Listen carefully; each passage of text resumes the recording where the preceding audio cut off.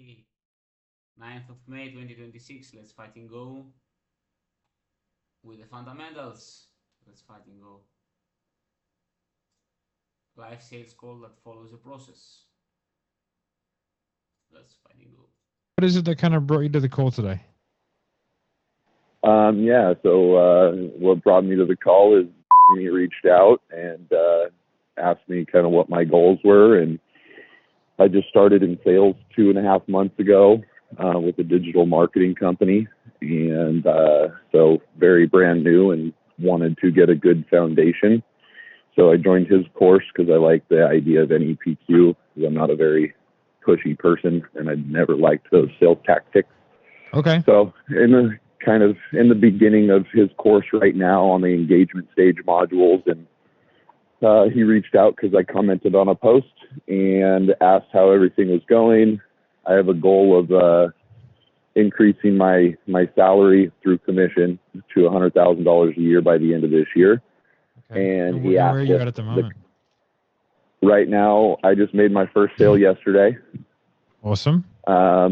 Yep. So I have my salary $60,000 a year. So I need to be making $3,500 in reoccurring monthly revenue by the end of this year.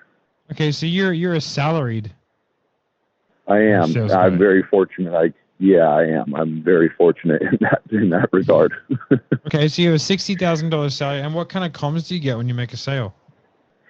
I get a first time commission of $250 for the lowest package, and then it goes up from there. It can be all the way up to let's see here. It could be all the way up to like $750 first time, but then the monthly reoccurrings go anywhere from we're still kind of structuring this because it's kind of a new package that we're selling. It's going to be anywhere between like $75 and $150 or $200. Bro, that's pretty hefty. You can make some serious cash. Yeah, so very fortunate because I came in from the startup world, and I'm working with a small business to help him grow, and so kind of partnering with him. Okay. And I created a partnership between us and then one of my other friends who has a pretty unique package when it comes to putting guaranteed appointments onto people's calendars. Okay, that's awesome. And so, Yep. like, how much opportunity do you have? Like, how many sales calls do you get booked per week, per month? Well, today I have, I believe, 5 or 6 sales calls on my calendar. I created quite the great partnership because how it worked is we were originally going to white label his service underneath our digital marketing agency, but he has trouble with the sales piece. And so what we're actually doing is we're going to white label our sales services underneath him. So now that we're underneath his brand and his company, he's putting all of the appointments he generates from his ads onto my calendar. I like it, bud. I like it. Yeah. So you could easily be doing $30K a month, easy. Yep. Okay. All right. And like, what's the sales process that you take people through now? So the sales process is once they get put onto my calendar, they have seen a video that breaks down or most of them have, some of them don't watch it. It is a demo video that our partner founder of the company created. And so they get kind of a rundown of what it looks like, but basically get them on the call, kind of go over the agenda of the call with them, figure out their problems, where they're at, and then kind of dive into, if they have questions, then dive into the solution and then try and get them to commit from there. But typically what I've been seeing is it's more of a 2-call close just because I don't feel like I'm creating enough urgency for them to take action. And how much is the offer? The starting package is $3,000 a month. Okay. Good stuff, man. And what are the objections that you're getting that you're struggling to overcome? I got to talk to my partner. I got to sleep on it. Just simple ones that I know aren't super difficult to kind of get around, but just being so new and so green, I'm just trying to figure that out on my own right now. Okay, that makes sense. All right, man. So yeah, okay. And I guess and you've been doing this for how long? Like 2 months? 2 months. Okay, and how many sales calls have you taken? Realistically, I've only been doing this. Last week was my first full week of sales calls. Because before that, like I said, we were trying to white label his service. So I was trying to figure out how to bring in my own prospects organically, and I was banging my head against the wall. Realistically, this is my second week of sales calls. Yeah, dude. 5 calls in a day. That's no joke. It's a serious volume. You know. Yeah. Yep. And I already have like 3 more scheduled for tomorrow, and they just kind of keep rolling in. Okay, perfect. And in terms of the scripting that you're taking people through and how you're actually selling them, you know, also, are you selling like coaches? Like what's the niche that you're selling into? We're selling to appointments to roofers. Okay, cool. Yeah, I know a few guys in the roofing space. Yeah. Cool, man. Yeah, like, I mean, I've done that kind of stuff before. I really like selling coaches, consultants, especially with salespeople, guys like that. Yeah, so like I like selling salespeople, and it's a good niche because, like, you know, salespeople in particular have to have that, like, that sort of congruence, speaks in action. Like, you know, you kind of have to be able to show up to every call with that level of certainty to get people to act. You know, in order to do that, you have to be sort of getting it off to it yourself, right? So yeah, man. So in terms of like the process that you take people through, like your scripting, like how long have you been doing that? This is my 2nd week. Okay, cool. And you're doing sort of like some NEPQ stuff. Did they give you a script? Like, how did you put it together?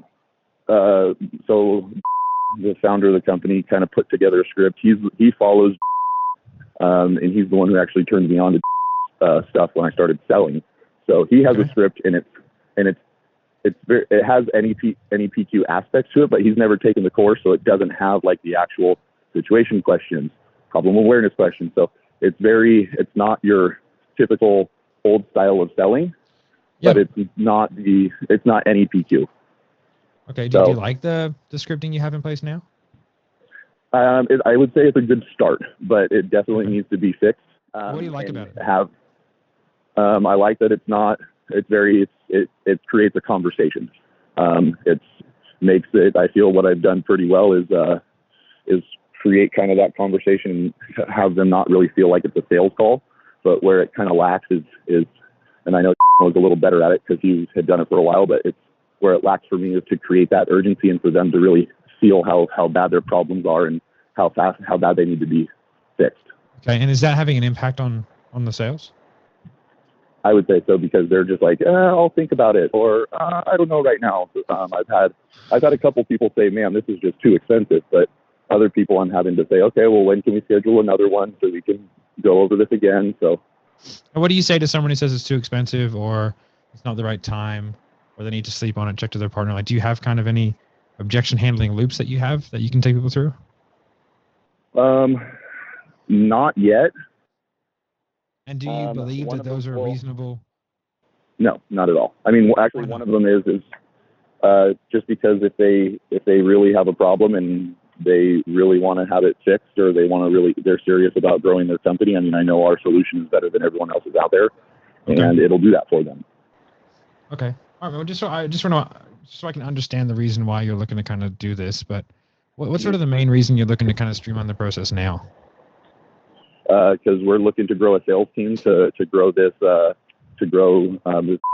and I'm kind of the first guy in the foundation. So I want to be able to have a system and process that is streamlined in place so that when we bring someone in, they can just plug into the system.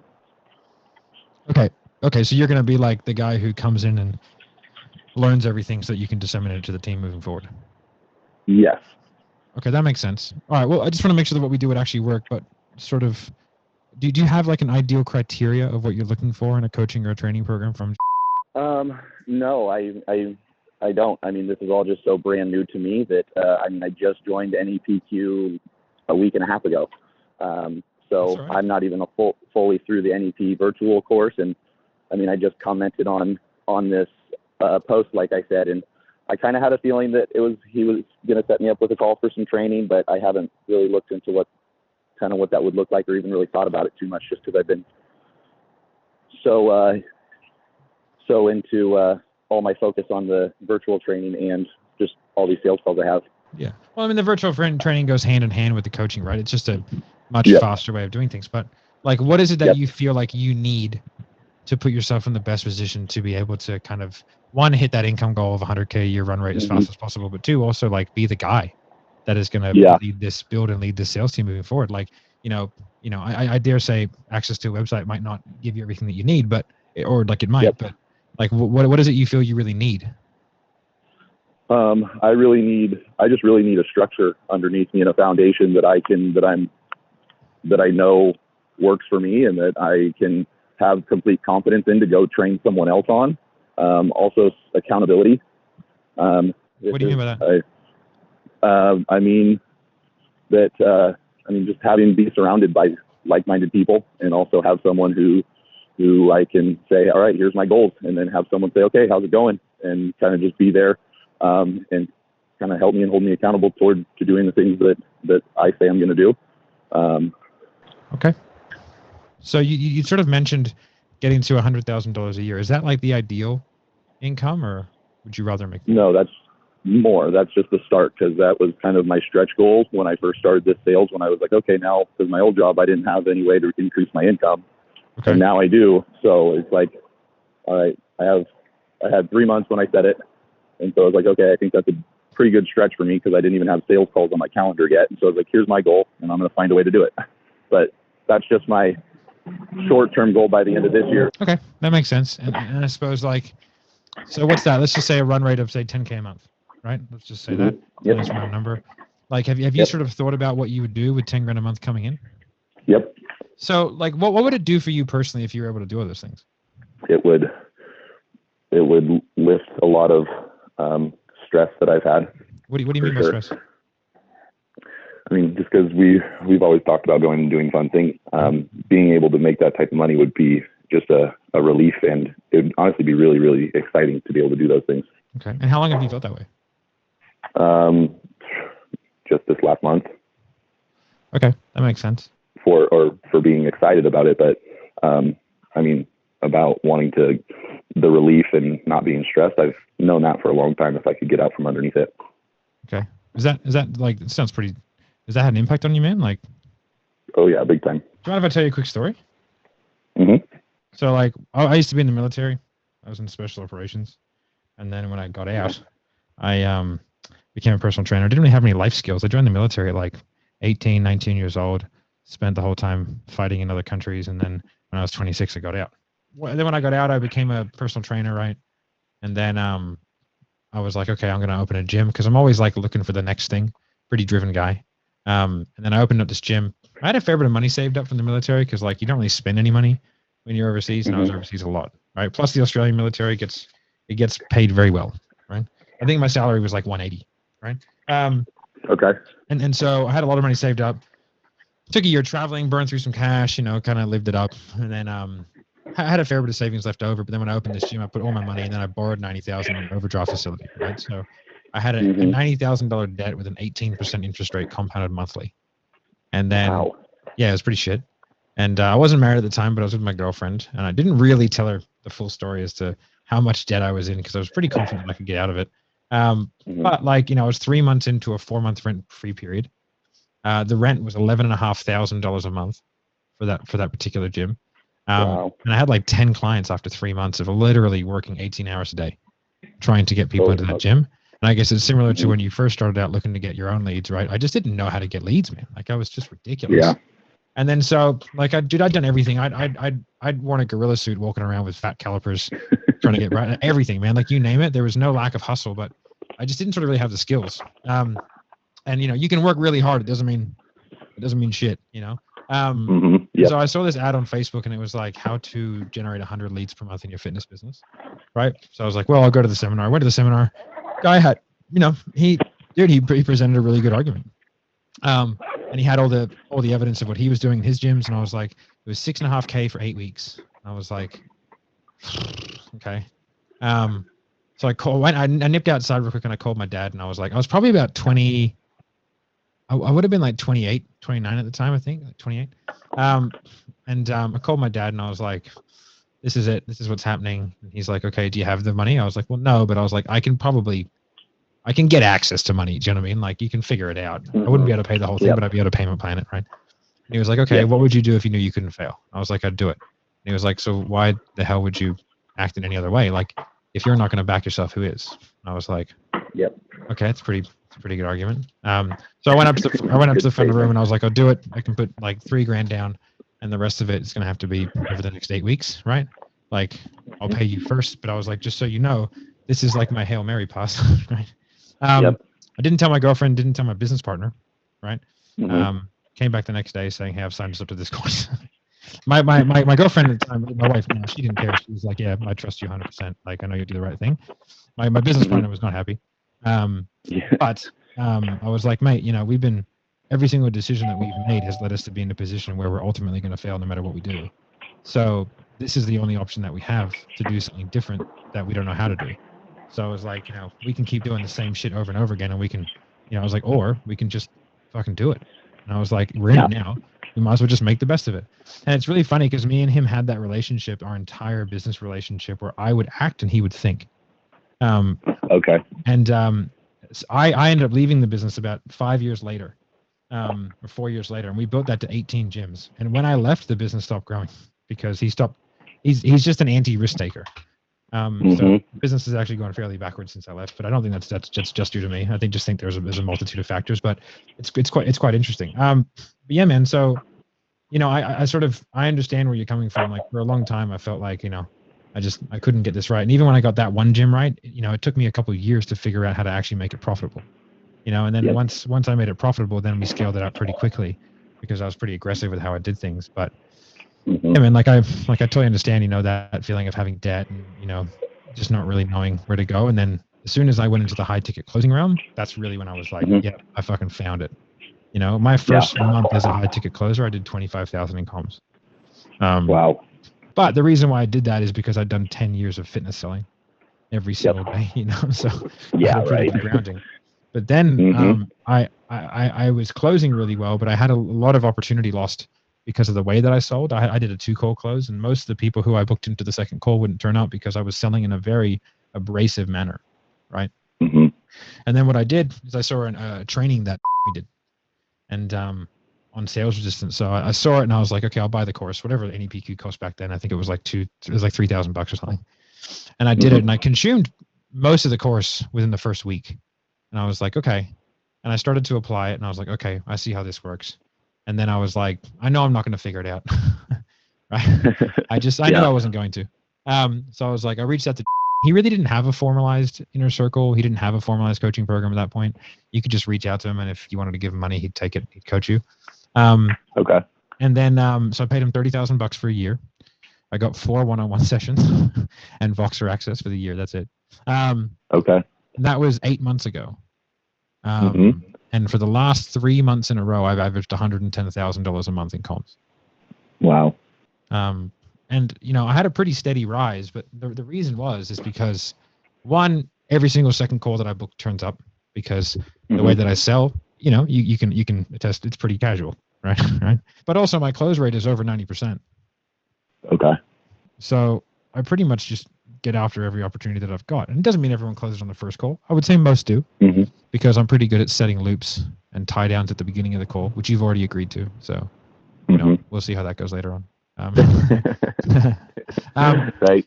So yeah, man. So the way that I kind of describe it is like the goal for me was like freedom for my family. That's pretty much it. You know what I mean? And like that's a great thing to run after. But for me, it was never enough. And so I have a poster in my office, right? Because I was special operations. Like I have a different relationship with death, and I don't want to get all weird on you. I have a very different relationship because I've seen lots and lots of it. And so I look at life as an absolute privilege, because I've nearly died a fair few times and I got some bad injuries and stuff like that. But I have a poster on my wall, and it's got 4,000 little dots, right? And that is one dot to represent every week of life that we're given. And so every single Monday morning, I fill in one dot. Right. And so that's a constant reminder for me to never let anything get in the way and never put any obstacles in my way to doing everything that I need to do to make sure that I can provide for my family what I want to provide, And I think that one of my favorite quotes is a quote from Buddha where he says like the problem is you think you have time. I think for you, the goal is get to 100K, get to 10K a month. It's obviously the short-term goal, and that's a great thing to run after. But the more important thing to know for you is like, what happens if you don't figure out how to achieve that? What happens if you don't crack the code? I'll find another way. Yeah. See, okay. Do you want me to analyze that answer and tell you why you should be happy when you hear that as a salesperson? Yes. Right. So most people would think that's a good thing to hear, right? Because it shows commitment to the goal. But really what it is, it's an emotional out to not have to make a decision. Got Because if you're going to do something no matter what, which is not the case, right? There is always an option of failing, always. And if we're not willing to accept and explore failure, then we're not really willing to accept success, because the lion has to be out of the cage. And if you keep the lion caged, you never run fast enough. Yeah, absolutely. Right? So what happens, man, if you don't figure this out? You keep doing the same shit that you're doing. Keep being the potential guy. Then I'm probably not going to achieve the things that I want if I just keep going it alone and be the potential guy. And is that something that you're willing to settle for?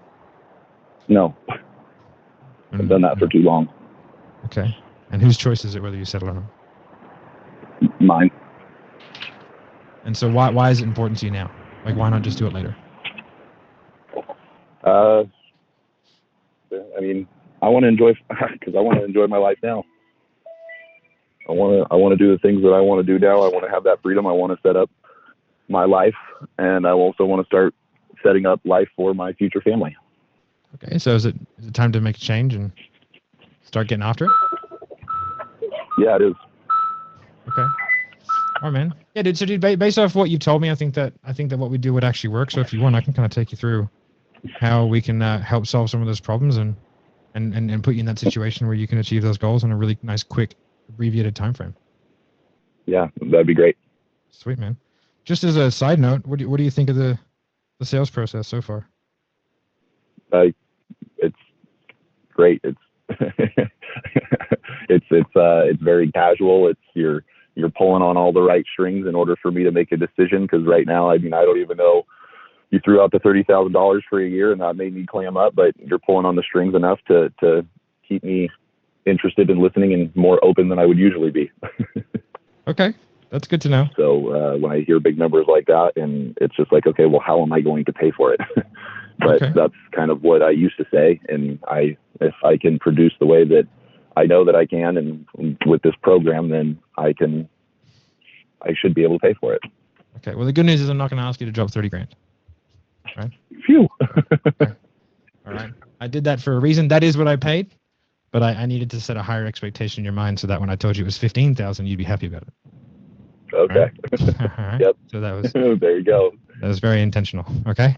The other things that I did is I asked you, just so you know, I got you to agree to the fact that salespeople need to have a congruence of their speech and action, and that you struggle to overcome objections, and that you don't accept those objections. So you're kind of boxed into a corner here, bud. Anyway, we can talk about that later. So basically, what I want through. So it's 3 months, $15,000. If you want to extend that into a payment plan, you can. You can pay it off over 6 months. It just becomes 6 payments of $3,000. So it's a monthly payment of $3,000, right? So 6 closes and you've paid for it, right? Yep. Because you're going to be selling the top one. There's no more selling these bottom ones, right? So, right. And then we'll give you the exact structure. But the first thing is you get Voxer access to. Okay. So now the reason why Voxer, do you know what Voxer is? Yeah. Yeah. So it's just that walkie-talkie app. Okay. So Voxer access is probably my favorite part of the program. The reason being because as a sales rep, like you need dynamic and real-time feedback. You don't just want a sales coach that you speak to once every 2 weeks for an hour where you have to try and belt feed questions, but there needs to be an agenda to do stuff as well. Like, because all the questions that you have are deals that are all gone already, because time kills all deals, right? So like we need to do things fast. Like I want you to be able to, you get an email from a client, he Voxered you back in 10 minutes and you like answer the email. You have a call coming up like the next day, get advice on it. And what I would do is I would cut segments of my calls out to like 3 to 5 minute segments, and I'd put them in Voxer and I'd get feedback from it. Right. Okay. And what we're really looking to get is that tonality. So if you look at the question that I asked you, for example, which is like, when I was like, well, why is that important to you now though? There's 3 ways that I can ask that question. And what I do is I use social cues to my advantage. Okay. Now, because people essentially don't want to be weird. Okay. So most people kind of subconsciously do as they're told if you give them cues to do it. So if I go like, well, mate, why is that important to you now though? You can answer that in 2 different ways. You can answer that in regards to the tangible, which is the that, or the time frame, which is the now. Okay. Now that there's some pros and cons with that. One, I can figure out what's more important to you, whether it be the tangible item or the time frame.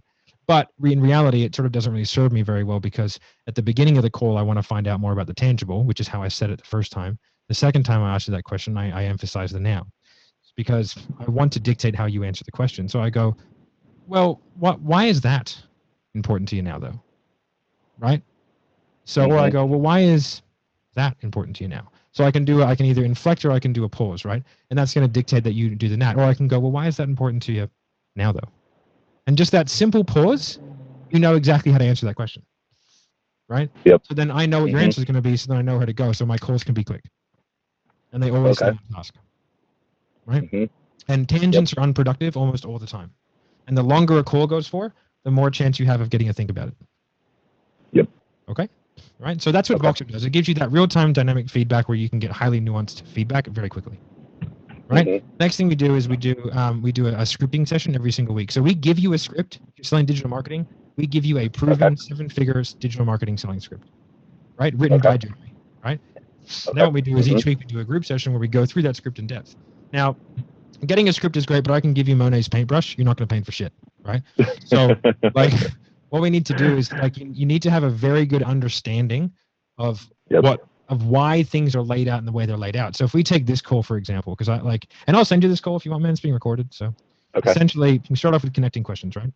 So, you know, what are you looking for? Why are you here? What did you have to get out of the call? Okay, then it's situation questions, you know, where I was asking about your sales process. You I left that very vague and you started talking about the process of the marketing, which I didn't really care about.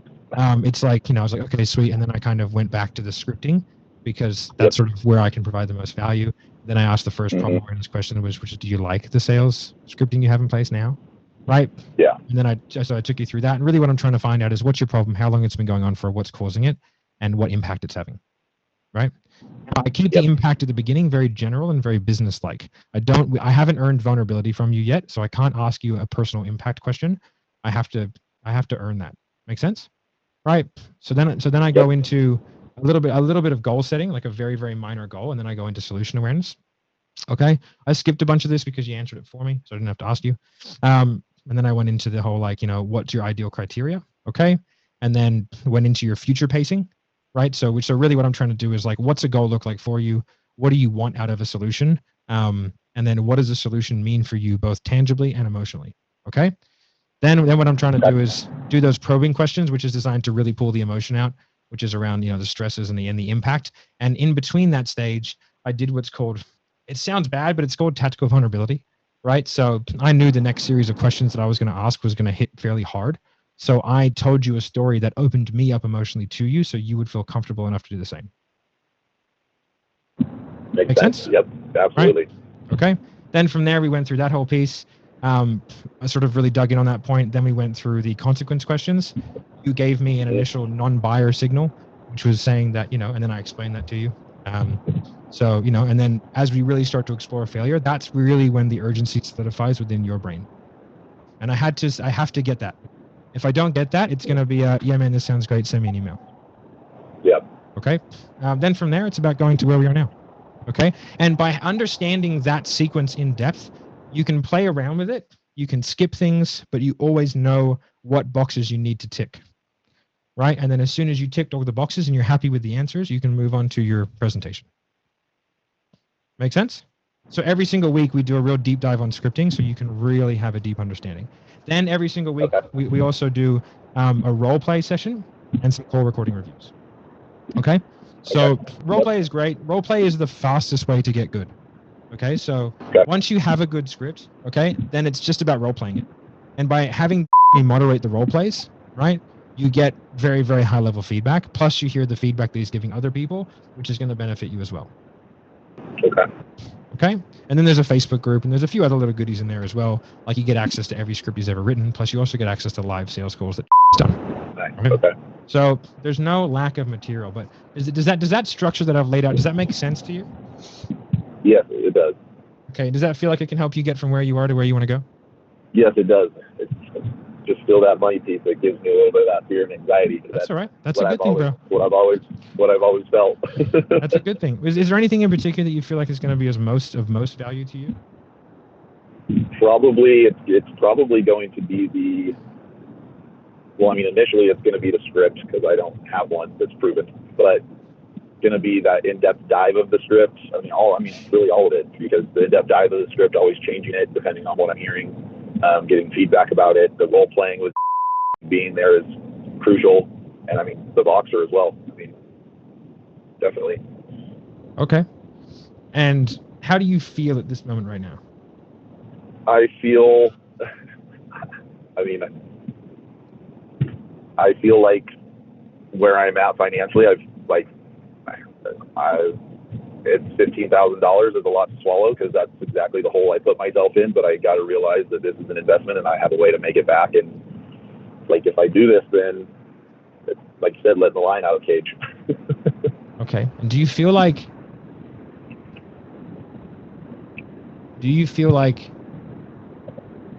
you'll accept the same answers from people if you're doing everything that you can do to get to your goal?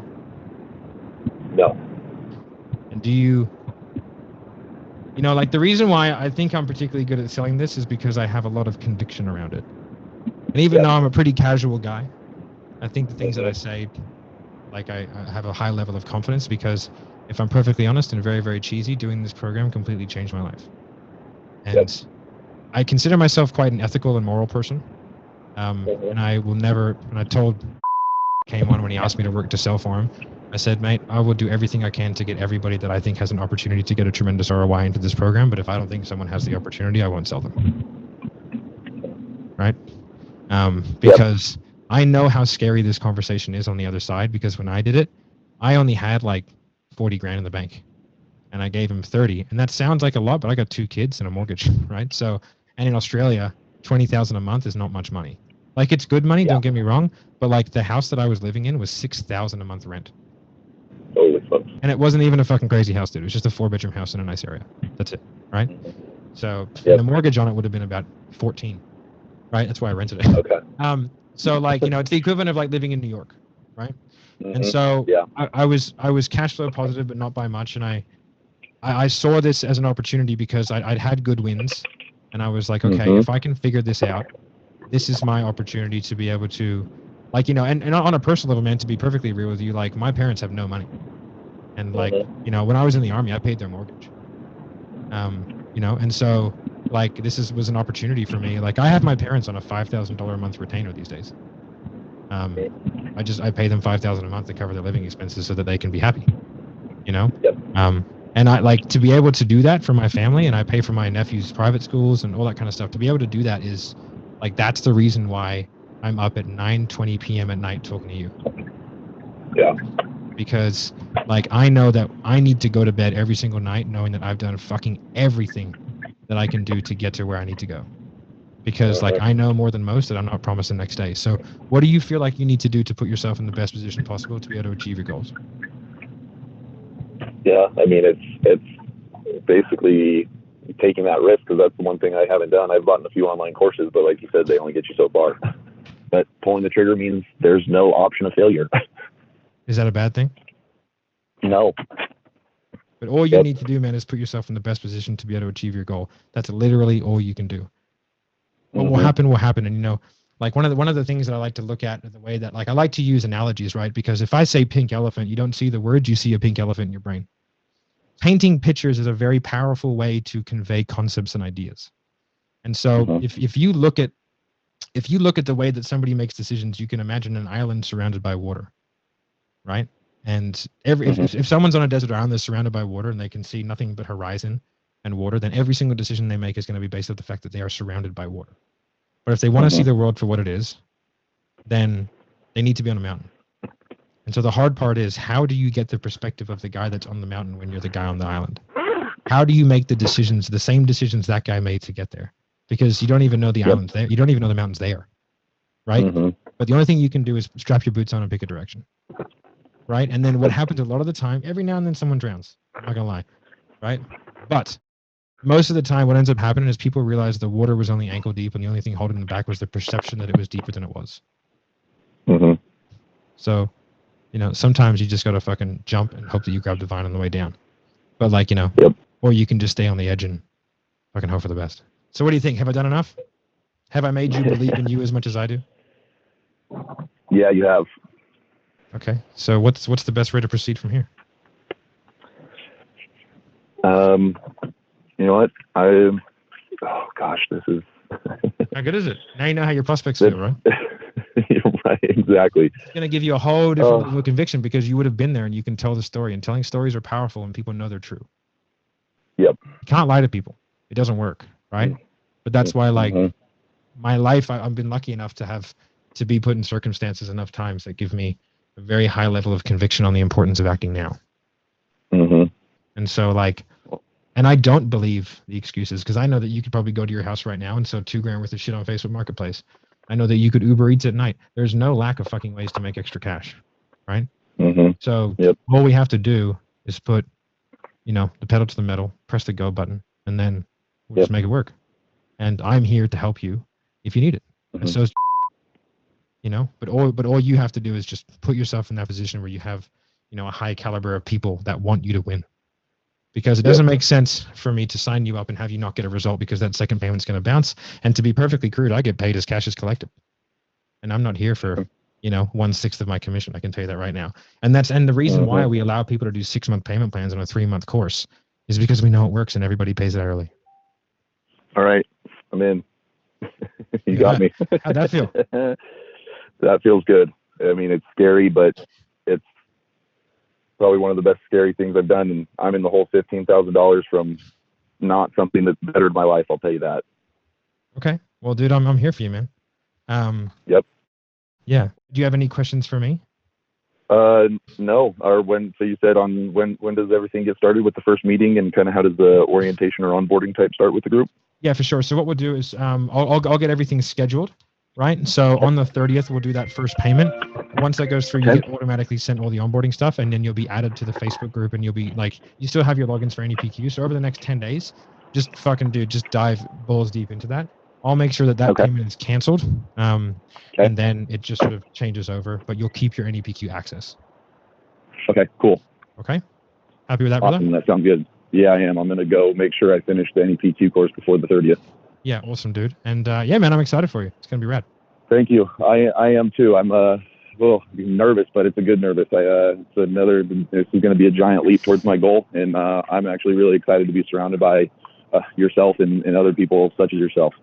Okay, legend, dude. Well, I got another call, but man, great job. Super happy for you. Thank you. And I'll speak to you soon. Appreciate it. All right, sounds good. Have a good night. All right, bye-bye. Bro, like, what the fuck? It's not amazing, but good. What the fuck, man? It was fucking amazing. What the fuck, actually? I'm thinking right now, can I do this as well? Like, can I reach that level? Can I be like this one? Like, the voice in my head says, like, come on, bro, like, you can't even speak English, like, without saying like all the time. How do you think, what are the chances that you're gonna reach that level? Oh my god, like this voice. Fuck you, voice. Again, this. Okay, now the video is gonna get banned as well, like age restricted, as they say. Anyway, yeah, just drill it, and let's go. I'm gonna, like, because there was a lot of great reframes in there and a lot of, stick to the basics, and basically I'm gonna use the AI later though, to really take the video and make a file out of it, and study the file and study everything again and again and again. So basically the goal is, for every video here in the Saints Fundamentals, I'm gonna make a guide, quote unquote, like a PDF, and with my notes and the AI notes, and then every day basically go through the videos, and then also have everything printed out and go through that as well, and also role play with myself, because I can do that whenever I want, however long I want, and there are no excuses, no flip-flop to schedule Calendly and stuff. I feel tired, to be honest with you. I'm gonna go lie down for a bit and then continue. Fuck. Like, I just started and I'm feeling a bit tired, but yeah. A lot of jobs here. Anyway, so stop. Yeah, that's stop disqualifying yourself before they do. That's actually great advice. Um, mm, Experience required. Yeah. Um,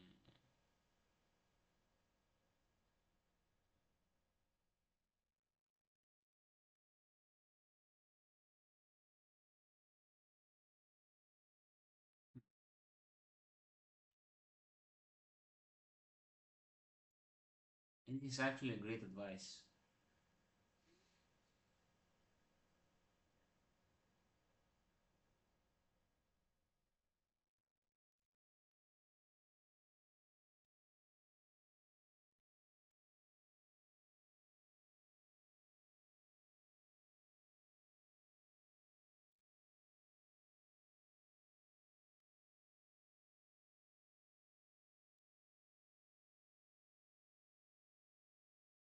Let the business owner.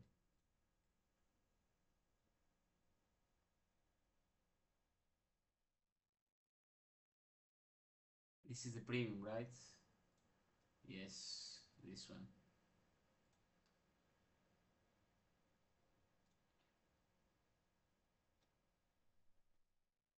Hmm.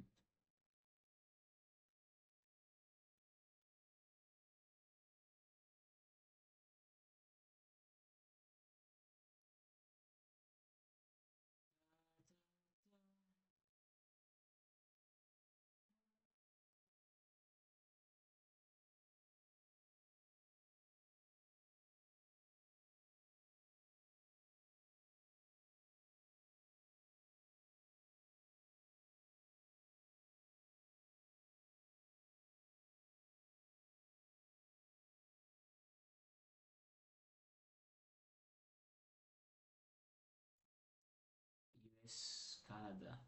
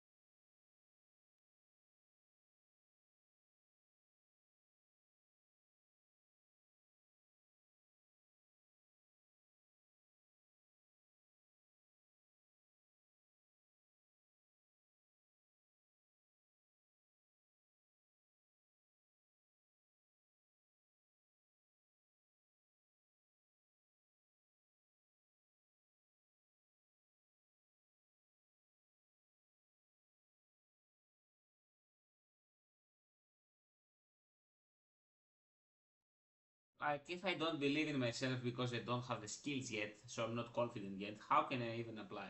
So maybe for now, fuck this and only focus for the next month, stick to the basics. Or at least for a week. Dun, dun, dun.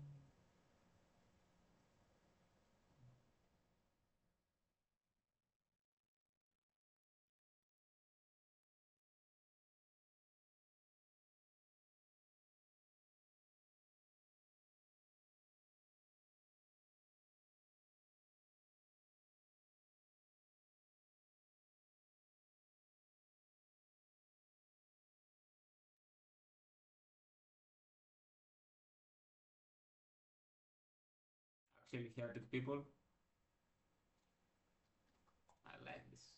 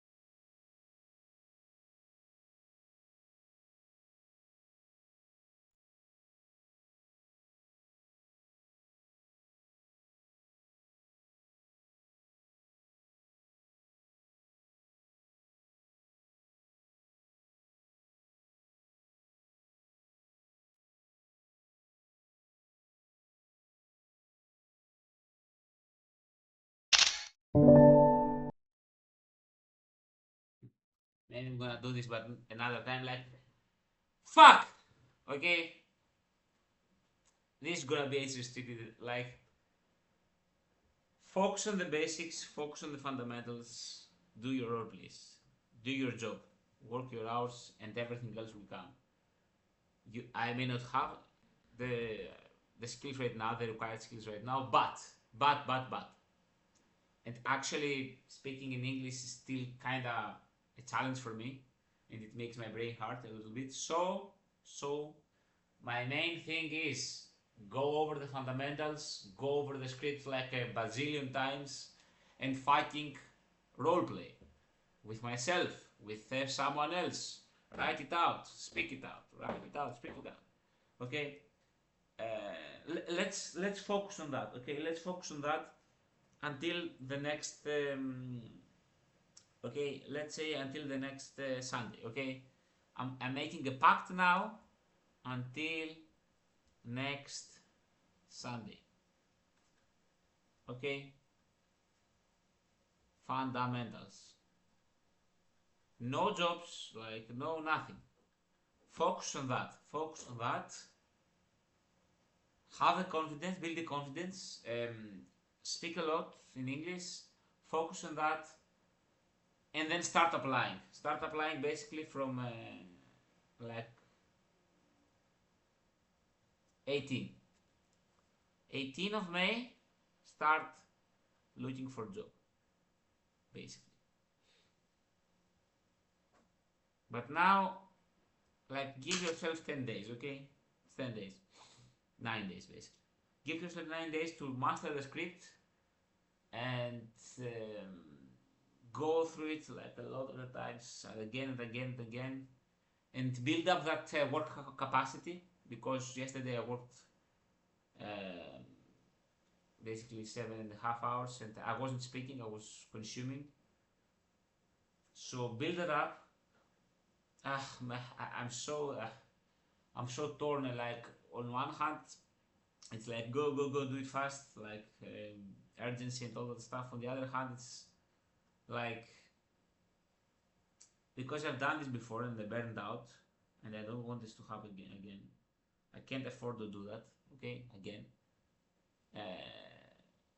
Like, every day, take it day by day, relaxed. Relaxation is important. When you are relaxed, you learn. Maxwell Maltz. Relax, practice easy. Practice a lot, but practice easy. I'm gonna fighting do this. I'm gonna take a break now. Get my my cocoa or my coffee or what, and then do my second shift, and then we'll see. Like, there are a lot of jobs, as you can see here, like a lot of jobs, and if I don't believe in myself, who will? And to believe, faith is backed by repetition and confidence. You have to do this like every single fucking day. Right now, it's my 4th day, and of 75 hard, of actually doing all this, and I'm in school like for since yesterday, so not even for 24 hours. So fuck this shit, man. Like I'm doing great. I am doing whatever I'm saying that I'm gonna do, and yeah, it's not that I got time. Okay, there is not enough time. There is not too much time or too little time. There is just time. Okay, I got this. I got a plan. I'm sticking to it. Relax. It's gonna be there. Okay.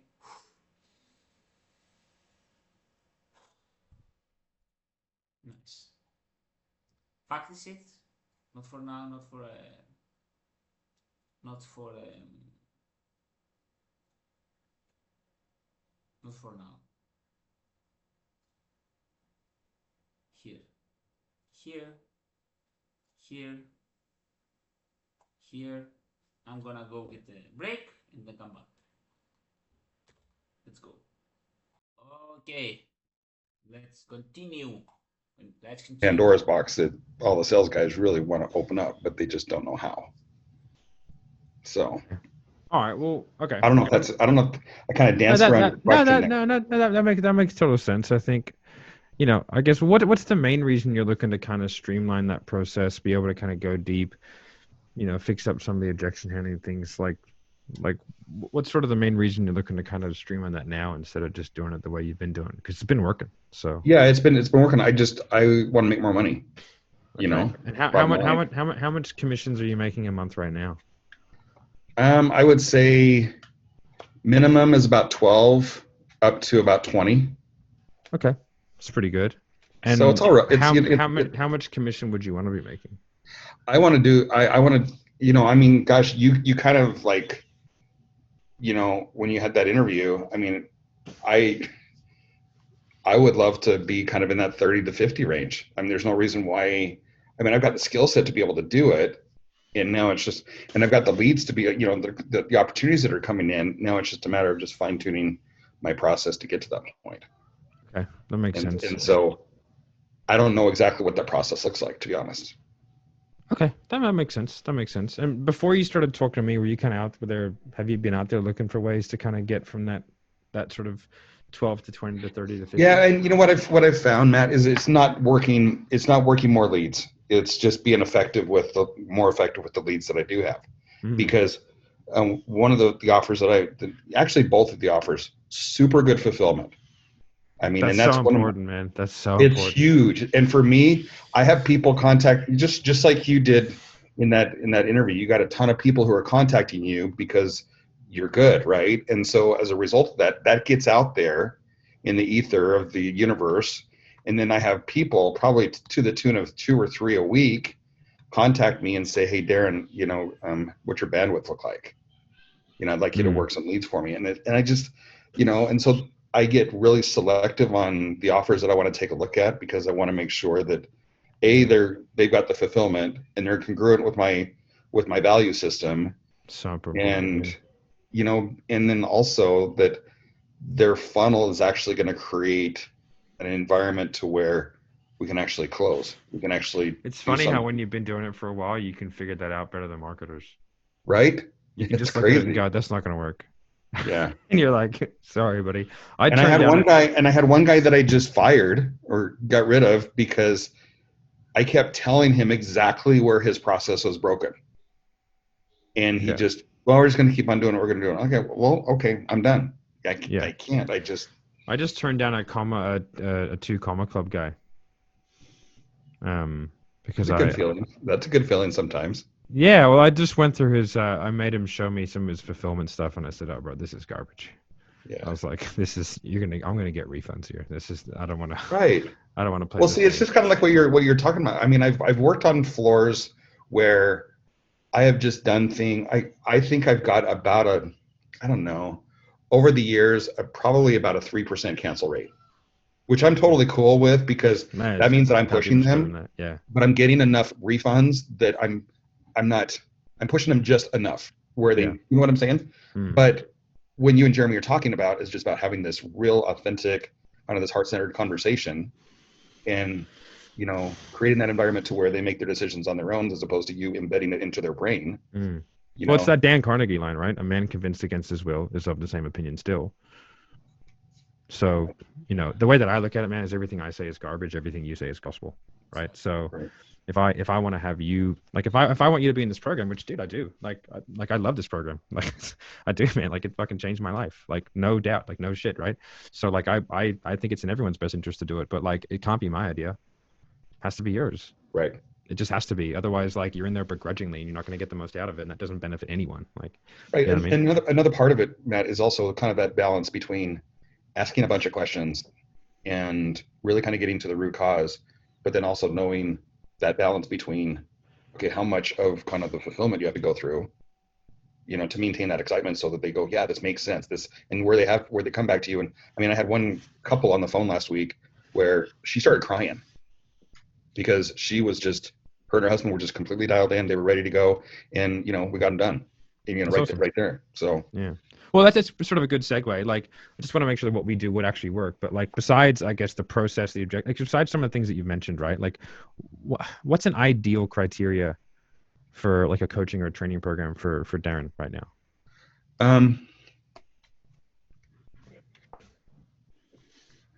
you know, there's going to be some online aspects of it that I can go kind of at my own pace, but then, you know, I also would want somebody to kind of pick apart my presentation, Okay. and to, you know, help me fine tune it, but be real and authentic with that interaction. Okay. Okay. Yeah, Facebook groups are great. Boxer Access is, you know, great. I mean, this is how I pitched both my offers, but I think, you know, to have that, I'm looking for more of a facilitator than a coach. I think, you Okay. know, to kind of help me, you know, recognize, you know, my blind spots, you know, where the things that I'm doing well on, don't mess around with, you know, the things that I need the most help with. Okay, let's kind of break this down and let's figure out what we need to kind of get past that, so we, you know, we have a higher conversion rate. But more importantly is that we're putting quality people into the program that are actually going to do something and are going to get value for what they've gone through. Yeah. Okay, that makes sense. And, like, super cheesy question, but, like, why is that important to you now? Like, because I think you said you talked to a few other guys, so, like. Yeah, I mean, I'm in Eli's group. I'm in Cole's group. I value those guys like crazy, just because I think that they pitch a lot like I do, where I'm not a high pressure, kick-ass closer. And I tell people that want me to work for them, I go, look, if you're looking for a shark, if you're looking for a Grant Cardone crony, I'm not it. You know, yeah. I've just never sold that way. I don't believe in selling that way. And so, but I think, you know, for me, it's important so that, you know, my family, we can do the things that we want to do. And, you know, and just not kill myself doing it. Does that make sense? What do you mean by not kill yourself? Does that mean, like, with time? I don't want to have a bazillion calls during the day that I have to do. Right. So you don't have to deal with volume. You want to deal with quality. Yeah. And I suppose you're making $1,500 an offer, right? So yeah, about that. Yeah. 15 to 2,000. 10 a week. You're at 15,000 a week, 60,000 a month. Yeah. Do you feel like you have the bandwidth to be able to sell 10 people a week? Like, is there the actual like opportunity? Yeah, I do. Okay. So what would that do? At the same time, I pull open my pipe drive, and I know there's a ton of people in there that have gone dark or ghosted or whatever, that I know that we, you know, could convert. Maybe I pushed them to that point where they ghosted me. I don't know the reason why they ghosted. Sometimes people just get busy and forget, man. You know what I mean? Totally. This is the way that I look at it, right? Like, I'll tell you a quick story. I think I might have told that story in that interview, but where I was sort of like, I used to sell in a very Cardone smash type, like, pretty aggressive way. That's how I was taught. I was taught by a guy called Gulliver Giles. I don't know if you've ever heard of him. Gulliver. Yeah, fucking Thor the sales warlord, right? So, right. Dude, the guy's phenomenal, right? He's awesome. I like him. But, I mean, Jesus Christ, you sell like that for 10 years, your soul is just destroyed. You know, I think for him selling his own product, I think it's fine, right? Because it's his persona and it's like who he is. But you can't selling other people's products, especially, you end up creating a lot of fulfillment issues because people are just not happy to be in the program. They're just, you know what I mean? And so that's how I sold. And I did that for 10 years selling fitness. I've had 3 lifetimes of selling because I sold 8 hours a day, 5 to 6 days a week for 10 years. selling $147 programs, which I found harder than selling $50,000 programs, you know, Totally. Yep. and so when I came into high ticket, which was only about 18 months to 2 years ago, I came into it and I was making 20 grand a month with like month one.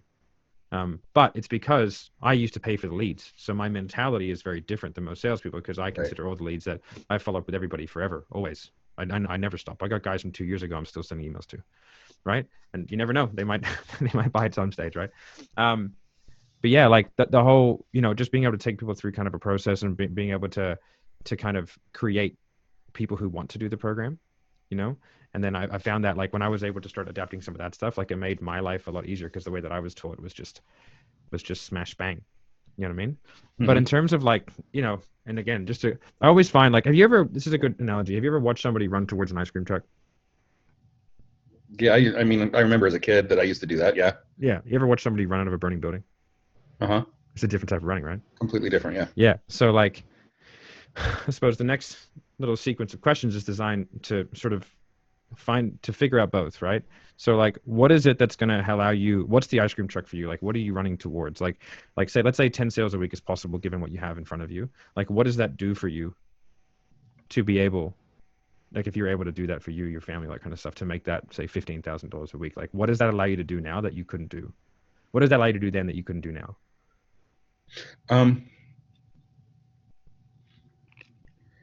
Well, you know, from our standpoint, it allows us to, you know, to help more people, help family, you know, put more money into savings, you know, go on a trip every once in a while, you know, whenever we want to, really. But I think more, that stuff is great, but it's not really the real motivation for me. I think the what's real your driver? My driver is to be of value to the individual that I'm working with. Is that if so then I can be kind of an indispensable part of their team. Okay. So it's totally ego driven. That's right. It's status driven, right? Yeah. But at the same time, it's also me wanting to create that value to them, that, hey, if I decided to go work a different offer, then, you know, then they chase, you know, maybe, I don't know. Maybe give you a rev share. Yeah, something like that. Little 4% rev share never hurt anybody. That's what I do, right? Okay, and then, so that's the ice cream truck. Now, what's the burning building? So this is where we have to sort of, you know, from a sales perspective, insert the cost of inaction, right? So you've been doing what you're doing for a while, and I guess the hard thing for you is that everything's going well, right? So how do you find, how do you burn the house down so you have to run out of it, right? Like, your house isn't on fire. So, like, for you, like, what happens if you don't change, if you don't do anything, if you don't start moving towards your goals and doing the things you need to do? Like, what is that cost of inaction? Well, I think for me, and this is what you guys talked about, this is about being at peace. Okay. Knowing that my process is so dialed in that, and I know, again, there's areas that I need to improve on my process, but getting that so dialed in so that when I go to bed at night, I'm not freaking out. Because I've got to convert. What do you mean freaking out? What do you mean? I mean just having that internal pressure that I put on myself to perform, you know, and then getting up, every Monday and having to do it all over again. Does that, like, what is that? Does that affect you in any way? Like, that seems like a lot of fucking pressure, man. Yeah, I think it's more that I just put on myself, and maybe it's just a lack of confidence from my standpoint, that even though I've been doing this for a couple of decades now, and I know how to do it, I still go through those you know, those valleys of, hey, can I still do this? And my wife's just on, shut up. Of course you can do it, you know. Just believe in yourself, you know. Okay. Well, I mean, the way like, one thing that my dad always said to me, he goes, if you're not going to back you, who is? Yeah. You know? And it was funny, like, the first coaching program that I ever did wasn't a sales coaching program. I used to own gyms. And I was, I got out of the military. I was in the military before that. And then, like, opened up this gym, used all my money and then $90,000 of the bank's money to open up this gym, right? Because gyms are an expensive business to set up, right? You're looking at, like, you know, $500,000 sometimes. Right. And I was $90,000 in debt with an 18% interest overdraft, compounded monthly. So it's $1,000 a month. That's what the interest cost me, right? And I was 3 months into a 4-month rent-free period, and I had, like, no clients. I was like, fuck. I was in a bad way. And I had done everything, man. Like, there's no lack of work, right? Like, there's no lack of work, but I was like a little baby duck. I was just, like, under the surface. The legs were just smooth, but I was just crawling I was just going super slow. And so I saw this Facebook ad for this guy who said you can get 100 leads in your fitness business every month. And I was like, well, that would fix all my issues, right? So I went to this seminar. The guy put up the numbers, and I was like, well, he's clearly telling the truth, unless he's really good at Photoshop. But I was like, there's the proof of the pudding. And he was like, yeah, it's I think it was $6,500 for 8 weeks, I think, right? Of like, just Facebook marketing coaching. And I was like, ugh. And I was like, I didn't have the money. Like, I had some of it. I had a wife and a business partner, but I was like, if I tell either of them, they're definitely a no. So I was like, I just like, I ran outside and I called my dad real quick. And he goes to me and I said, this is what's happening. He knew everything that was going on because I talked to my dad all the time. And he goes, okay. And he goes, what would you do if you knew you couldn't fail? And I was like, I'd do it. He goes, then just do it. He's like, dude, if you're not going to back you, who the fuck is? Like, get in there. Give me your goddamn credit card. I was like, okay. And so I went in there, I think I put down like $3,000 because that's all I could have on my credit card. Went home, told my wife. She was cool with it. Right? My business partner was less cool with it. But I was like, well, dude, like, I was like, what I described to him, I used like an island analogy. I was like, dude, we're on an island right now, and we're surrounded by water, and all of our decisions are guys who are surrounded by water. But I was like, dude, me and you, like, we have been walking around the edge of this fucking island for a long time, and we're not getting anywhere. Right. So like, if we want to see the world for what it is, we got to be on top of a mountain. So like, but we have to pick a fucking direction. And like, yes, our boots are going to get wet and we might drown, or we might pick the right direction, find the mountain, climb it, and then we get the perspective that we want, which is to be successful business owners. And right now, like, that's not us. So like, all my decision-making processes have caused us to be unsuccessful. So like, I got to go against the grain here, man. And it worked. I mean, then, 5 years later, we had our own chain of gyms. And then I sold that, and that's when I sort of came into the high ticket realm. But yeah, man, like, it's it's really easy to act when your back's against the wall. I find it easier to act then, but I find in the position that you're in, it can be harder. That makes sense. So like, what do you think? Do you think it's enough, what you just said? Or is there something deeper? Is there a demon behind the closet that we don't want to open? Yeah, I don't know if I want to open it though. Okay, so let me share something with you. And I mean, I don't even know you, but I don't know why I'm sharing this with you, but it's part of, I think, the process. So back in 2010, I went to prison. Okay.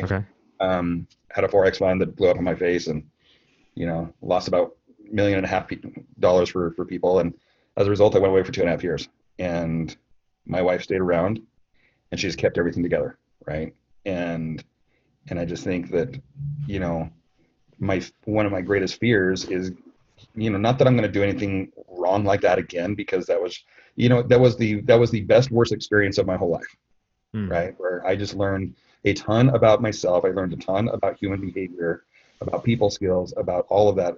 I also learned a ton about accountability and taking responsibility for your shit, because nobody else, like you said, like your dad says, nobody else is going to do it for you. And so, so I came out of that, a completely different guy just because of what I went through. I mean, I was in a very light security, white collar, club fed sort of, situation. And, that's why I kind of not gravitate, but resonate a little bit with Ryan Stewman, not his personality, but just kind of what he's been through. And so I've just kind of been trying to figure out what that next thing for me is going to be. And, I think part of me, just the reason I don't move forward the way that I want to, and in a way that I know how to, is because I got these limiting beliefs that are saying, well, you can't be successful because you've been to prison. You know what I'm saying? And so makes total sense, man. You've got those demonic undertones that are there that you got to bust through those limiting beliefs so you can say, no, I deserve that. I deserve 30, 40, 50 grand a month or beyond that, and I would say, the mistakes you make is the tuition you pay to make the right decision today, right? Right. Exactly. So everyone's fucked up, just to varying degrees. Right, exactly. You know what I mean? Yep. Yeah, man. So like, what do you feel like you need to do to put yourself in the best position to be able to get the outcomes that you want and that you actually deserve for the amount of work you put in? And then he asked the question overall.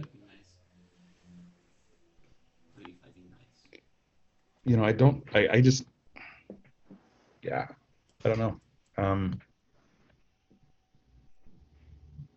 It's a stumper.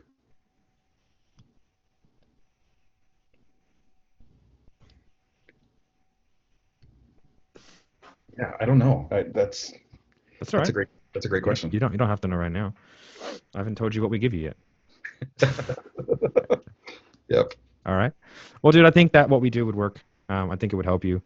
So if it's okay with you, and I can kind of take you through how it works, the different investments and all that kind of stuff, and then we can see what's the best way to proceed forward to give you the best chance to get what you want. Okay. So essentially, it's the one program, but there's 3 time frames: 3, 6, and 12 months. Okay. So, and I'm giving you all the paid in full prices. There are payment plans available, so we can go through those if we need. So 3 months is 15,000, 6 months is 22,500, and 12 months is 30. Okay. So for that, and that's the program that I did, right?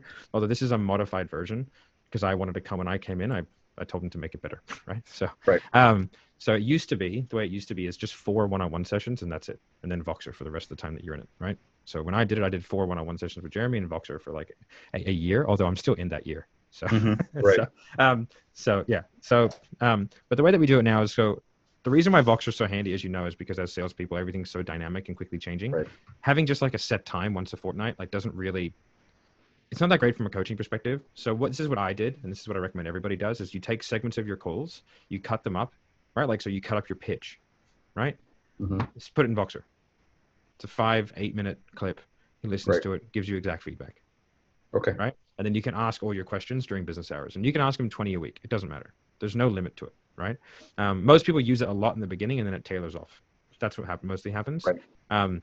I use it a lot always, right? Like I still get coaching from it, you know what I mean? So that's the Voxer, so it's kind of unlimited access to that. Then what we have is we give you a script for all your industries. So we have you get access to like every single script that every single one-on-one client has ever done, right? Okay. So there's like 100 scripts in there. Okay. And they're for digital marketing services or coaching service or real estate offers, or these are like 7-figure scripts, right? These are proven, very, very good scripts, which you can use as like the base framework to build out your process, right? Right. And that'll give you a chance to like kind of either adapt it or take it on holus bolus. It sort of really depends on where you want to go. It sounds like your process is sort of similar to the process, but maybe not as refined or structured. Right. And the reason why that, and then so what we do with that is every single week we do a scripting session. Right? It's like a small group. We're breaking everyone up into like industries, right? So they'll be like, right now it's like just one group because there's not very many people. Right. It's a brand new program, but then it'll just be coaching offers, it'll be solar offers, it'll be B2B offers, it'll be, you know what I mean? So but right now it's just one small group essentially. Right? So we do a group scripting session every single week. The reason we do that is because like the more in-depth analysis you have on the scripting and the more feedback you can see Jeremy giving to you, to other people, like the more you understand the phases. Because understanding what you're trying to get out of each phase is more important than knowing what to say. Right? So like if I know that I want to have my connecting questions, situation questions, problem awareness, solution awareness, right? Go down into consequence questions, commitment, pitch and commitment questions, right? Like if I know how to transition between those phases, I can be in an Uber talking to someone and take them through, right? Because I understand how to channel a conversation and try and get it nice and quick. Like I can make a sales call long if I want to, or I can make it short if I want to. Right. But I can get every single thing that I need out of it, and I can skip parts of it. Because if you answer questions for me that I don't have to, I'll just skip that part of my head. I'm like, oh, he's done that. I can skip it. I can straight to the end. Right? So as long as I know that I've gotten the right answers and I know which cues to look for and which cues to not, then it should be pretty sweet, right? That's why we do the weekly scripting sessions. Then what we do is weekly call review and role play sessions. And that's where you get like a lot of the feedback from Jeremy on how to say things and how to sort of, because I'll just give you a quick example, right? If I ask you a question like, well, Darren, like, why is that important to you now? Okay. Now I would never ask it that way because there's variables in how you can answer that. Right? But if I say, well, Darren, like, why is that important to you now?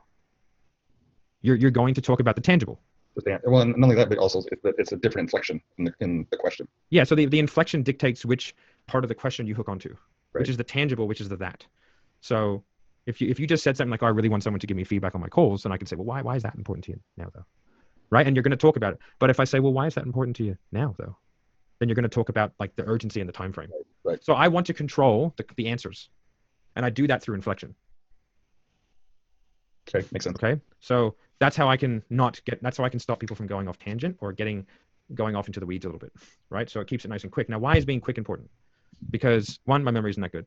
But two, I'm not Tony Robbins. I can't carry emotions for 90 minutes. Right. Right. So the longer the call, past about 45 minutes, the more likely we have of thinking about objections. Right. Okay. So that's why we've structured it in that way. Does that make sense? Okay. And then we have the Facebook group as well, right? Where we do trainings and all that kind of stuff. So and that's kind of how we structure the program. So you're getting a lot of access to Jeremy. I'll usually do a call recording breakdown for someone as well. So when you sign up, you send me a call and I'll break it down for you. Usually that's best like halfway through, right? because you don't want to do it now unless you want the feedback of what you're doing now. You're better off being like 6 weeks in, getting some training, adapting it. Then I'll do a core review for you, and I'll tell you exactly like where you need to work on, whether it's your pitch or whatever like that, or if you're going on tangents, if you're not interrupting people very well, because interruptions is a very key skill. And then in the scripting, we go through all the objection handling, right? Okay. So we script out the objection handling of both think about it, money, and partner. Okay. And there are specific loops that we can use in order to get people back on track. And there's like a couple of different staged processes depending on whether we think it's like a fear-based objection or a logistical objection. Okay. Because if I handle it like a fear-based objection, but it's logistical, I'm going to push you too hard. You're going to get pissed off. You're going to think that I'm not here for you. Right. You just think I'm here to make the sale. But if it's a fear-based objection and I treat it as logistical, then I'm not really doing you a service, because like I need to help you through that, you know? And so if I don't help you through it, then you're just going to keep sticking in your ways and you're not going to progress. Right. Right. So I have to have ways of like taking you through that and helping you through that, where it becomes your idea and I'm not bullying you into doing it and hitting you over the head with a mindset bat. Right. Yeah. So that's it, man. That's basically how the program works. Does that sort of make sense in terms of what I presented to you? Yeah, it does.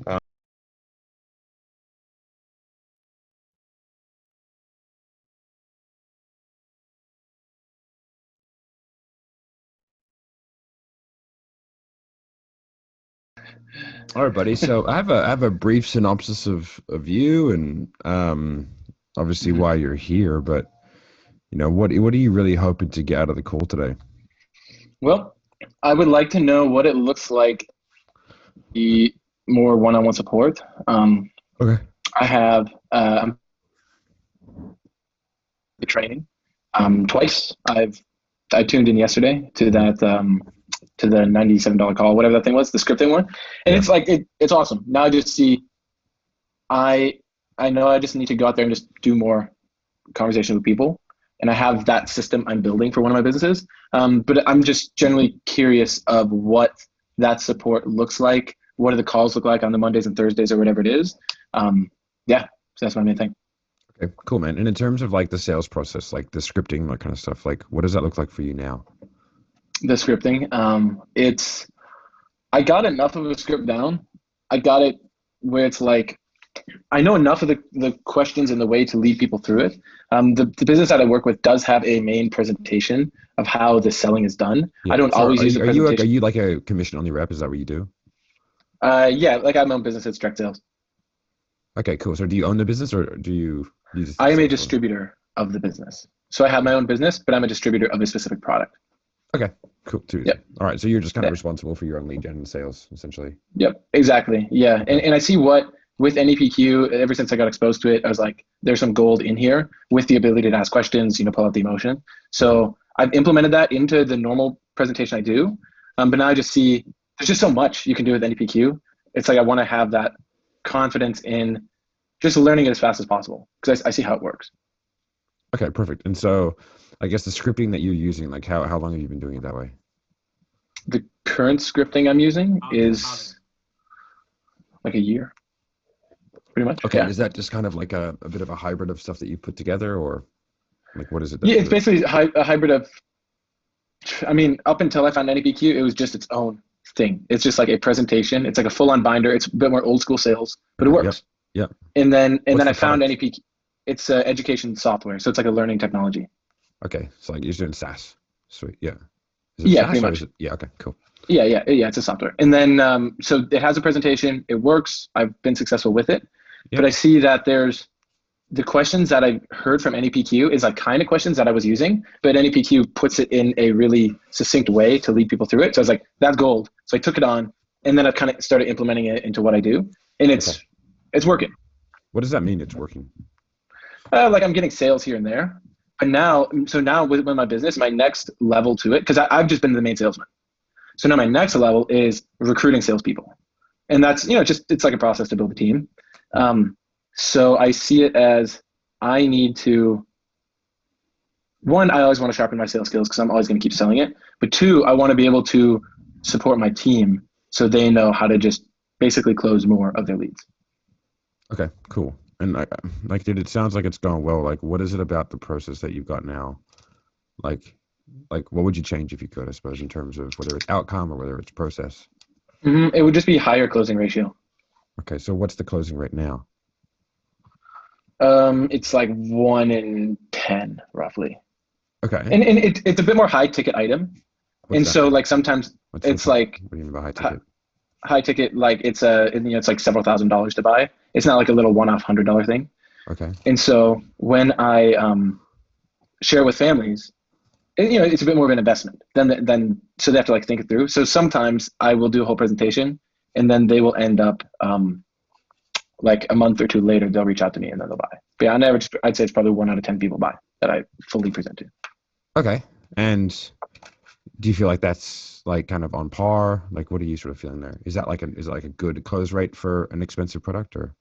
It is good. Like, I'm one of the top people within the whole company, but I know obviously I can do better. And I see that like NEPQ is more of like, yes, it's a system. It's also philosophy. And so I think there's a bit of like a confidence point where I'm like, I know this stuff, I get it. Because I want to be able to kind of like with you, I don't know if you're like reading a script right now, but like I'm going through the calls right now with people, or if I'm like in a presentation, I'm like trying to read the script. I'm like, it's like, I kind of get in 1 or 2 NEPQ questions in the whole thing. I'm like, shit, I don't know if this is actually, like, I think I could do better with pulling out emotion. That's what it is. Okay. Do you feel like that's impacting like the outcomes, that sort of like lack of structure? Yeah. Okay. I'm sure it is. Yeah, that makes sense. All right, cool. Well, I guess just so I just want to make sure that like I'm sort of understanding. So it sounds to me like you're kind of looking to increase your close rates, get a bit more structure. But what's the main reason for, because you've been doing this for a little while, you know, and you've been doing NEPQ stuff. What's the main reason for kind of reaching out now and looking to kind of streamline this instead of kind of doing it the way you've been doing it? So it's like more of a consistency within exposing myself and like hearing more about NEPQ, how people are using it in different businesses. Because like it's one thing for me to go through the NEPQ course, but then I do want to know, what do those Monday and Thursday calls look like? Just saying, I know there's Voxer access and things like that. So I want to know what that offer is. Mm-hmm. So then I can see, is this something that makes sense for me, where as I get more leads, because like I just found out how to turn on the lead gen thing for this, like really. It was more like one-off warm market. Now it's like I know how to hit cold market. Okay. And especially with cold market, I see. And sorry, you just super frozen real quick. Able to use any PQ questions is really, really practical. It's just, oh shit, okay. No, it's all right. Just because you're just a bit frozen. It's all right. So I'm just coming back. Okay. Can you hear me just fine? Yeah, I can. Yeah, there we go. Okay, cool. I'll leave my video off for a moment and then I'll put it back on. Sometimes my Wi-Fi goes out. Okay.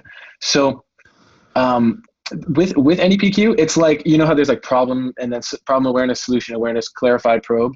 I'm just like, there's so much stuff in here.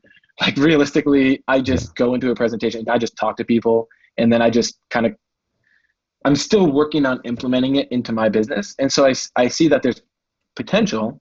I mean, I am sure that working with Jeremy, I would get massive support. Now I already have a lot of support from the founders of the company, and it's working well. But I'm also not the kind of person that's just like, oh, I'm content closing 1 out of 10. Like, I want to build this thing to a multi-million-dollar business. And I know that that's going to take the ability to be a master salesman, not just for me to sell the product, but for me to keep selling the people I'm recruiting to sell. Because like, as you build a sales team, you're constantly selling them and going out and like door knocking and stuff like that, you know? Okay, cool. And so how many sales a month are you making right now? On average, 2. Okay, and what's a sale worth to you? Like monetarily, it ends up being about $2,000 to $2,400 a sale. Okay, too easy. And so I guess how many sales do you feel like you would be making optimally? Optimally, I mean hundreds of sales per month. Okay, I just know I need to build given that the opportunity that you have. I mean, how many sales calls are you taking a month right now? I do an average of about 3 to 4 presentations a week. So let's just say it's 3 a week. So, about 12 presentations per month. Okay, cool. And right now you're doing how many sales? Right? 1 to 2 sales a month. Okay. And then and the presentations vary because sometimes I have a lot of people in the room. So yeah, 1 to 2 sales per month, and it's about 12 to 15 presentations per month. Okay. Yeah. Because like 1 to 10 seems very low. Mm-hmm. Like 10%. Mm-hmm. Yeah. For an offer, where are the leads coming from, if I could ask? Well, up until now, it had been 90% warm market. So like friends, people in the network, referrals, things like that. But now I'm branching into cold market. So I suppose there's like a bit of anxiety about that because I'm like, shit, I don't know how long this is going to take to make it work. But I know this is where the real money is, the cold market. So it's door knocking and then recruiting salespeople and then going into their network. Okay, cool. Okay, just from like a pure, as someone myself who does sales for a living, I would expect, is it an in-person presentation? In or Zoom? Yes, it's 90% of the time it's in person. Sometimes I'll just close the person over the phone, but that's usually warm market. So in the way that it's headed, it's in-person presentation always. Okay. And what's the price point as well? Is a few thousand? Yeah, so in total the product itself is 6,000, or it can be financed for $660, and then you pay off the rest over a few years. Okay. Now, why do you think, I guess, like where does the whole, I guess 10% come from in terms of like you're one of the guys closing at the top rates? Why do you feel that is?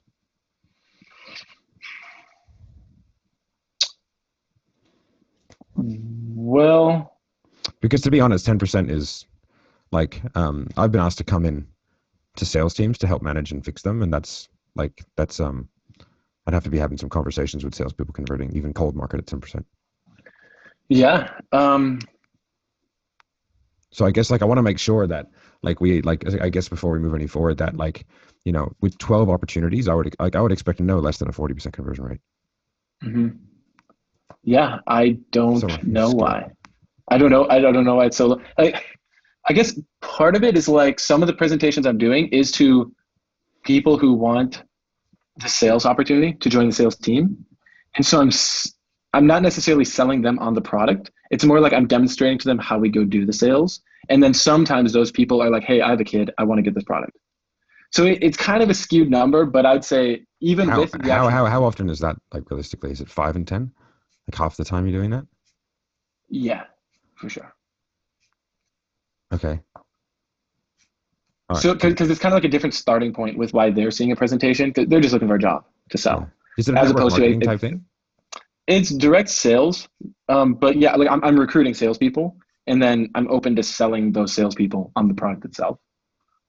But that's not my main.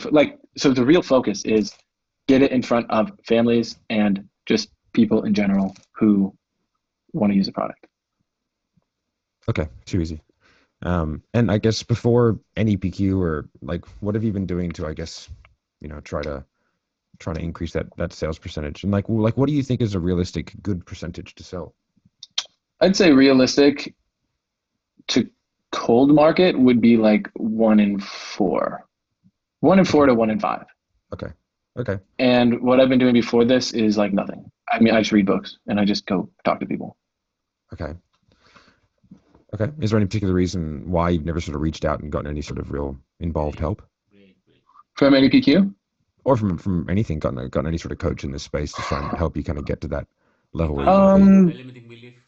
I suppose it's just money. It's still a startup for me, and so I don't have an abundance of cash to just throw around. I've invested in a lot of masterminds before that are quite expensive, and it didn't pay off. So I mean, if the thing's there and I see the value, I can at least work out how to. Yeah, it seems to me like you have opportunity. If you're getting 12 to 15 sales calls a month, what I mean, essentially. There's definitely it's definitely there. Yeah, I mean, I'll give you an example on the stats. For say Jeremy's training, I think we've had 17 sales calls and made 15 sales in the last 2 weeks, for a fairly high price point. So I feel like, if you do have the correct coaching and training and that kind of stuff, I feel like the numbers that you can achieve are relatively high. It's just about having a correct approach.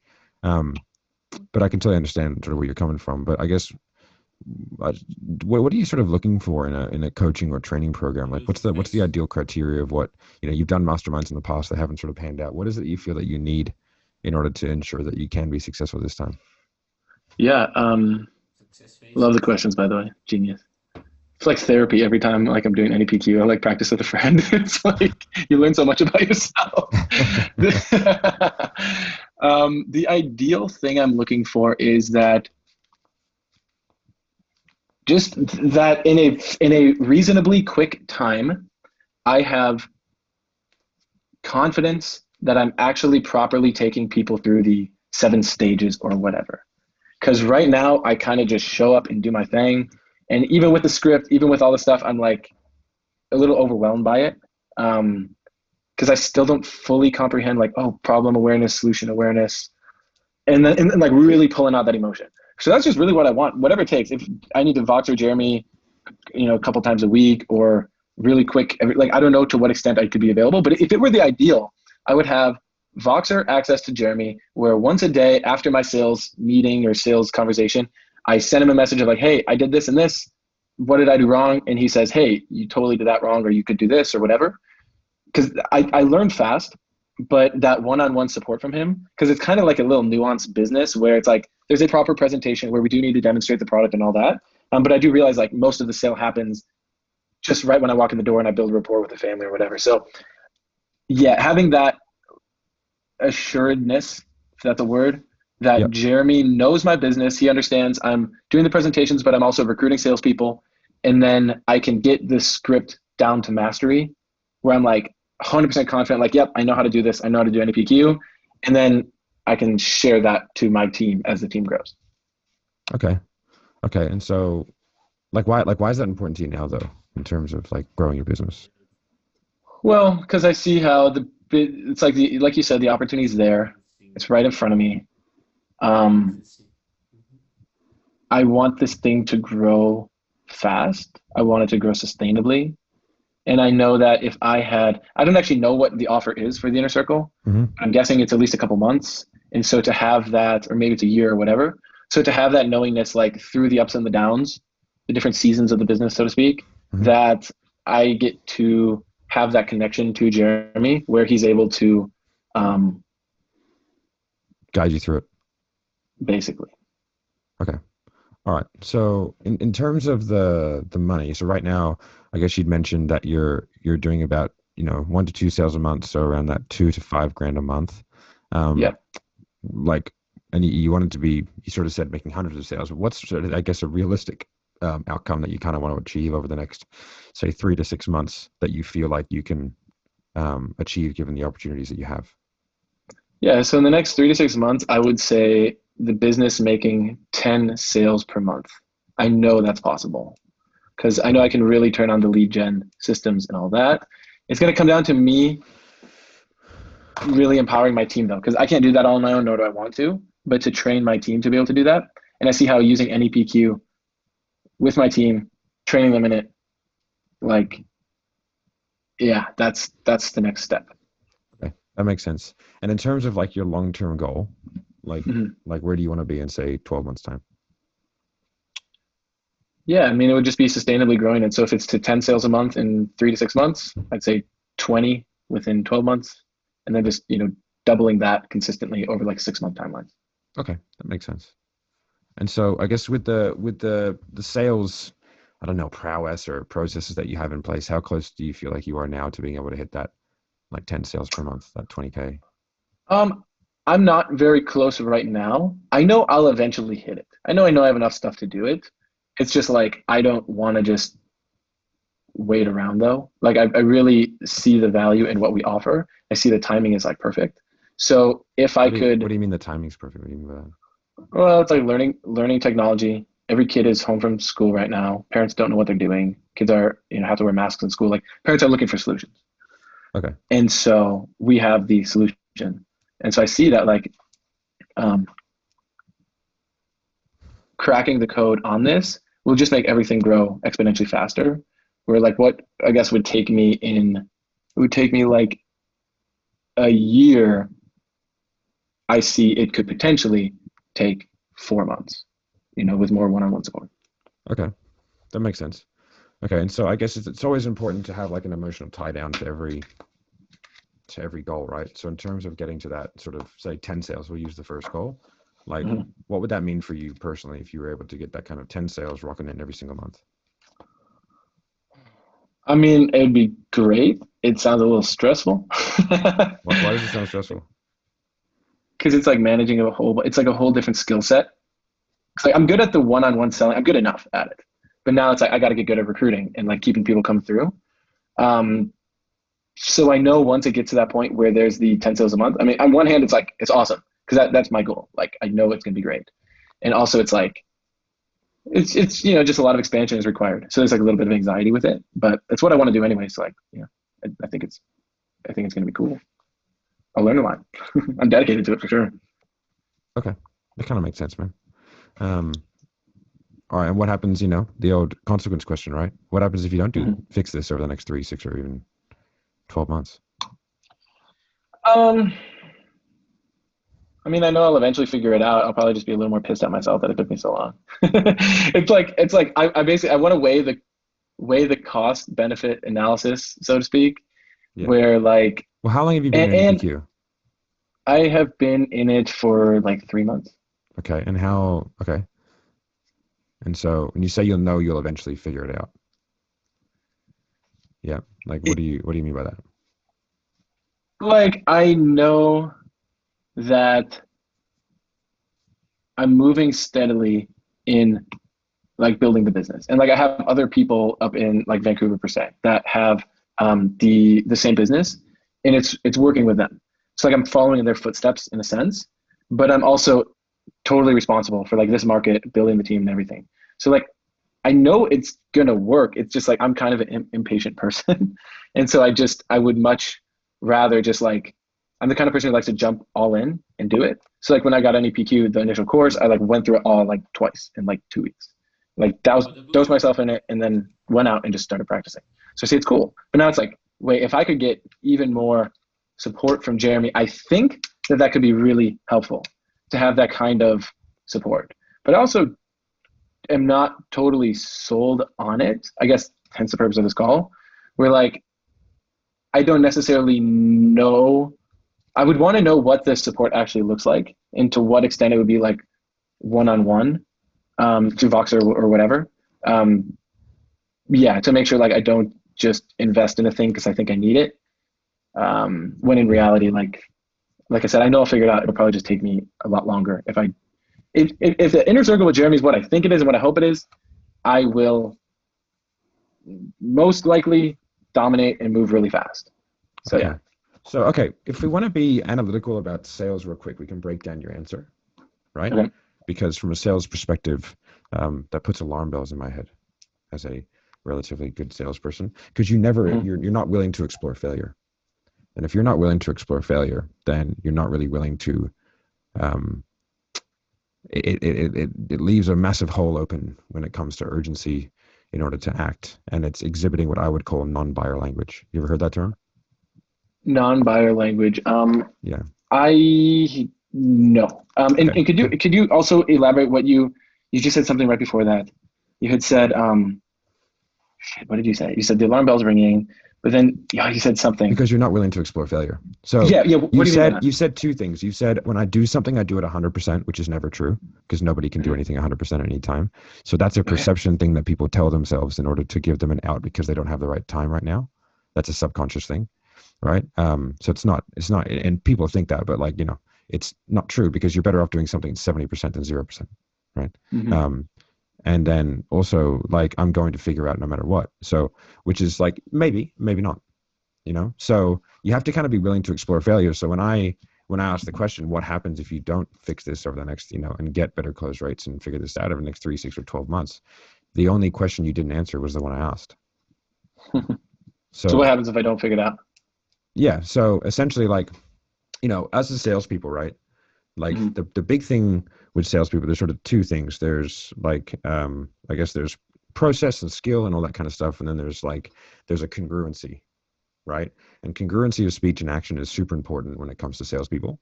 And that's why I enjoy selling salespeople because I get to kind of break the veil a little bit and sort of try and do a little bit of coaching in these calls as well. Because I think it's really important that you can hear that because I now have to stay in this world and do some loops in order to get you to actually explore that. Because in my experience, if a prospect is not really willing to explore failure, they're not really willing to accept what needs to happen to be successful. And so, like, what do you think happens if you continue to have a 1 in 10 close rate? Because you've got a 1 in 10 close rate with a warm market. What happens when you get cold? So that's like part cold, but I see what you're saying.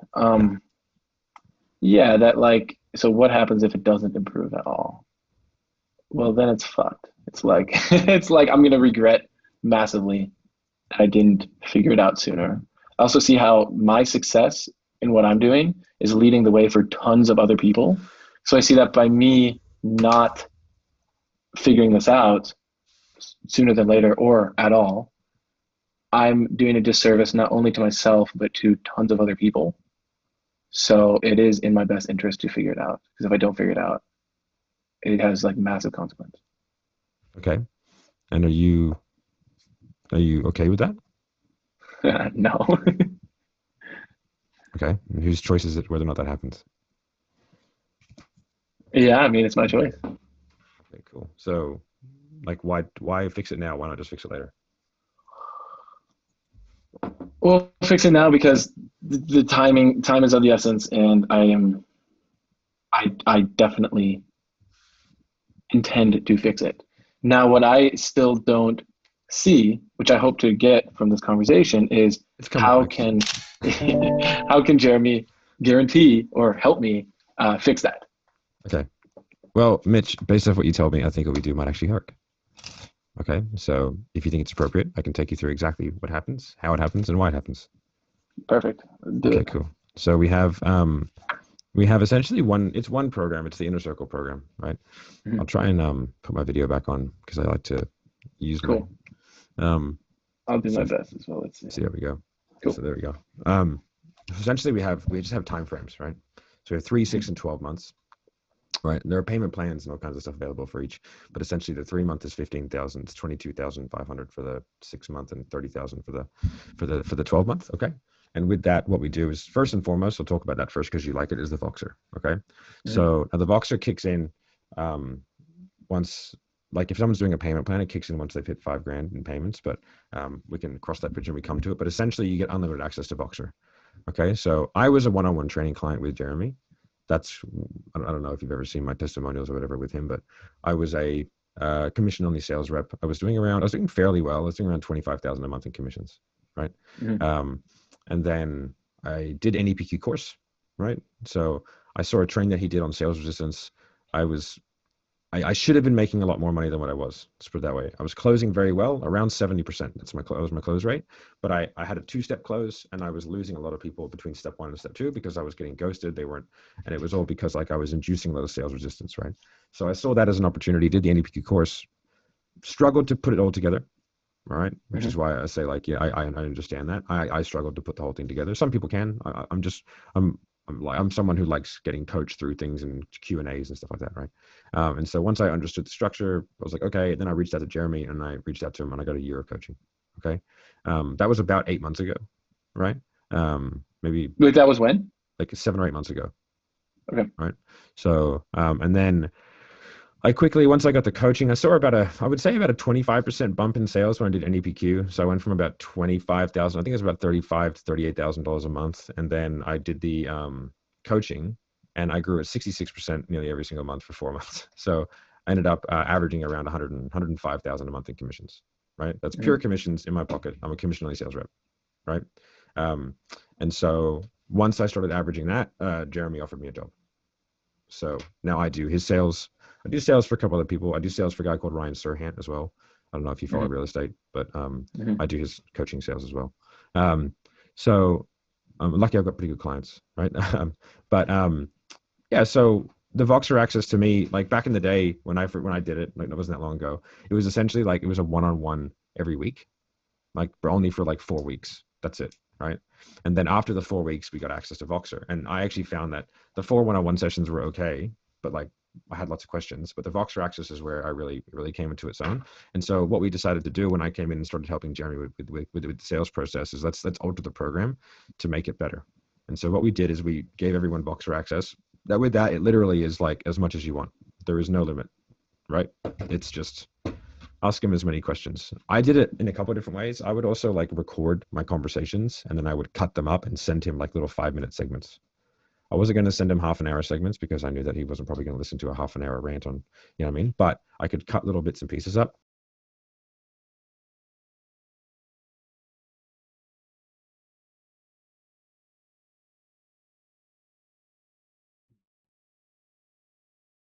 Yes, okay. SMB.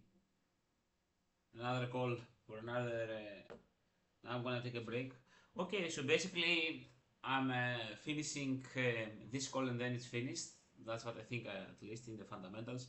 Maybe I'll explore a little bit and find something else, maybe a YouTube video or maybe something, I don't know, something that I really can go back to. And create the documents and then, yeah, I know what I have to do, like just if I can do it. Put in the time and do it. So, yeah, pause for now. I'm gonna go IRL and basically pitch myself IRL. This is gonna be fun. Story for another day. All thanks to father. Okay, this is gonna be fun. And yeah, so maybe see you in around half an hour. It's gonna be half an hour, maybe, give or take. Anyway, let's continue later. And we're back. Actually, this went better than I thought. I went basically I went and spoke with a girl named Joy that I knew that she liked me basically. That's the info that I had from my father. And basically I went to the coffee shop that he works and I told her it's me, like you're supposed to know me. With that like and she was puzzled. It was like a prospect, like you know who I am. I was literally doing outbound like she she saw an ad she forgot, and then I reactivated her basically like 2 or 3 days later. And then I closed her on the spot. I took her telephone, and tomorrow we're having an appointment in 24 hours and 20 minutes. Exactly. So yeah, that's actually so fucking fun. I was kind of nervous. I was a bit, she was kind of nervous as well because what the fuck. And it was this other lady. She was a bit older than her. She was don't know, still pretty young though, the same age as I am probably, and even younger. And she was like smiling. She was so happy because and I told her that I called it out, and I said, "You like that, right?" Yes, yes. She said, like, "I really love this kind of shit." So yeah, it's actually really fun. Let's continue working. Let's go and yeah, let's watch the next video. Also a bit of water because, opa, fuck, what the fuck is that? A bit of water because I was talking. Dun, dun, dun, dun.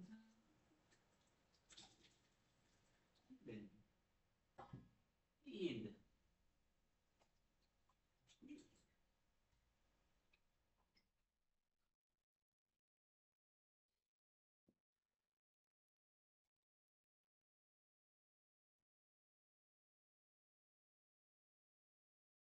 Fulfillment part. I like the fulfillment part of the sales process. So like fulfilling it.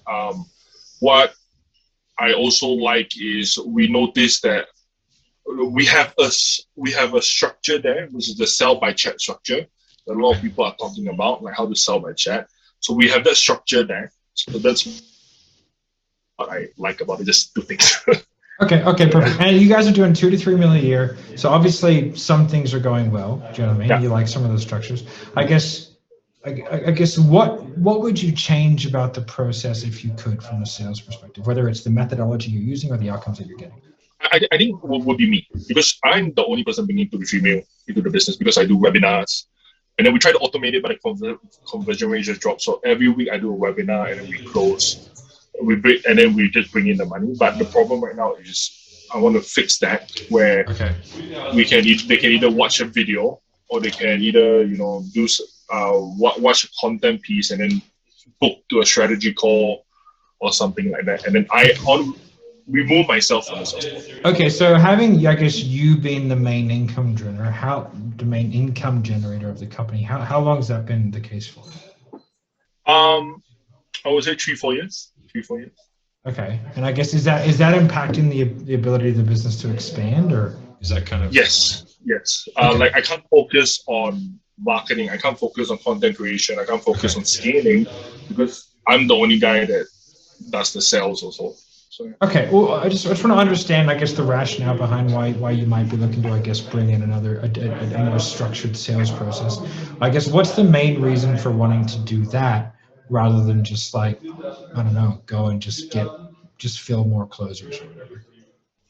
Um, I think because this model is not very scalable, because we also realize there's a lot of like when it comes to the webinar model, we realize like that like we run a campaign, right? And then let's say 100 people register, and then 30% show up, and out of the 30%, then you close another 10-20%.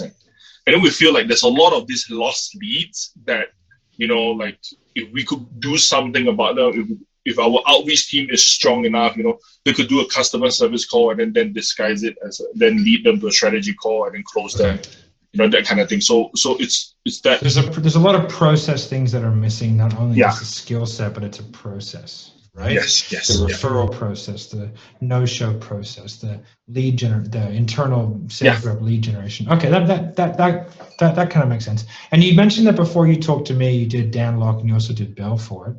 I guess what do you think? I guess held you back from having success with that approach? I think it's not a very plug and play method. Okay. So the problem with Dan, we realize is it's a very mindset and stuff, and then it's good, but like when the rubber hits the road, the closer has no idea what to do, right? And okay. Yeah. So that's the first one. Yeah. So Jordan one is good, but the problem is Jordan doesn't have a lot of content. It's just that whatever straight line is actually quite like a 2-3 hour. I've done it. Yeah. So it's quite it's quite like surface level. So you get the idea. I've got 3 hours on follow up in my portal. Oh really? Just on follow up, yeah. So it's kind of like okay, but like once we go there, there's nothing else to do, and then it's like I see. And then when he's a busy guy, he's not going to coach people. Yeah. And then what happened? Yeah. So that's the problem with Jordan. So that's why we came to you. Okay, perfect. Well, I just want to make sure that what we do would actually work for you. But I guess besides the getting the guys better on the ground at sales and more comfortable with objections and all that kind of good stuff, and having the processes behind that, what are you actually looking for in, I guess, like a training and management program for you and your sales reps, and also your future sales reps? Because we want to like future proof it so you can onboard new people and then put them into a system, right?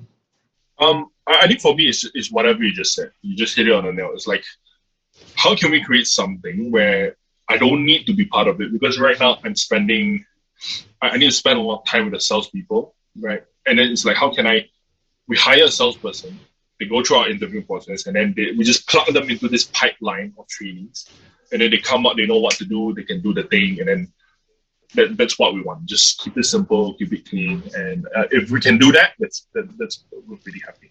Okay, so I suppose I just want to touch on the income piece. You reckon right now you're about 2 to 3 million a year. A lot of that hinges off you, and I guess you mentioned you want to kind of be able to scale that out. What's your goal for the next, say, 6 to 12 months in terms of revenue, but also how many sales staff would you be looking to bring on in that period?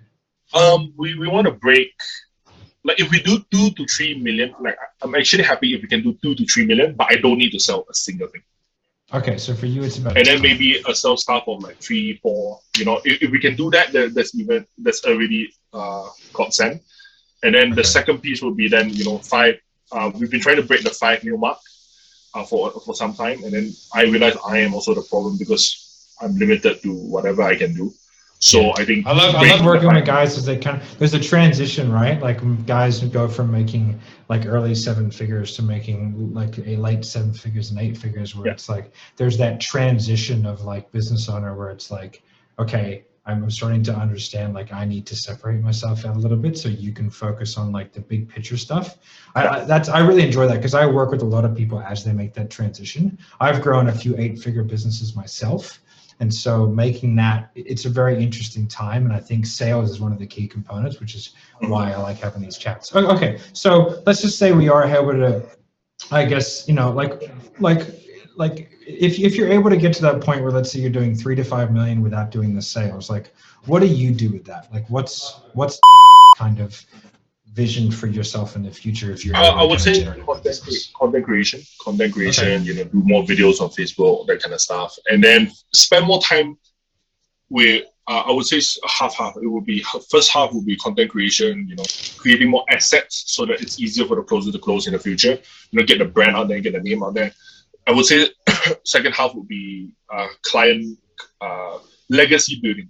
Yeah, legacy building. So training our current coaches. We have other coaches that talk about different different parts of our programs, and then training them to be able to coach and take over the coaching part so that I can also remove myself from that also. Yeah. And what do you coach specifically? Like, what do you coach people to do? Video marketing. We do a lot of video marketing coaching. So video marketing, and right now we chunk it up to social media. So we started off, our niche is video marketing, and then now we also talk about, Instagram Reels, how to get clients with Instagram Reels, how to get clients with what do you call it?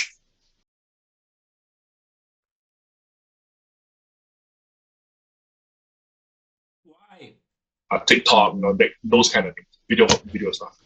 Okay, perfect. And I suppose, the whole point is not to get to $5 million, having enormous sales stuff that's taking all of your money, right? Yeah. So, and what I want to do is I want to make sure that if we do something together, that I put a structure in place that makes sense for you as the business owner, right? So what is the revenue that you're looking to take out of your company on like a monthly or yearly basis? The revenue... Honestly, I right now I haven't thought about that. I haven't prepared that so far. But you mean personally take up? Yeah, because obviously decisions have to be made, right? Yeah. And so they're going to have personal impacts on you, both positive and negative. And so for me, what I don't want to do is put in people and structures and grow a sales machine that's not going to be really, really front end profitable, which won't allow you to take the back end. So what one of the balancing acts that I make is if I understand what David's vision is for yourself and your life moving forward, I want to make $100,000 a month in this business, then I know okay, we need to have a structure that's going to create this much cash collection. You know what I mean? And this much kind of front end. So for you, for me, for my business, it's $80K a month. That's what I need to take out of it. Yeah. Right? I think for me, it's $100K a month. So 30% to me, and then the rest of the 60-70% back to the company. So. Okay. And I guess with what you're doing now, how close are you to being able to pull out the $100K a month? Right now, not so much, because we're getting dragged down by operations, and then because in order to get the closing numbers that we were getting, we have a lot of staff that, even though they're not sales, they're supporting, they're doing the phone calls, they're doing the reminders, and then to get the show up. So there's a lot of work being done, but the closing of the deals isn't being happened. Yes. Okay. That makes sense. And I suppose one of the questions that I always think of you may have heard this before, but I like to think of goals as as somebody running a 100-meter race, right? So it's I can have $100K a month, I can have fame, money, women in front of you. Do you know what I mean? And that helps you kind of go for it. And the reason, but if I release a line behind you, you're going to run that 100 meters a little bit faster, right? And so there's two sides to the motivation coin. There's the run towards and the run away coin, right? And so what I always like to find out from my potential clients is I guess, because then we're on the same side, we're on the same team. What happens if nothing happens and you don't fix the sales team? You can't figure out a way. You just kind of keep trying different things that don't work. What happens over the next 6 to 12 to 18 months in your business if that never changes and you're the one who's responsible for all the income? I think for me, it would be I would be the slave to the business. I think you work with enough clients where they realize hey, I'm making so much money, but I'm not taking anything back. Yeah. And then it feels like I am working for my staff, because the day I stop, then they don't make money, and then it feels like I'm dragging myself there. So I think those are two of the main things. And I've been in the business for maybe 5-6 years already, and then it's taking a churn on me. I'm 27 now, so I'm gonna hit 30 soon. So girlfriend, marriage, all that kind of stuff, and then I think it just extends that. Yeah.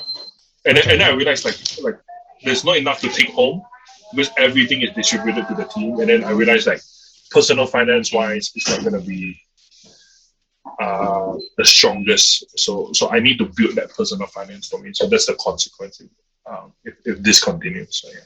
Okay. And do you feel like you're in a position now where you're ready to start making some changes to kind of work towards that and put yourself in a position where you can? Yeah. Okay, man. Well, kind of based off our conversation today, I think that what we have might actually work for you, right? So I have a couple of options, right? But essentially, it's like a 12-week management structure, right? Mm-hmm. Where I build out all of it's. I'll tell you, it's 12 weeks, it's 25,000, right?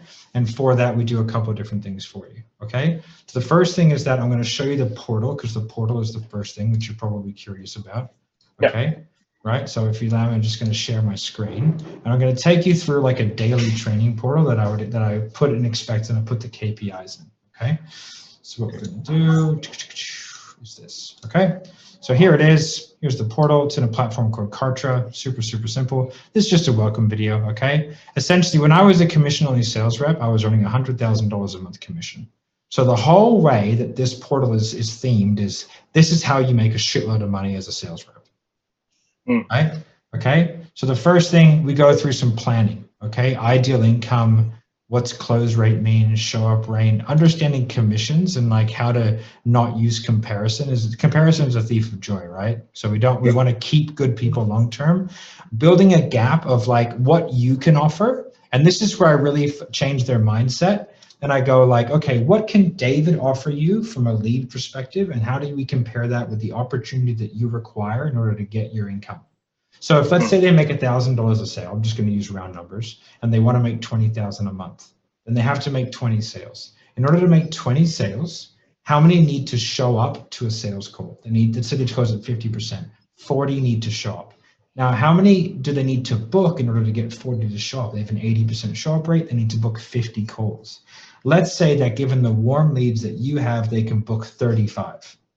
So they need to find another 15, right? Now, if we know that, then what we do is we then go, okay, mate, here's all of your different lead generation mechanisms that you have as a sales rep, and this is how you do it, right? So let's say I want to take them through how to set using DMs, right? Here's the script. Here's exhaustive detail. Each one of these is 40 minutes on exactly with real-time examples of exactly how to set within a DM environment, right? Nice. And then it's like, okay, I want to do some training on referrals. Okay, here's an explanation of my referral script and the referral SOP and the script as well, right? Here's what I'm going to do with old lead lists, right? Here's a step-by-step of how to attack an old lead list. Here's what I'm going to do with no sales and no shows, right? And then I've got YouTube comments, LinkedIn is just locked at the moment. You know what I mean? So, okay, so we do that and tracking objections, for example, right?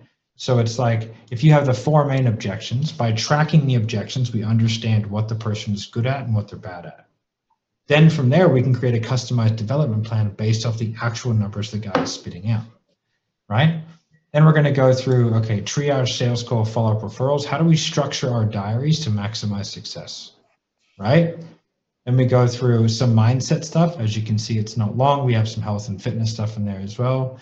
And then we have things like, this is how you prevent burnout, right? Mm-hmm. And we have like triage training. Okay, this is an in-depth explanation of a triage script. This is a textbook example of a live triage call. And this is the triage script, right?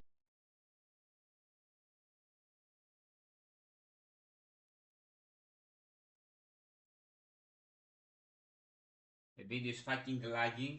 Don't like it, to be honest. Build the understanding of the sales process, right? Because we want to really understand the sales process. They want to you can walk in there and have every single. So I appreciate your objection. I'm going to have to overcome. Okay, so basically he did all this.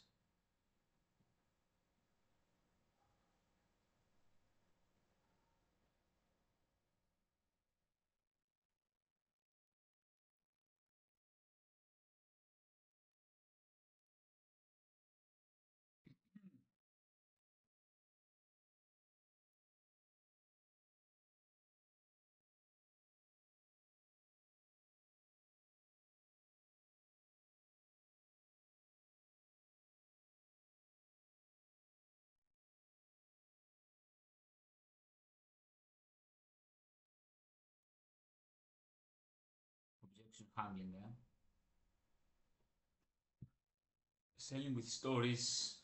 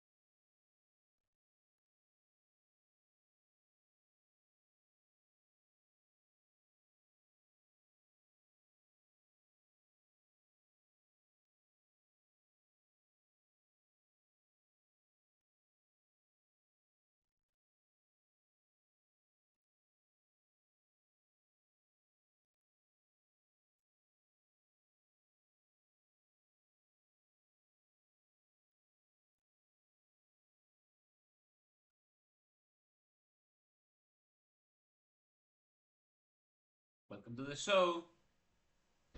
This is the most comprehensive objection handling course that you will probably ever go through. It is extraordinarily in depth and detailed. And the closer that you stick to everything that I tell you to do, the more money you are likely to make. Obviously, individual instances may vary, and you're probably retarded. Okay? But this is a really, really comprehensive course. So I believe that objections are not that complex, and that people are trying to make it way more complicated than what it needs to be. But you can go really in depth on like partner, money, and think about it. Everything else is kind of like a meh. If everything's really money anyway, right? So this kind of lays out a lot of the questions that I get asked on a regular basis, right? And I tried to cover them. So all leads road to money. What are objections? Where do they come from? The importance of small language choices and changes play a huge role in objection handling because the resistance is so high because you've pitched. Structuring your pitch so that your objection handling can actually work because there are some things that you might be doing that make it very difficult to handle objections. Things like long-term objection handling through cycling through and how you do that effectively. The pitfalls of think about it, partner, time, transitioning into the fear stuff better, and then going through the objection handling matrix. You have a bunch of live examples of me turning around refunds, doing like some crazy analogies, handling live partner objections, getting people to find alternate funding means over the phone. And there's one that's like a 90-minute. The guy just gives me everything under the sun, and I end up selling him. And then it's also got the full 8-week objection handling course that I ran a while ago, which is another, say, 16 hours of content, okay, where I even go through an interview like Cole Gordon, okay? So it's an awful lot of information, but it's quite specific to only a few things because at the end of the day, there's not that many objections. People just like to say fancy things online to sound smart, but like me no smart, me only so good.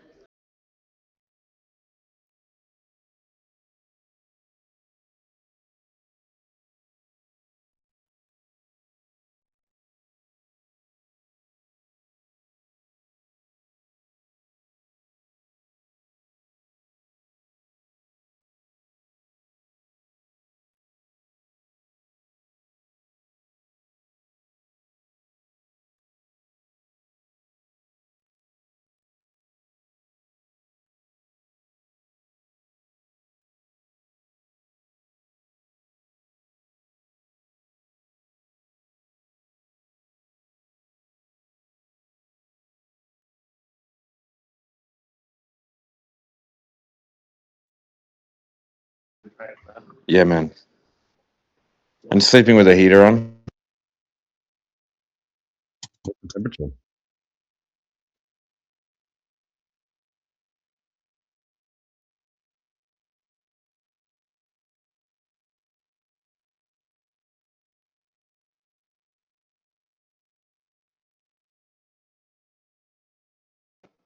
Hey. So, and the internet is Are you terrible. I'm in the middle of remote. No one expected. And then I don't really see that as part of your kind of methodology, but where do you see that playing a role well, in you bring objection it up. handling? Yeah, but I mean, are you saying that you wouldn't have brought it up before that? Yes, I certainly would have. I'm just saying during like the objection handling and cycling through, how important do you feel like bringing up consequence again during that stage of the conversation is? It's not something that's massively top of mind. To be honest, like I don't feel like it's mega important, but I feel like if like you should have the radar. that if you feel like you need to, you should do it, like an additional content mechanism. Yes, Paul, you have a question? Handling. You only deal with the thing that you want to deal with. To check, right, we finished, we discussed the payment plan, but here the payment plan is a little bit different on what you guys more or less are showing us. I'm at Cole Gordon's event at the moment. So, and the internet is Are you terrible. I'm in the middle of, are you an 8-figure I'm in the middle of forward? nowhere. Yeah. Yeah. Okay. But yeah, and we're in it. Just it's quite remote. We didn't. No one expected it to be kind of this like this. So not much internet. Yeah. Alrighty, let's get into it. We'll go through Q&A today, and Minus then we'll 10. kick back Shit. off the. Yeah, we'll kick back off the 6 week, and next week I'll just extend it out. But yeah, let's get into it. Who wants to go first? You guys hear me at all? Yeah, we can hear you. I just don't think anyone gave me the question. Yeah, no one's got any questions. I'm not gonna start breaking down the objection and stuff. I had a But question about if not, objections. yeah, go for it. Yeah, so I haven't gone through all of your stuff, but it kind of from what I've seen and in maybe comparison to some others, like in terms of bringing up consequence in objection handling, I don't really see that as part of your kind of methodology. But where do you see that playing a Well, role in you would objection bring it handling? up. Yeah, but I mean, are you saying that you wouldn't have brought it up before that? Yes, I certainly would have. I'm just saying during like the objection handling and cycling through, how important do you feel like bringing up consequence again during that stage of the conversation is? It's not something that's massively top of mind. To be honest, like I don't feel like it's mega important, but I feel like if like you should have the radar that if you feel like you need to, you should. You know, you can't sort of script out every part of the process. You know, I like to have a foundation, sort of fundamental, step by step. But then you're obviously gonna you're gonna have, you know, if you got a super I think we between, lost you there. I I think get, we lost you for a minute there, buddy. yeah, this internet I here think is fucking woeful. Let me just make sure it's the right mic. 2 seconds. Yeah.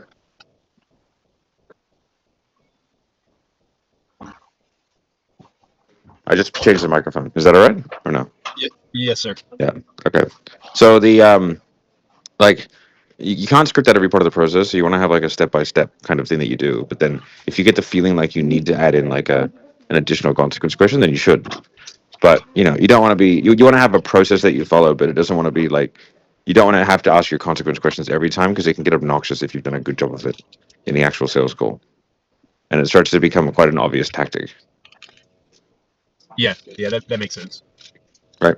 So like when you're dealing with objections, like from top to bottom as a process, I'll just kind of go through it anyway. Um, sorry, let me just mute you, buddy. Just take audio. I just have mute. Okay, so top to bottom is a process of objection handling. The first thing is like you need to set yourself up to pitch where you can actually handle objections, right? Like if you're pitching in a way where you say,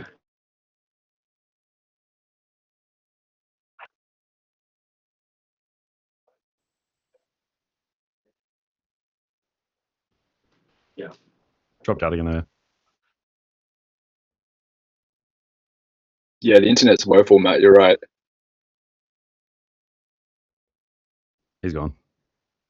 He actually got booted. He's just literally gone. Oh, rip. Are they at Bohemian Grove?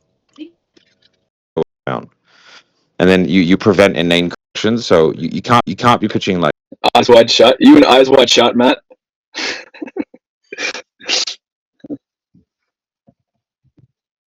Are you worshipping children to Baal, the demonic god? yeah.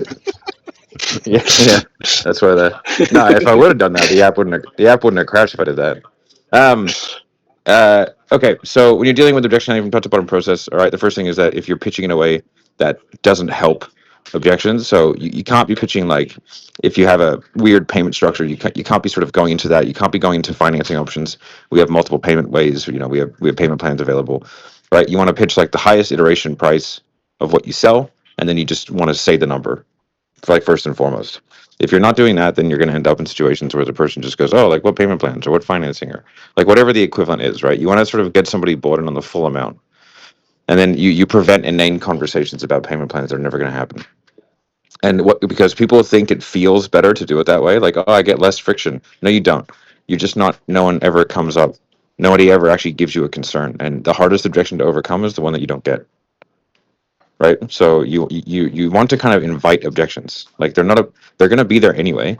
So like if someone just goes, "Hey, that all sounds good, let's do it," then perfect. Like they're gonna do it regardless of how you say it. But most people are gonna have some sort of concern. So first and foremost, from a pitching standpoint, set yourself up to where you actually can succeed.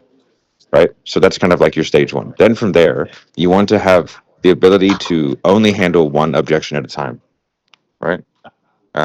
So if you get a shotgun blast of objections, like, hey, this sounds really good, I'm just going to go in, check my finances, and just make sure my partner's on board, and then just make sure the timing is right for the business, right? Or whatever it may be. You just ignore everything but the one thing that you are most confident handling. I would argue that you should try and handle money logistical first, right? So if they give you multiple objections, like just throw everything and go, oh, fuck it, I'll just handle money. Even if they don't give you a money objection, right? Because like the likelihood that it is money is very, very high. Okay. So like if you just default to doing that, then everything is sort of easier from there. And if you get really good at the money logistical side of things, then that's easy. Then that's like massively beneficial. Ben, I gotta mute you, buddy. I think you're, yeah, that was good. Okay.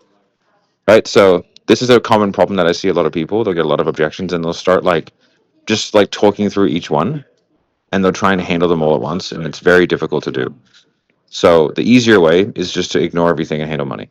I don't even care if they don't say money. Just get used to it. And if it's not money, then they'll tell you, and then you can just move on to the next one. Right? Like if you go, okay, well, money aside, do you feel like this could be the answer for you? And they go, oh no, it's not about the money. I can handle all that. Oh, okay, so you feel like this all works in your current budget? Yep. And you feel like that it's the value's there? Yep. Okay, cool. How do you want to proceed? Yeah, I just need to. Right. And so then they'll give you the next one. But at least what you've done is you've tied off that side of things because if you don't tie off the money, there is no sale to be made. Right. So that needs to be the underpinning foundation of the rest of it. So if you think of objections as like there's a bunch of doors, you want to have the person feel like they have the option to open any door they want, but like most of them are locked and you're kind of controlling which ones they open and which ones they don't. And then every time you walk through a door, you lock it behind you. Right? So that's why like you don't get lazy. And if someone's like, oh no, like the money should be fine, you don't then go, oh okay, and then move on. Instantly you go, okay, so this works in your current budget? Yes. And you see the value. You feel like this could be this is the answer? Yes. Okay. Then you move on. So now you've got that backstop of we have an agreed upon budget, agreed upon payment. And then every time you walk through a door, you lock it behind you. Right? So that's why like you don't get lazy. And if someone's like, oh no, like the money should be fine, you don't then go, oh okay, and then move on. Instantly you go, okay, so this works in your current budget.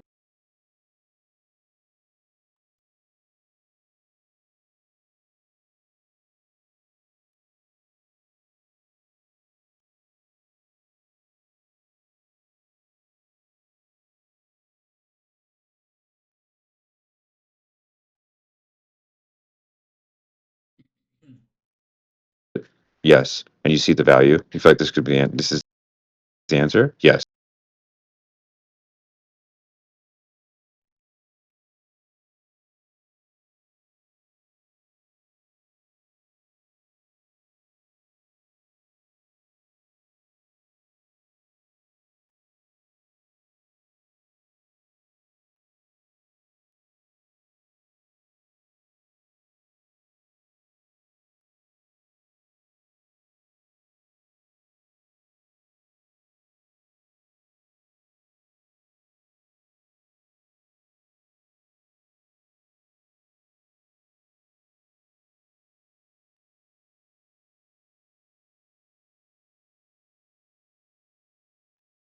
Yes. Okay. Then you move on. So now you've got that backstop of we have an agreed upon budget, agreed upon payment, like the values there according to the full amount, right? And so moving forward, you don't then have to circle back around to that because you have some nebulous think about it objection.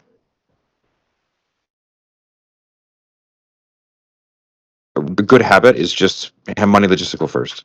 And if you're new-ish or newer to sales, or you're not comfortable with like money logistical, I would argue that the only objection handling training you should be focusing on is getting very good at money logistical, right? Getting very comfortable and having very specific wording. Now I'll go through the wording because it's very important. I see a lot of like variations of this on the interweb, and most of them are retarded. But it's really just money aside. Do you feel like this could be the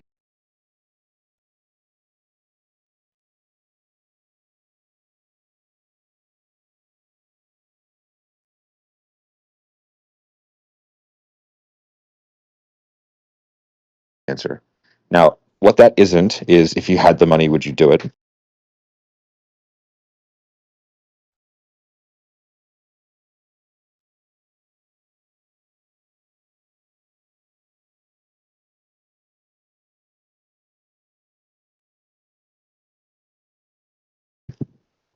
Right?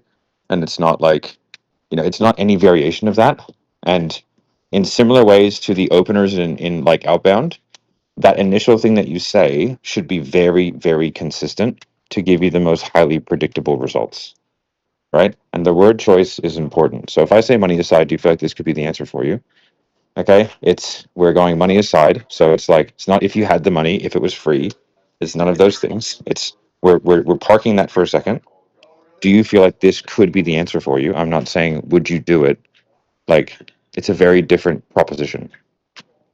Uh,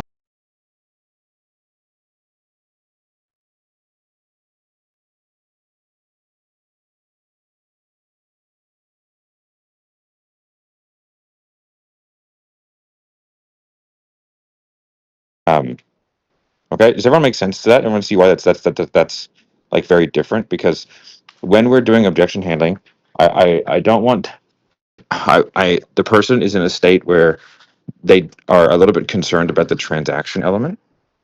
So we want to remove the transaction element and talk about the efficacy or like the mechanism. Yes, Paul, you have a question? Yeah, thanks, Matt. So once you say money aside, do you feel this would be the answer for you? They're probably going to come back and say it's too expensive or something along those lines. What's the retort to that? Well, they might do, but that would if you're getting that particular answer specifically, then you're probably not asking it right because that's not an answer to the question. The question I asked you was money aside, do you feel like this could be the answer? And they're either going to give a yes or a no, affirmative or a negative, right? Because the answer is a yes or a no question. Now they might then add on yes, but it's a bit expensive, okay? But you don't have to answer that. Okay. Thank you. Full of conversation by the things that you decide to respond to and don't. Okay, I know there are questions to this, but I promise you'll explain it. So if you go 1, 2, 3, 4, 5, I can ask you about 1, 2, 3, 4, 5, but I could just ask you about 3. Okay, and that's how you control the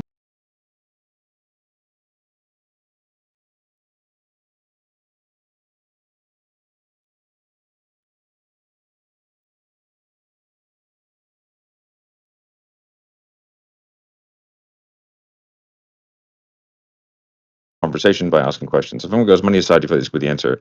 They go yeah, and if they say it like that, they're going to give you a negative response. So you interrupt them and you say, "Why is that?" Okay, Mhm. like so.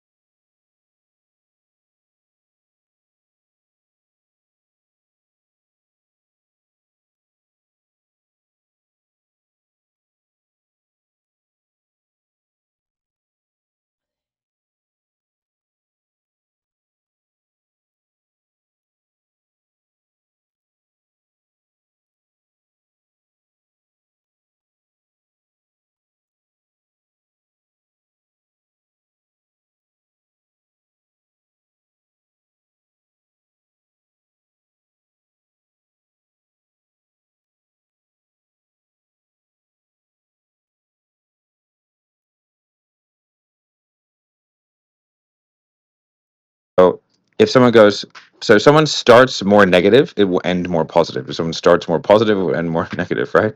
So someone goes, yeah, like there's a butt coming. You can all feel it. If they go, that's a bit expensive, but let them talk. They're gonna go, but yes, I feel like it could be. Okay, but as soon as you get the yes, okay, as soon as you get the affirmative that yes, this could be the answer, just immediately jump in and say, why do you feel that way?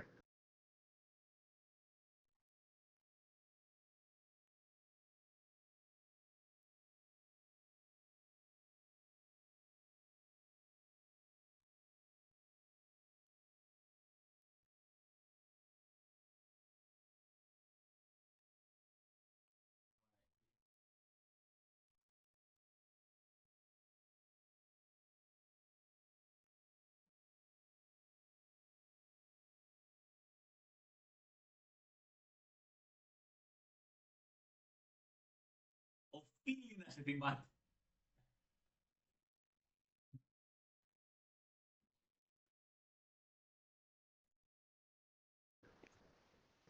Okay, I like so that. what we're doing is we're turning a 50% yes into a 60% yes. And then we're going to turn a 60 into a thing. So it's like, hey, when you decide this could be the answer, yes, why is that? Like, immediately jump in. Do not allow the rest of that sentence to be formulated. Okay? Like, this is a key skill set in objection handling because you want to get used to only handling the single objection at a time, and you want to very clearly and intentionally dictate the things that they say. So you have to jump in. And why is that? Okay. They're going to go, well, and now what they're having to do from a psychological standpoint is think and consider about the things that are in the program that are positive, or in the product that are positive, or in the pitch that are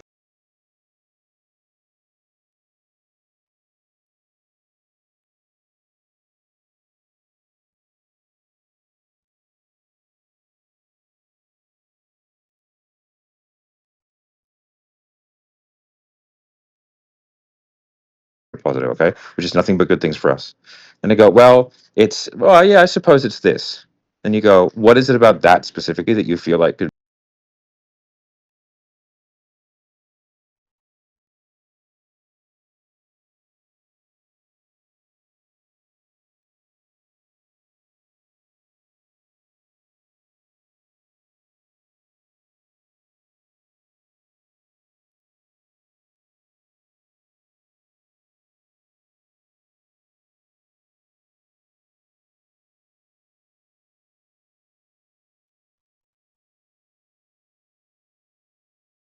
be, I don't know, like the key to the castle for you?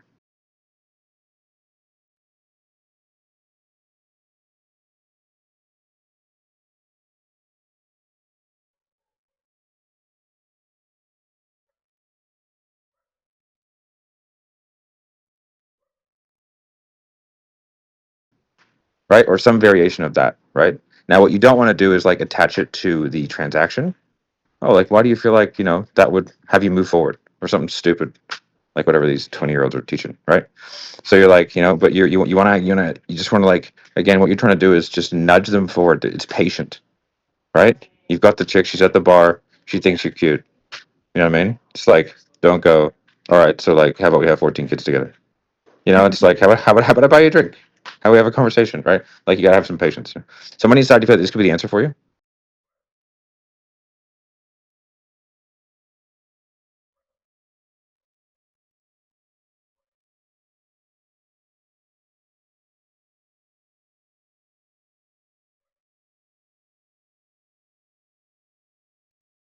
Yes, why is that? Well, it's this. Okay, that makes sense. What is it about that you feel like, I guess, is kind of the key for you?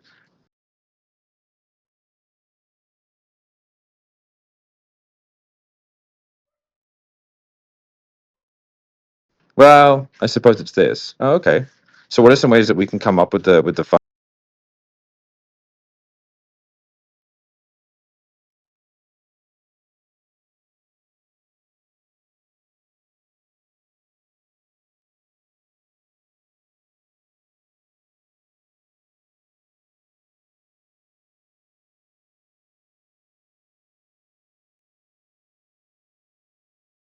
What are some ways that we can come up with the funds? What are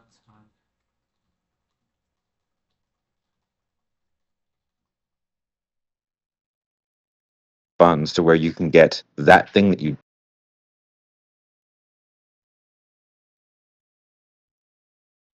is kind of key for you. Well, I suppose it's this. Oh, okay. So what are some ways that we can come up with the funds to where you can get that you feel like I guess is kind of key for you? Well, I suppose it's this. Oh, okay. So what are some ways that we can Where you?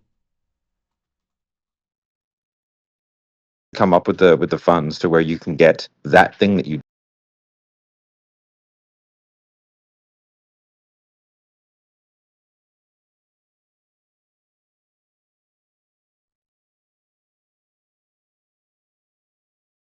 just said, that one thing?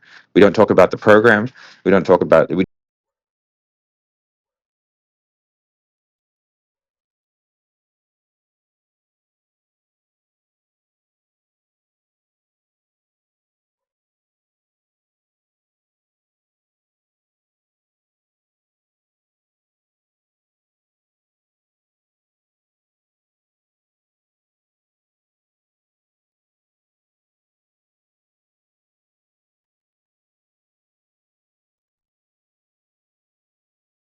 we just talk about that thing. If they're like, well, it's I guess it's it's the accountability. I'm just gonna say something. Fucking accountability. Insert feature X. Oh, okay. Well, what are some ways that we can come up with funds where you can actually get that accountability?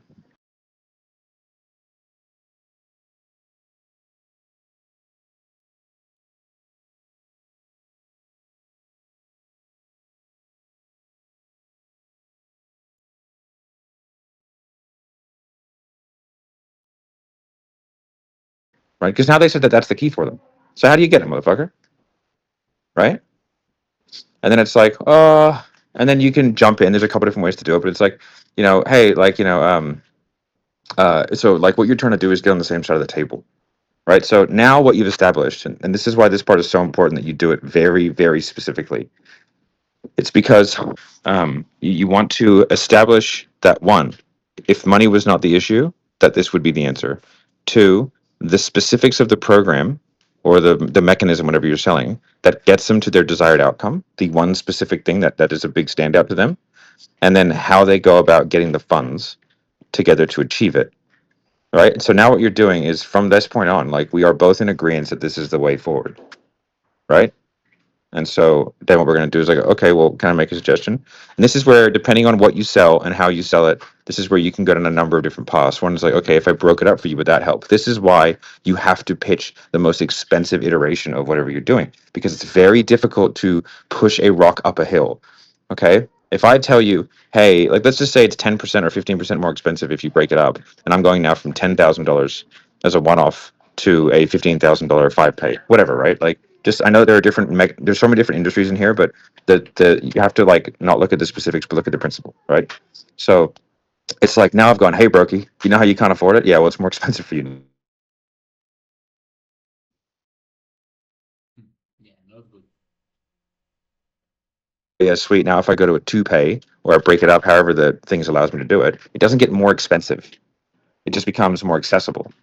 So I don't induce the objection. I'll wait until I have all the money, which is nearly impossible to overcome. Right? So it's like we're trying to avoid the really nuanced and ridiculous objections by not doing things that induce them. Okay? We want to handle money, think about it, and partner, because those are basically the only ones that actually have any sort of merit. The other ones are kind of ridiculous, right? So once we then we can go through and we can talk about financing, or we can talk about whatever, right? We can break it up. There's a number of different ways to do that, which I'll go through in more detail in like a later training when I'm not dying. But today I want to kind of cover the whole process. Um, and then from there, it's like, okay, cool. Then what we do is, without getting distracted, we agree upon a payment structure. Okay. So, and again, we're not going to ask for the transaction or give any intimation towards this is what they have to do or what they will be paying. It is we are talking about an in theory agreement, which is why it's like, okay, so what are some ways that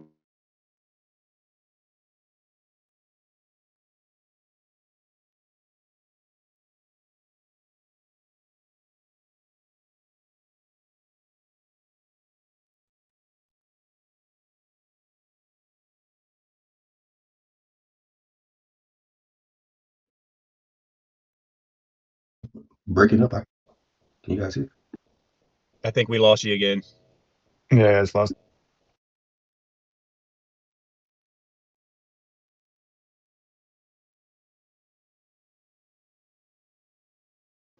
Of sales calls. It's good now. Can you hear me now? Yes.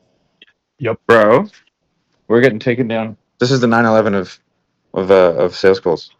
Oh shit! We're getting taken down. This is an inside job. I think Harmozy is taking me down. If I had to guess, actually, the app just keeps crashing. It's not an internet thing. It's just the app is crashing. So maybe I'm spitting too much hot fire. I don't know. That could be. Yeah, this is the type of fire that can melt steel beams. Jet fuel can't. I'll be very clear on that. But okay. Anyway, all right. Now that you guys got me, hopefully it works. Okay. So, Mark Croft, what was the last thing I was saying before I crashed out? I asked you because you're listening very intently. Yeah, I appreciate you asking me. I lost it, man. You were going in from money logistical to the next step there, and you were Oh saying yeah, that sweet. partner money, and I need to think about it are the only ones that matter. Okay, cool. All right. By the way, this call won't count as part of this week. I'm just gonna, but whatever. We'll keep it vibing for now. Because nothing's working. Makes me feel funny, but there's also like no food in this place, so it's been a bit of a weird, bit of a thing. And there's no taxis and no Ubers, and we're 30 minutes from the nearest town, so that's the thing. Alrighty. So, all right. So, when you want to get that, like, you don't want to go for the actual like transaction. You want to make sure that you're keeping it about like the efficacy of the program, right? So when you're rolling that ball down the hill, when you're like, you want to get that established payment plan, like that's really important. You want to agree upon payment terms, and you need to stay in that realm and not get distracted, right? Because they're going to want to divert off. They're going to go like, okay, yeah, cool. I just need to check with my CFO, or I need to check with my wife, or whatever, right? It's like, no. You just hold fast, right? And you just get them to agree upon a payment structure. Now, if they're pushing back really hard, loop back around and like sort of start it again using different words. It's like, okay, cool, but like if the funds did work, do you feel like this could actually like get you to where you want to go, right? So again, you're going to do it like you have to have a couple different ways of saying the same question. It's an important skill set to have. And again, if you're getting consistently pushback on this, it's because you're leading them down towards the transaction. You're not keeping it at the like efficacy level, right? So it's like, if like if the money aside, like, would you pull the trigger? Would you do it? Like, you're doing that kind of thing. So I want you to listen to your calls and listen if you're pushing them towards the end state, like the transaction, rather than going like, okay, like, what are some ways that we can come up with the funds to where you can get that accountability, not to where you could like, purchase or whatever, right? Like it's a subtle yet important distinction because it builds up that resistance. And if you like that whole sales resistance thing, my philosophy on that is that it's sort of like hay fever, right? So hay fever, the way that it works in the body is that histamine builds up, and then there's like a crescendo event, and that's when you have like, but you can be at 99% and have no symptoms. The moment it goes to 100, you have all the symptoms. It doesn't build up, right? Like there's a point in which like you start getting symptoms. But you can be sitting just below there and it doesn't affect you. So if inside of your house you have high allergens, then as soon as you go outside, it's going to bump you over the threshold, right? And so the sales resistance is the same sort of thing. The lower that you keep the sales call, right? The moment you pitch, you're spiking everything to the heights, right? So if you can keep the spike below the trigger point, okay, then the way that you do that is by having very low resistance within the call. You know what I mean? And so when you're going to trigger, you're going to go really high, but if you can keep the spike of the sales resistance at the pitch lower, then make sure you don't then spike them over when you're objection handling, because they're going to be in a bit of a protective state. So like everything's on red alert. So you have to be really, really specific with your language, and you don't want to riff, right? Like you don't want to go in half cocked, and you're better off getting really good at one thing at a time. So just become like obsessed with money logistical, because money logistical is 95% of your objections. If you're like, but no, my prospects are scared. Okay, no one's scared to fucking spend money. Okay, it's just that is the easiest cope for reps, right? It is the easiest thing for you to say that like, oh, I just had a bad mindset. Like, no, maybe you just didn't drive enough urgency and you didn't adequately overcome their objections, right? Like that is the easiest way for you to think about it, because then you're the issue, not the prospect. And the prospect is the issue. It's a problem that you can't solve. If you are the problem, you can solve it, right? So like, and like from listening to an awful lot of sales calls, most people just do not handle money logistical well, and they get really impatient and they try to push people towards a transaction event without really reestablishing and reaffirming the value and the efficacy. And like that is how, and they're pitching payment plans and shit like that. And if I go, okay, it's $10,000 and we have some payment plans available, how do you want to proceed? Immediately you go, what are the payment plans? Now we're just having a fucking payment plan conversation, and we're not addressing the actual concern, which is the money, the value, right? And if I say I want to talk to my wife, what do I want to talk to my wife about? The money. If I say I want to think about it, what do I want to think about? Spending the money, right? If I say all these things, and so like I need to be really good at this one thing. Okay. So once we've agreed upon the payment plan, right? And again, they're going to try and distract you by going like, "Oh yeah, that could work. I just need to check with my wife." Ignore, because most of you, or a lot of you at the moment, will go, "Oh, okay. Well, if your wife is here," and they go immediately. It's like, no, mate, you haven't finished money yet. Ignore it. I know that's like a hard, because it's like the opposite of what you do in the sales call, but in objection handling, you only deal with the thing that you want to deal with, right? And it's like, because like you're now in the battle, like you're not prepping anymore, like this is the end bit, right? So it's like you get to, the rules are different. The rules are, we only speak about what I want to speak about. I'm going to ignore everything you say that is not in my benefit, and I'm going to probe and be extremely curious about the things that are in my benefit, and I'm going to literally ignore everything else that you say. Like you can see, there's like there's videos of me, I think, in the portal where the guy's giving me like a 1 minute objection of like all the 35 different things, and I go, money aside, do you feel this could be the answer? Like I just ignore, like my eyes glaze over and I stop listening. You know, like I go, oh yeah, and then they finish and I go, oh, okay, money aside, do you feel this could be the answer? And it's just, yeah, and I go, why is that? Like it's the same shit every time. And like if you guys can learn that skill and get the discipline of like, I am going to do my process, and it almost doesn't even matter what they say. Just say the things, and it's the most effective way to handle it. Now you will come up with people that it doesn't work against, and that's fine. It doesn't matter, right? Like there's no objection handling process that works on everybody, but if you get a good way that works on 6 out of 10 people, it's like awesome. The 4 out of 10, I don't care, you know. And this is where you then get out of the sales training, like I think the big conundrum that a lot of people are in, which is like sales trainers are teaching you every scenario. It's like, but you cannot remember all of it. So it's like, don't try. Just get good at handling like the basics. Oh, Johnny, I'll get to your thing in a second. Like when I became a sniper in special forces, I was like, sweet, when do I get my fucking jetpack?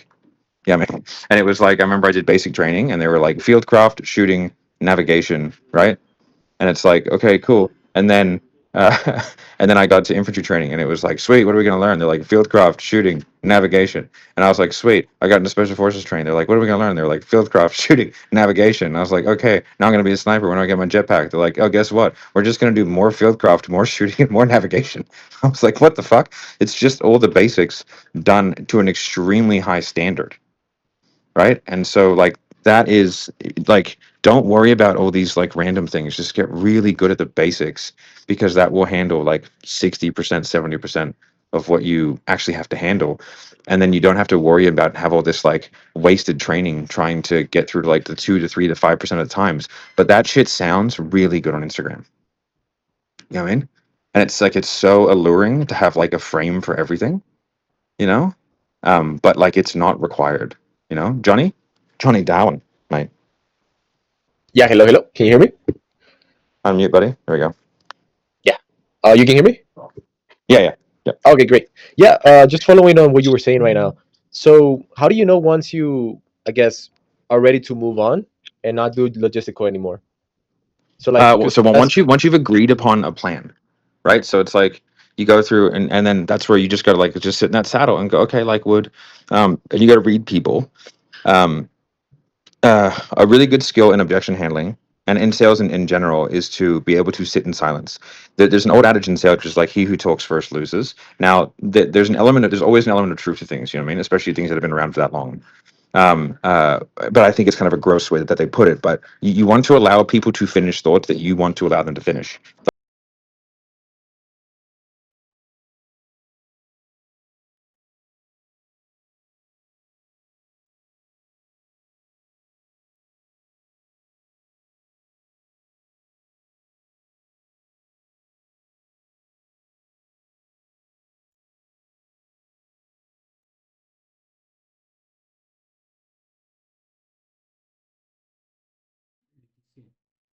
The hard part is the discernment of what things you want them to finish. Okay, so if I go, oh yeah, that sounds good. Okay, does anyone think the next thing coming after that is positive? It's like no. No. There's a tone to it where it's going to trail, but like we don't want that. But if someone goes like, okay, like that's expensive. Now that could go really well for us, Mm. right? Mhm. So again, so I've started negative. Okay, that's expensive. Now if I start negative, most of the time a human will go, but I see the value. There's like I'm going to finish it with a positive. If I start with a positive, what am I doing? I'm softening the negative, right? So if someone goes, okay, yeah, this sounds really good, I'm gonna go, why is that? Right, straight away, I'm gonna jump in. If someone goes, this is yeah, this is expensive, I'm not going to say a word. I'm going to allow them to resolve that thought, Yeah. right? But most of you are gonna jump in and go, when you say expensive, what do you mean? You didn't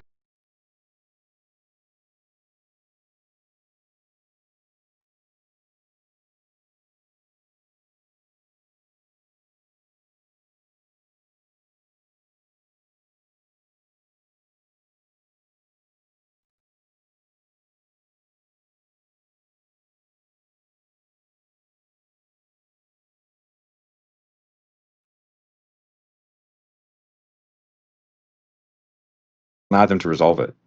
But when someone says it sounds really good, you guys are letting them finish the whole thing, right? You're doing it backwards.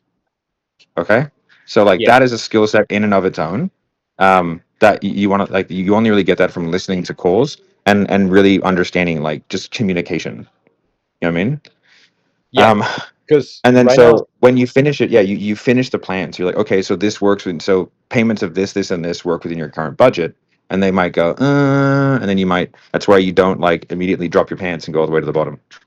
You know what I'm talking about, Kim? You saucy little minx, right? She's the admin lady for Cole. Anyway, always getting good with the admin chicks. They love me, right?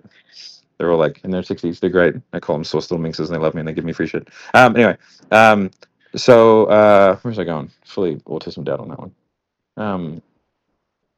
Yeah, so you want to get the agreed upon payment plan, okay, and then like you just got to sit in that saddle. If you can go to a 5 pay, go to the 2 pay, or if you can go to like 12 months financing, go to 3 months financing. You know what I mean? Like so, give yourself the ability to edge it down gradually, right? And then that will like you can then listen for the cues, right? Hey, bro.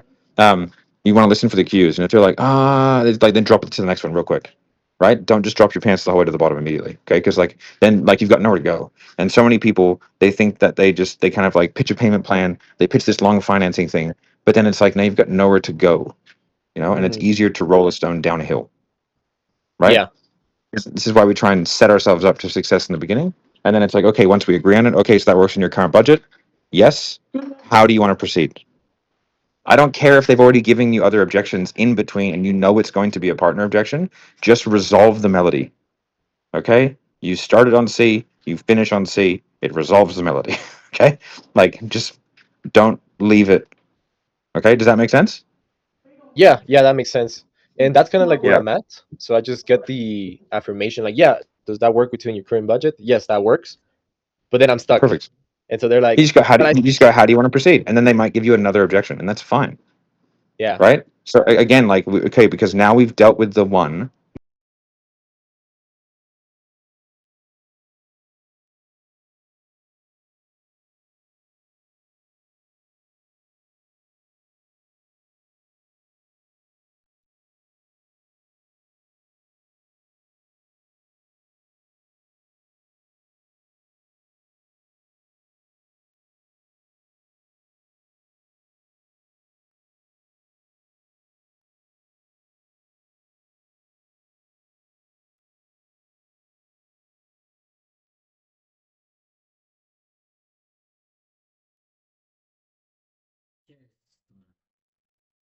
That is Mhm. the biggest elephant in the room.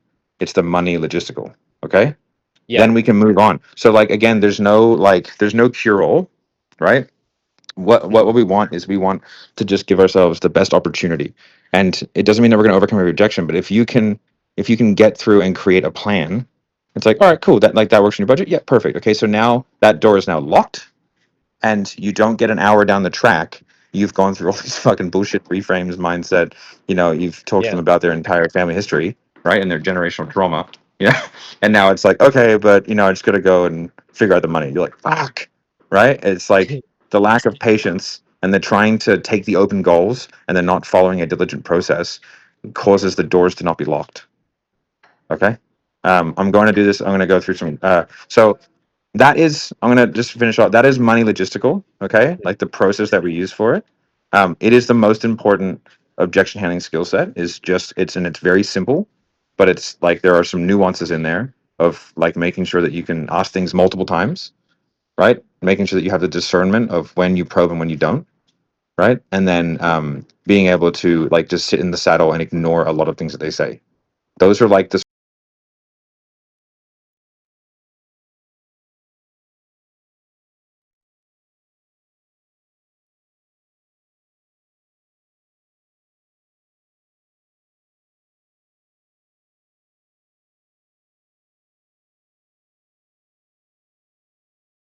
sort of more ephemeral skill sets that are required, right?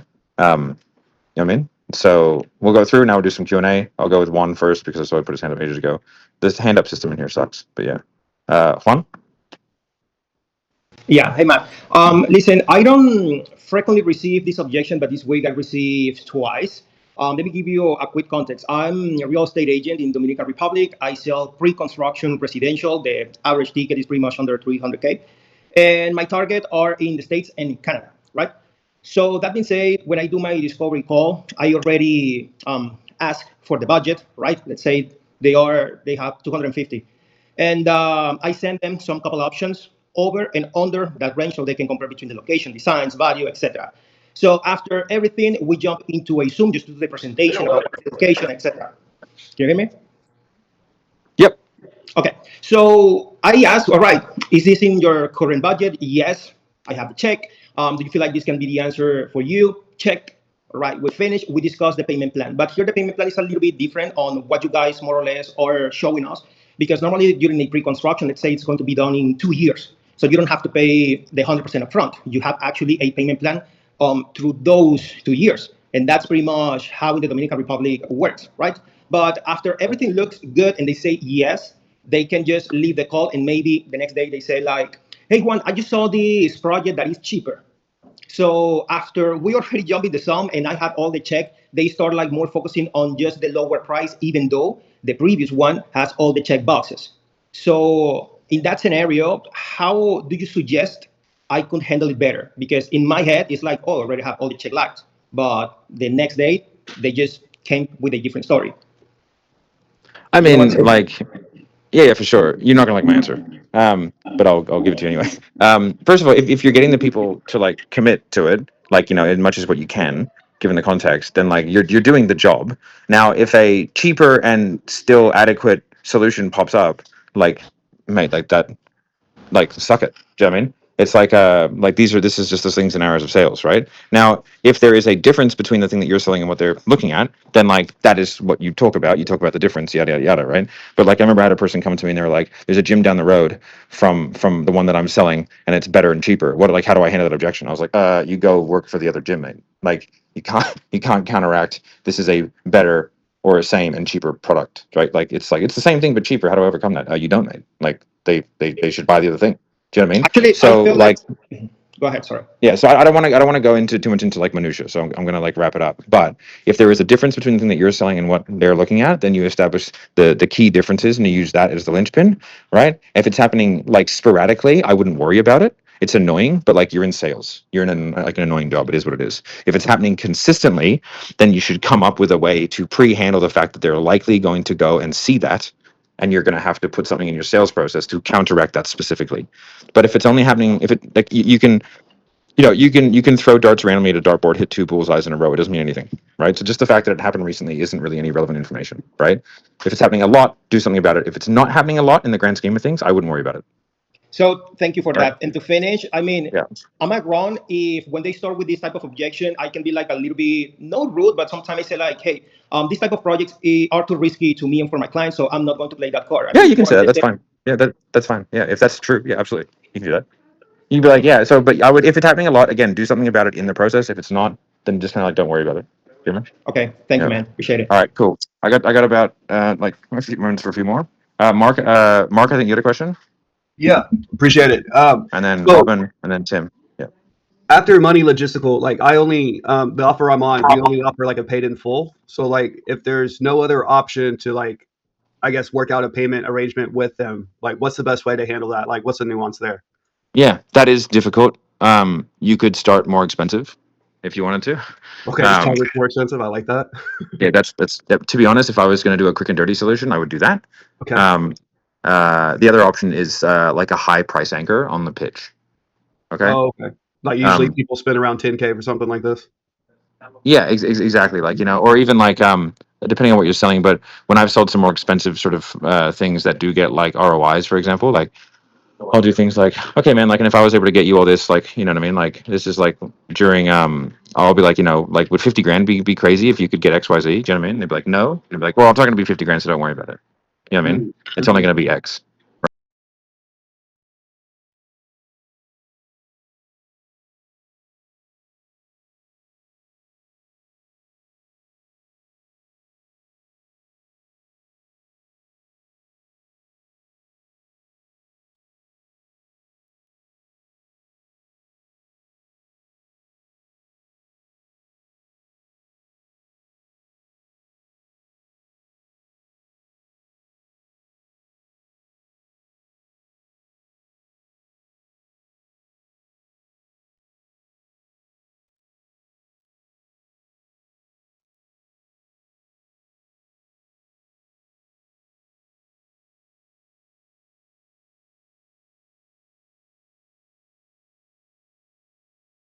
Right now, it's a difficult one to pull off. I've done some content on it, I think, but high price anchors do work.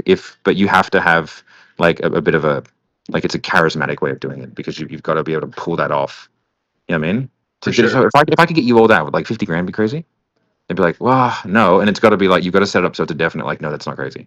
Right? Like, it's got to be a definite, like, no brainer. There's no other way that anyone's going to answer that. Right? And then from there, you're like, well, it's not going to be that. Like, so don't worry about it. And then from there, when you pitch and you give the actual price, right? Like, it's a lot better.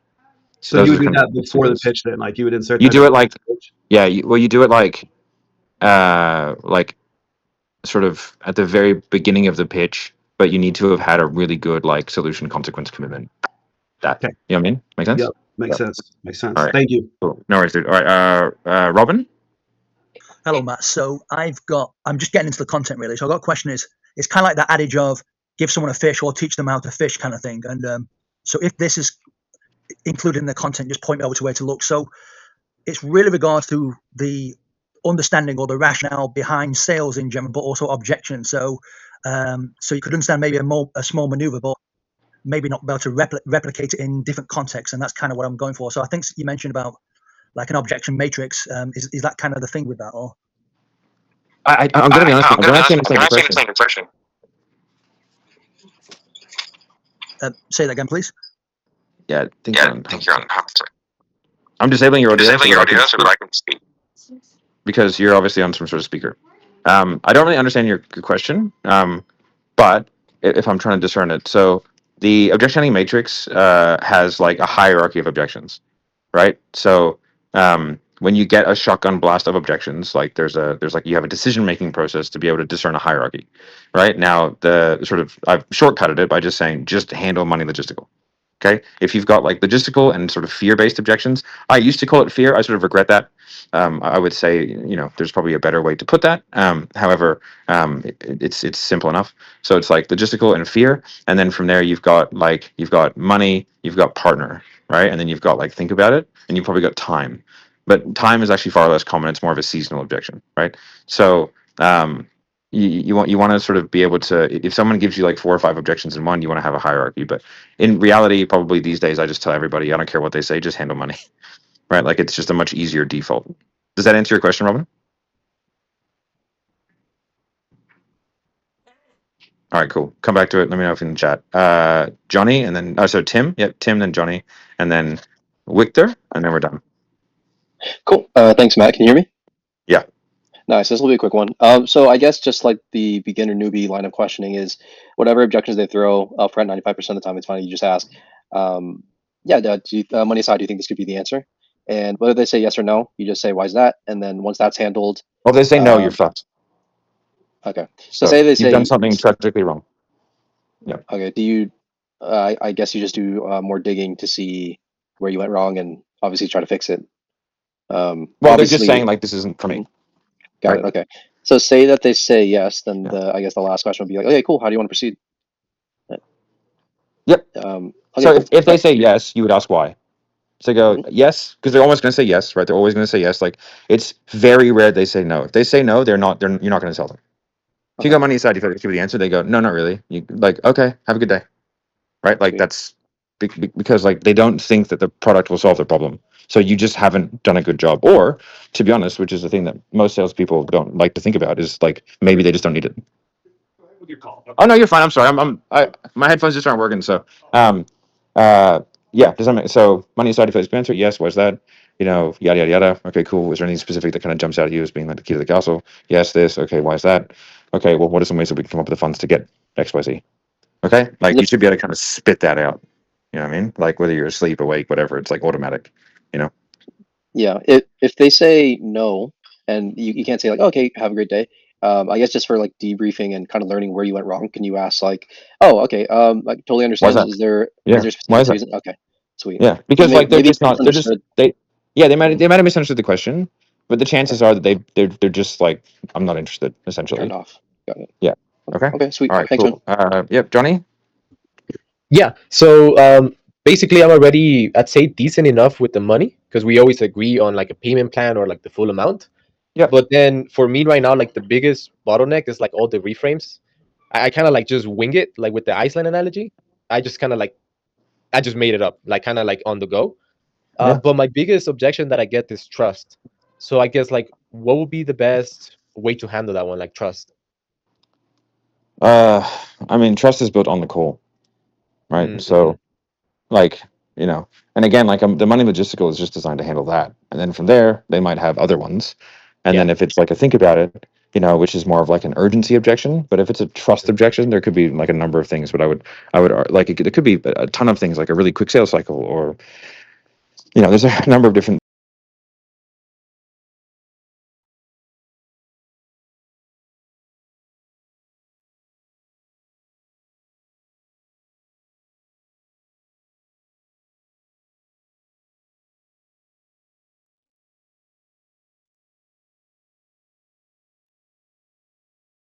things. Depends on what you sell to. Do you sell some sort of fucking AI thing? No, marketing services. Yeah. Well, if it's so agency, the like so marketing services, like trust is a huge one, Yeah. right? Because like you're handing over the keys to the castle, right? Yeah.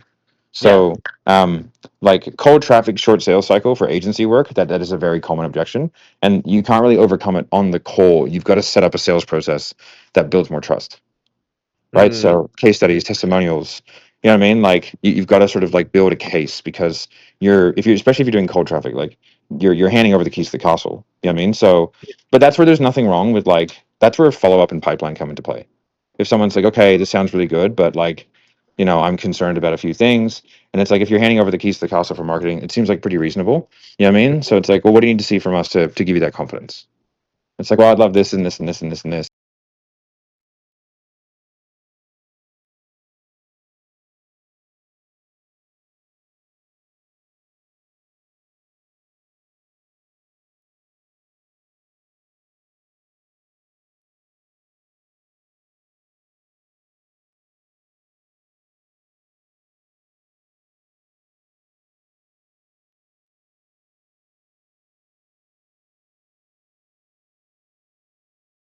It's like you can try and overcome a few of them, but at the end of the day, you might just like speak to that person two more times and sell them. Do you know what I mean? Like Yeah. this is just the way of sales. Okay, that makes sense. Yeah. So I'm Yeah. gonna try to pre-handle that with pre-content. Yes. Yeah, Yes. and Case yeah, studies, because testimonials, like having education and just stuff like that. Right. yeah, okay, Okay. yeah, Cool. because for me follow up is not really working. Like I schedule a Yeah. follow up, but then they tell me that they picked another company. Sometimes I feel like it's a lie because I don't see them running ads for like a month or two. Yeah. Probably is. Yeah. Yeah. Yeah. Okay. Yeah. I All appreciate right. that, Cool. man. All right. Last one. Victor. I know Yeah, it's it's Victor, Victor. but yeah, Close enough. I know it's Victor. Yeah, so more on the B2B side. So when you have a prospect like with multiple decision makers, let's say, and you basically cannot agree on the price with that person that you have the meeting with. So how do you like go around it when you cannot You agree should on the ask price budget, with the person? but you're doing B2B. You should find the budget. Okay, so just, but okay, You so should I have the actually like, person. what if any budget have you guys set aside or is in your department to achieve X?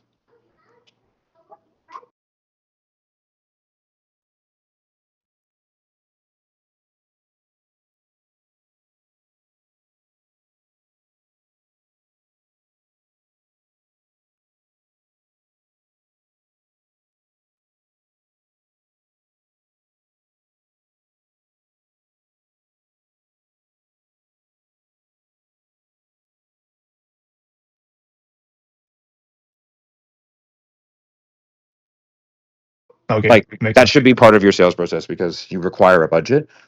You know what I mean? And then like, because if you're way outside of the budget, then they're going to have to pull in from other or get special compensation for it, or they're not. Do you know what I mean? So like, Yeah, so you just do it straight away, basically, oh, as soon just as part of your possible to get discovery. the You budget, should right? find out budget. Yeah. Okay. Yeah. I guess like if it's like a solve problem X, right? Okay. So like what budget have you guys got to solve problem X? Oh, we've got $2,000. Okay. And what kind of outcomes are you looking for? Well, we're hoping to get a 5X lift in sales. Okay. Over the next 12 months. Yeah.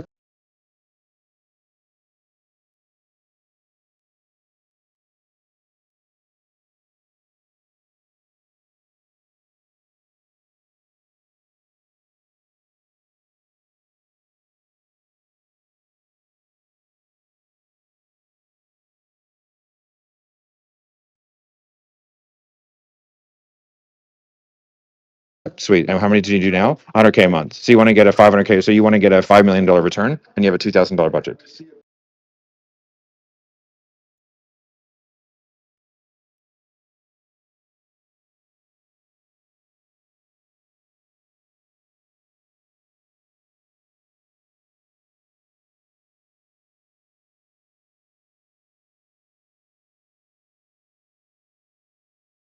Does that sound reasonable? It's like, are you retarded? Yeah, You makes know, sense. like, yeah. And so it's like, is that reasonable? Like, because I would love to get you a 90,000X return, but I just don't think that's reasonable, et cetera, Yeah. et cetera. Yeah. That's why you get budget. Okay, All thanks. right. Okay. Okay. All right, guys. Good shit. I'm sorry if there's any more, but I got to run. And we'll kick off the rest of it next week. But let me know, post up in the school community what you guys got out of today. And if you got any questions, I'll go through later on today and answer them. All right, guys. Bye.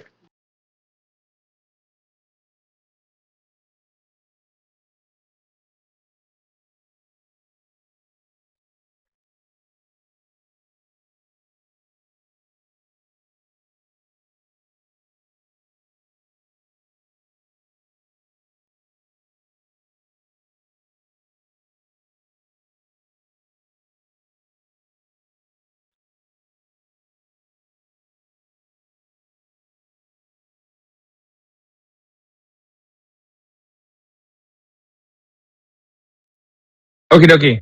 Alrighty, guys. So we're gonna go back and we're gonna redo. We're gonna start the sort of the objection component over again. All right. So what I'm gonna do today, because I don't know who was here last time, but we're gonna be going over objections. Okay. So this is week 2,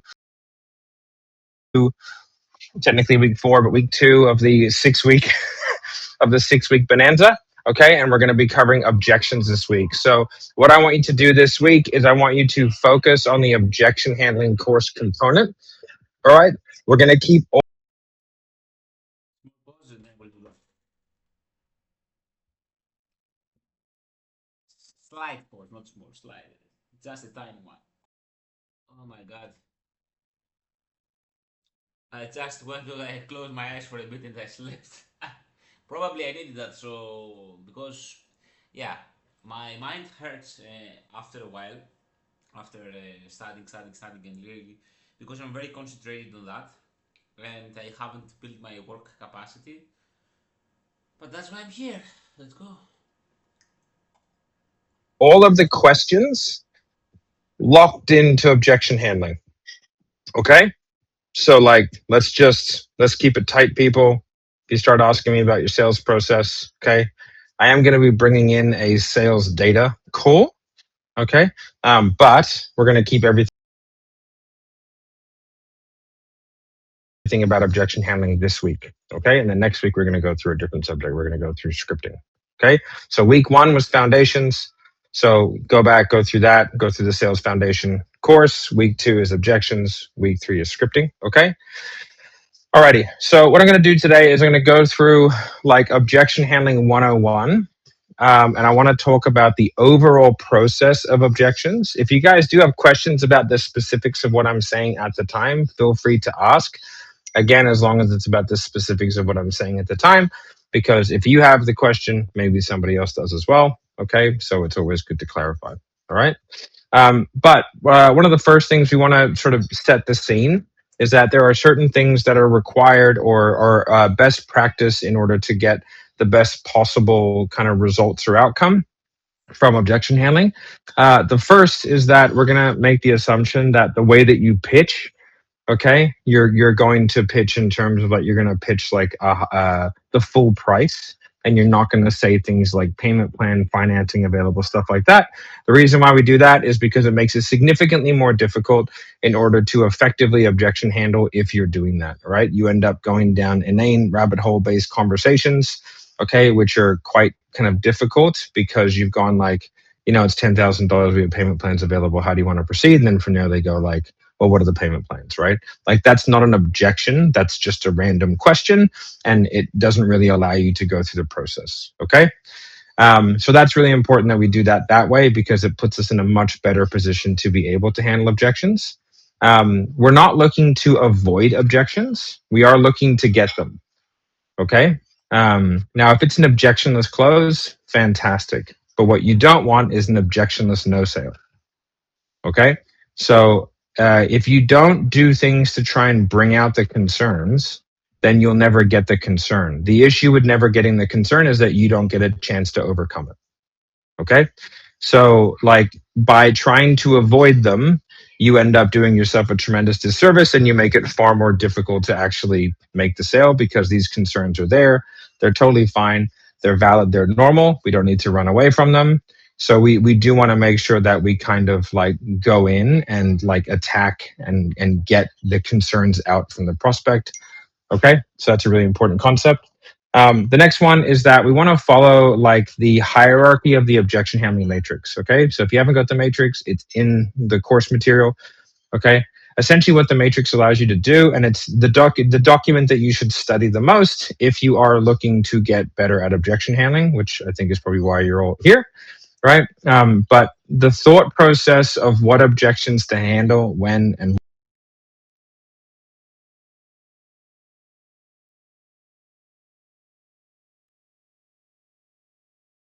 Find the document. Not Facebook, what the fuck?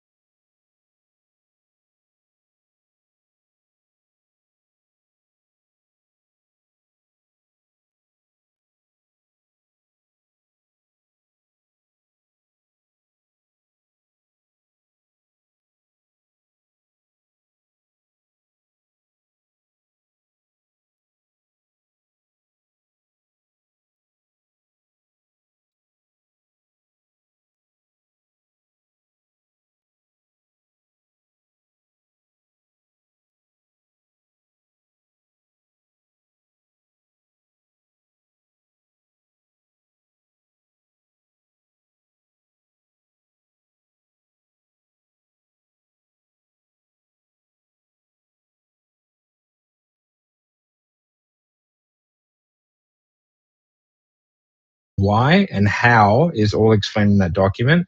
But like you don't just want to know what to say, you want to know why you're saying it and when to say it. Okay. So the hierarchy of objections is done in a matrix. That's why it's called that way, right? So you've got your logistical, and then you've got your more like, I called it fear. I do regret that, but it is what it is.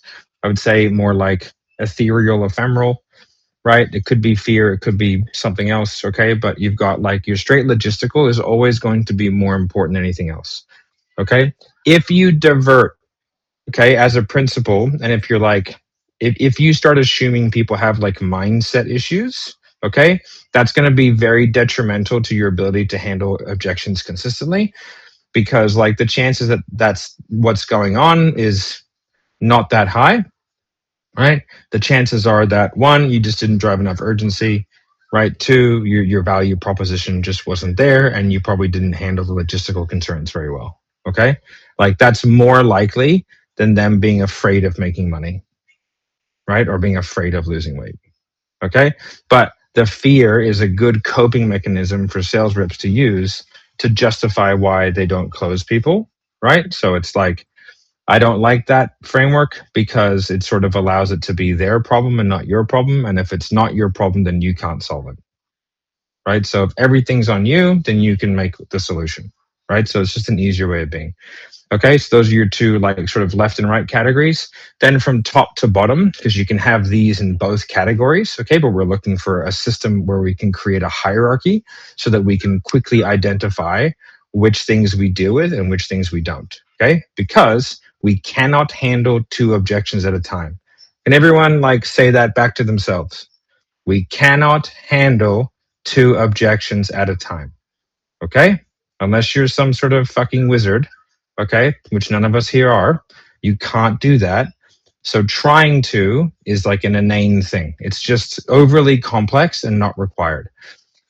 So we have our like left and right designator. Logistical is always more important than the fear, okay? So we need to handle that first because we cannot handle a fear-based objection without handling the logistical, okay? And if we go for fear first, we run the risk of beating people over the head with a mindset bat before we even have a logistical conversation. And then that's just not that way, not that pleasant of a way of doing it, especially if someone doesn't have a bad mindset. There is nothing more aggravating and gaslighting than yelling at someone they have a bad mindset when they just can't afford to do it. Okay? Don't you have a bad mindset? I really don't.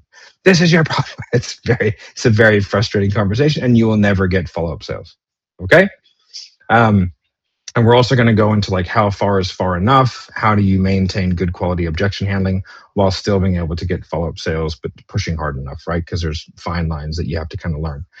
Okay, so you got left and right. Then we got top to bottom. Okay, we've got money.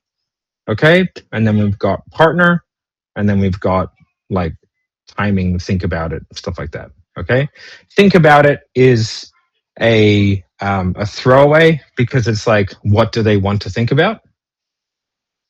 And then you get the objection. It's like, I want to think about the money. I want to think about the time. I want to think about telling my partner, okay, whatever it may be.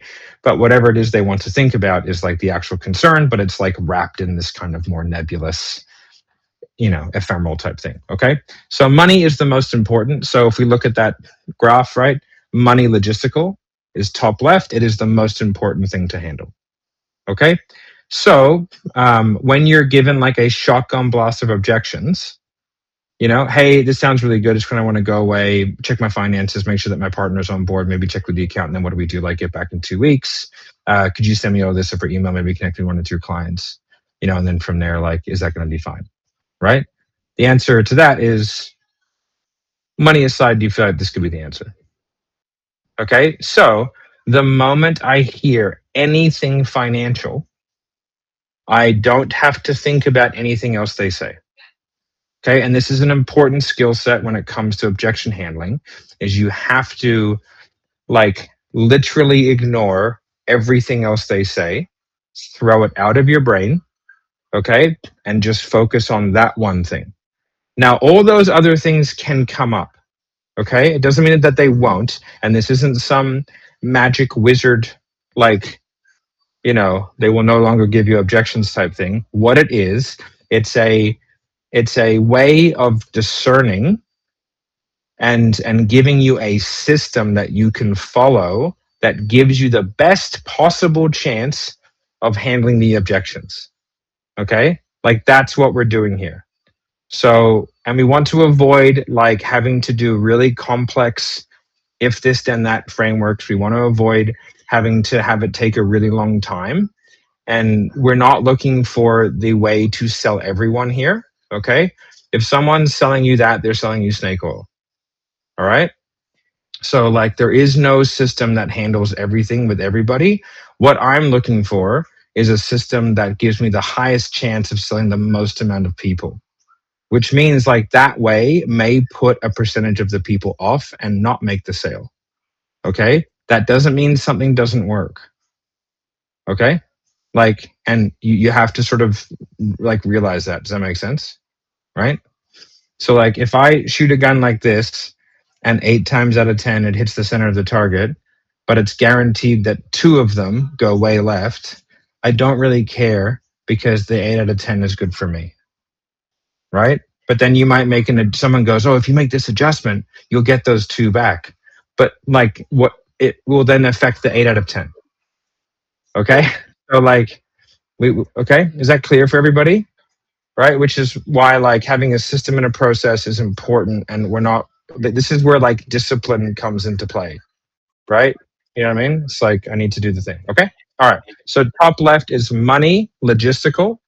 Okay. Then from there you've got partner, and then you've got the time and the think about it. Okay. And you're going to deal with all of the logistical before you start going into any of the fear-based stuff. Okay. And then you've got like smoke screen in the objection handling thing, but like I just think you can combine them because a smoke screen is like someone being too polite to tell you no. Right? Like that's essentially what I've summed it up as more recently. Okay.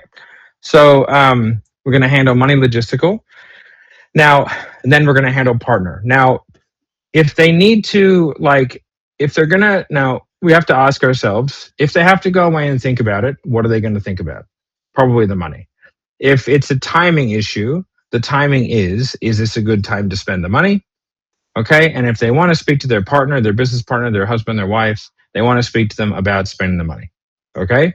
Which is why the hierarchy is money. All right. So if you don't get a money objection, okay, if they say, I'd love to, like, it's not a bad idea to just do the money stuff anyway. Okay. If they give you like, oh, I just really kind of need to go away and make sure this is right for me, maybe speak to my partner, and yeah, I think like, just really make sure that like everything like lines up at the moment. I'd be like, okay, money aside, do you feel like this could be the answer? The reason why I do that is because they might just go, no, the money all makes sense. Oh, okay, so like one payment of $5,000 works in your current budget. Yes, it does. Okay, perfect. Like, how do you want to proceed?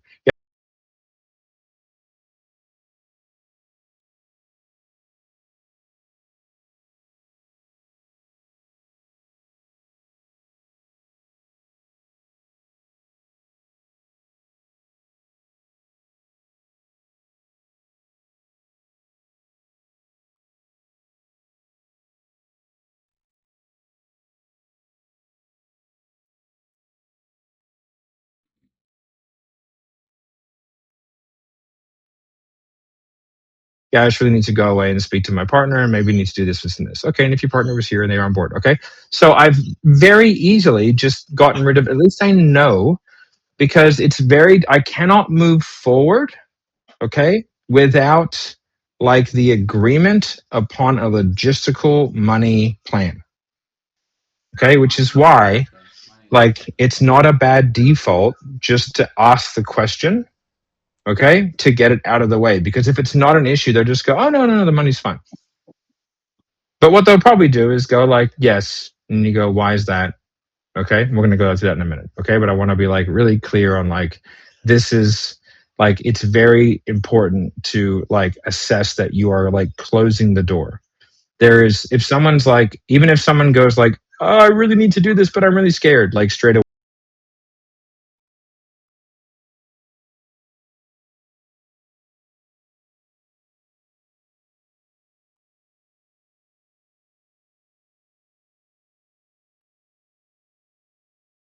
away, I would still go money aside though. Do you feel like this could be the answer? Right? Again, reason being is because like there is no progression without that locked in.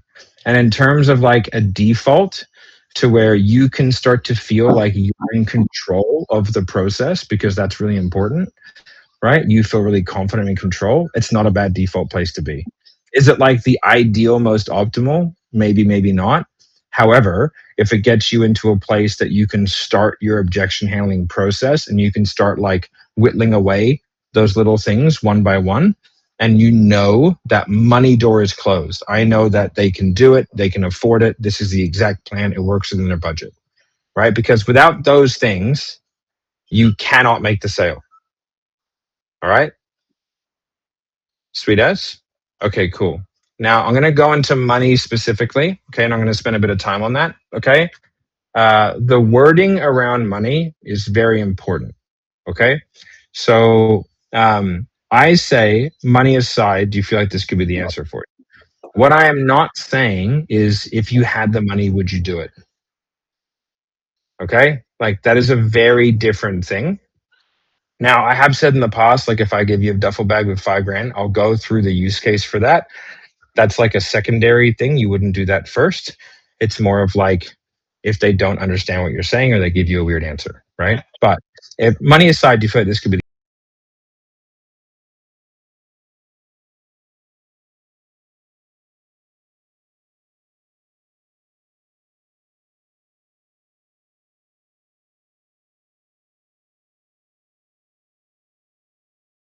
the answer for you?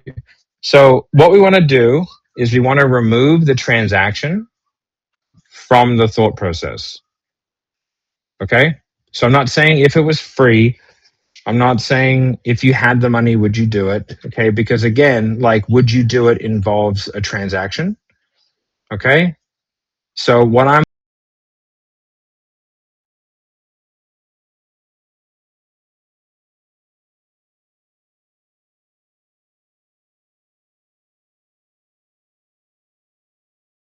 what the point of my initial thing is that I want to put them into, I'm going to start the process of really digging deep on the value of the program itself, right? And the ability to get the thing, whether it's solar, whatever it is, it doesn't matter.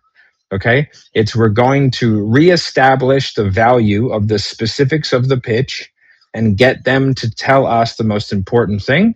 And then we're going to ask for detail as to why that is the most important thing. This is just reestablishing the fact that it works and why it works and what are the linchpins to them and in their own words as to why this is important.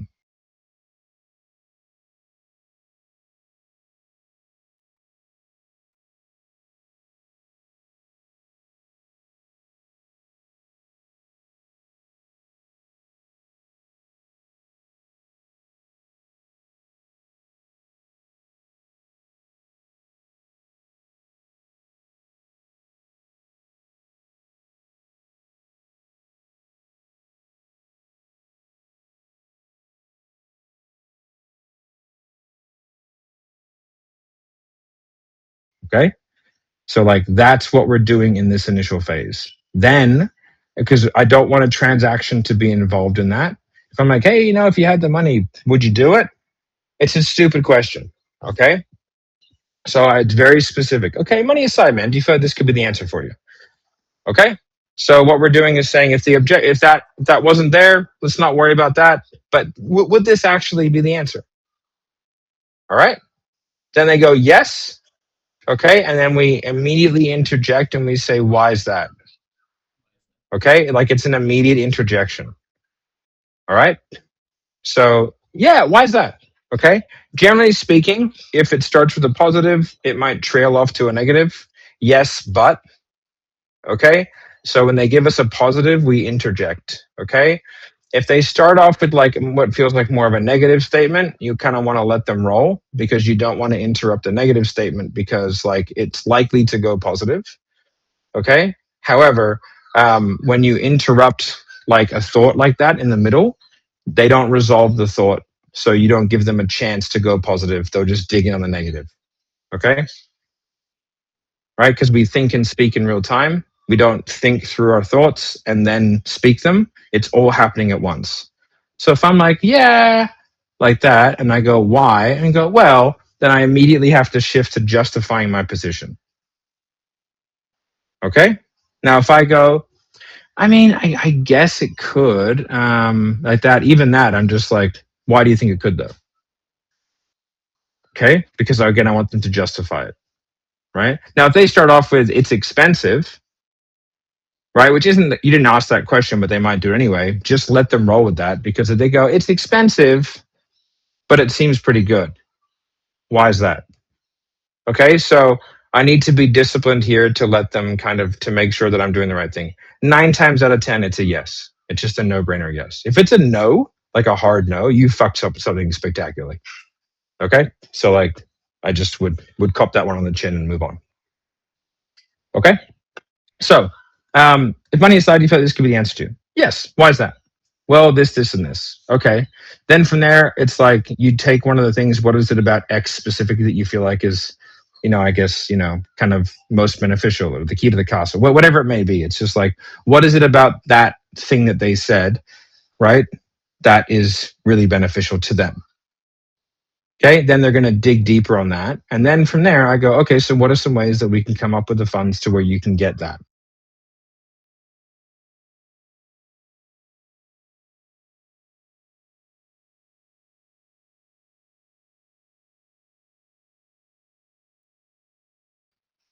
That is really beneficial to them.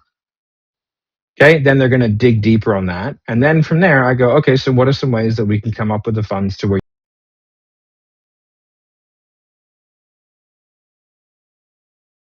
you can get that?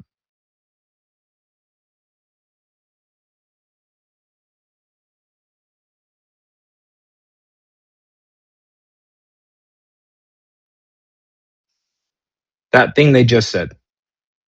Okay, so what are some ways we can come up with the funds to where we can get that? Okay, because like if they've said that this thing here is the linchpin to them getting the success that they need, then it's like, well, how do you get that then? They're like, oh, and then they actually have to kind of think about it for a second. And then from there, they might come up with some ideas. You could go through some suggestions, or that's when you can start offering like different payment options. Right? Now you want to creep it down slowly. And if you have multiple options available to you, right? Or if you don't have multiple options, this is where you might start to like drop sell if there's like a different feature based set, right? Like if you're selling a car, it's like, well, what if we, remove the leather seats? Do you know what I mean? Like stuff like that, right? So there's usually, it's just why you want to sort of pitch, one of the higher possible options within what you think that they can do. But if you just pitch the lowest all the time, you can never roll the ball down the hill. If you pitch, you know what I mean? So you want the ability to roll the ball down the hill. Okay. So if you have like multiple things that you can add to make it more expensive, then you might pitch that one and then take some features out.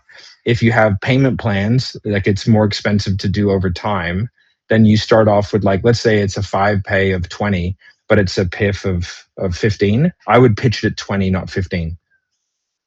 Okay. The reason being is because I don't want to go, you know how you don't have enough money? It's more expensive for you. Okay. But if I pitch it at 20, get the buy-in, and then from there I go, hey, congratulations. If you pay it off in one go, you actually get you get rewarded for that. Right? Then maybe someone can do a 2 pay of 2 pays of 10. I take the 10, then go, hey, did I mention that you get a paid in full discount? They go, no. I go, oh, fuck, man, I'm so sorry. You actually get $5,000 off. So you save yourself $5,000 if you just paid an extra 5 today. Do you want to do that? Oh, fuck yeah. All right, sweet. Let's do that.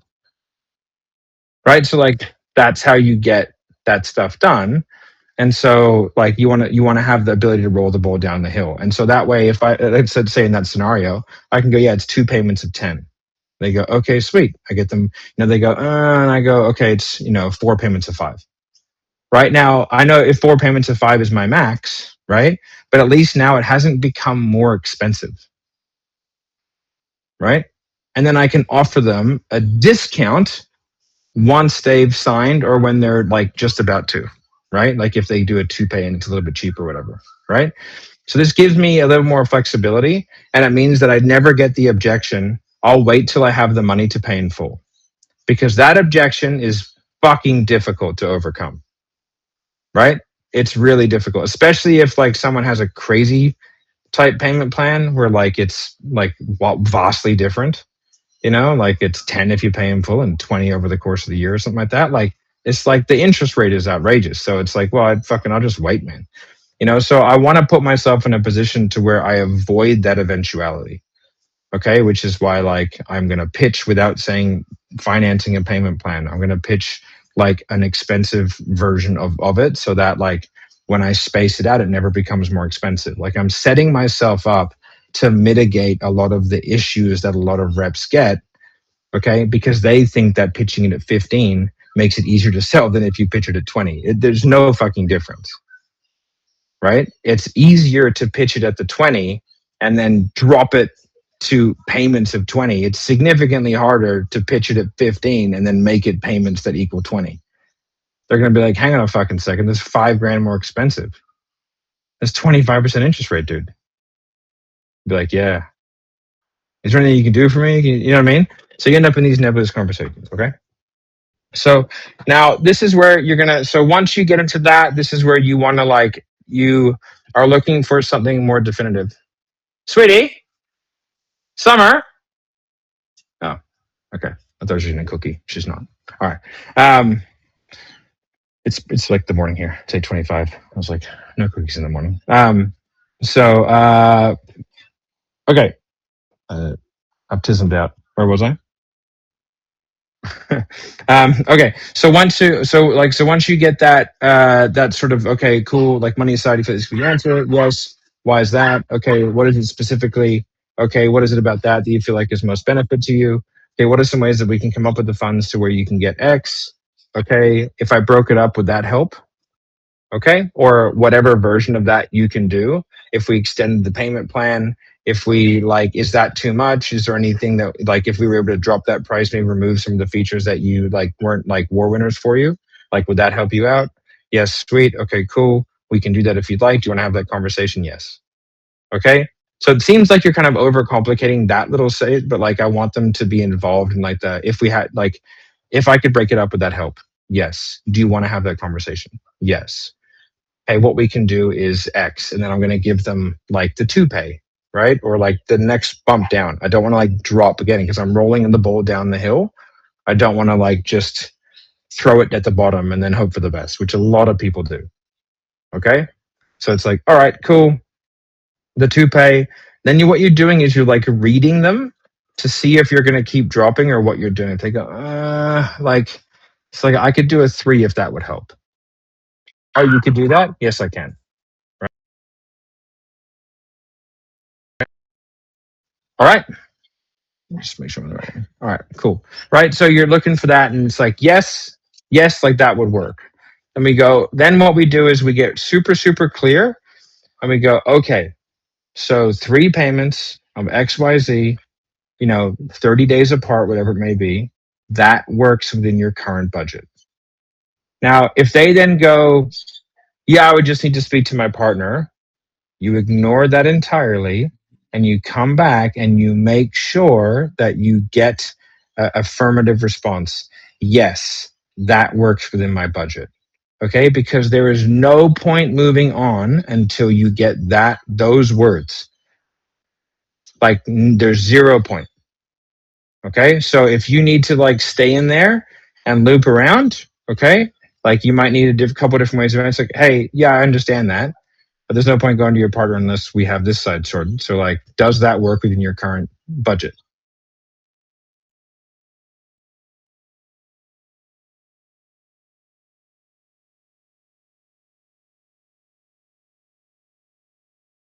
Yes. Okay. How do you want to proceed? Okay. We don't then ask for the partner. Okay. We didn't just go, how do you want to proceed? You never know. They might just go, yeah, let's do it. But they might just go, yeah, I just need to speak to my partner. You go, okay, cool, man. And then we just go through partner. Okay. So, and the whole time they might be referencing their partner. They might be, yes, but I have to speak to my partner. I could do that, but you just deflect back, and because you're going to deal with partner, but there is no way to deal with partner until you've dealt with money. Money first. Okay. Which is why, like, if someone gives me a partner off the bat, I'm going to go, okay, but like money aside, do you feel like this could be the answer for you? Yes. Okay. And they go, no, the money's not an issue. I go, okay, so the 20 grand works in your current budget. Yes, it does. All right. And you feel like this is the best move for you? You feel like it'll work? Yes. All right, cool. What do you want to do from here? I just want to go and speak to the partner. Okay, man, if your partner was here and they were on the call and they had kind of all the context, you feel like, you know, they would think that this could work? Which is another one of saying, partner aside, do you feel like this could be the answer for you? Right? It's the same question. Okay? It's not would you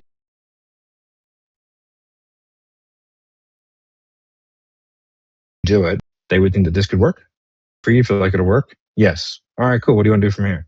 I just want to go and speak to the partner.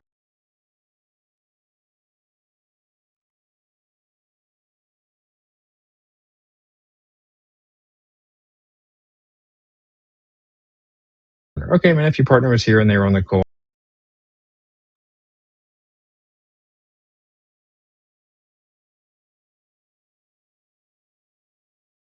and they had kind of all the context, you feel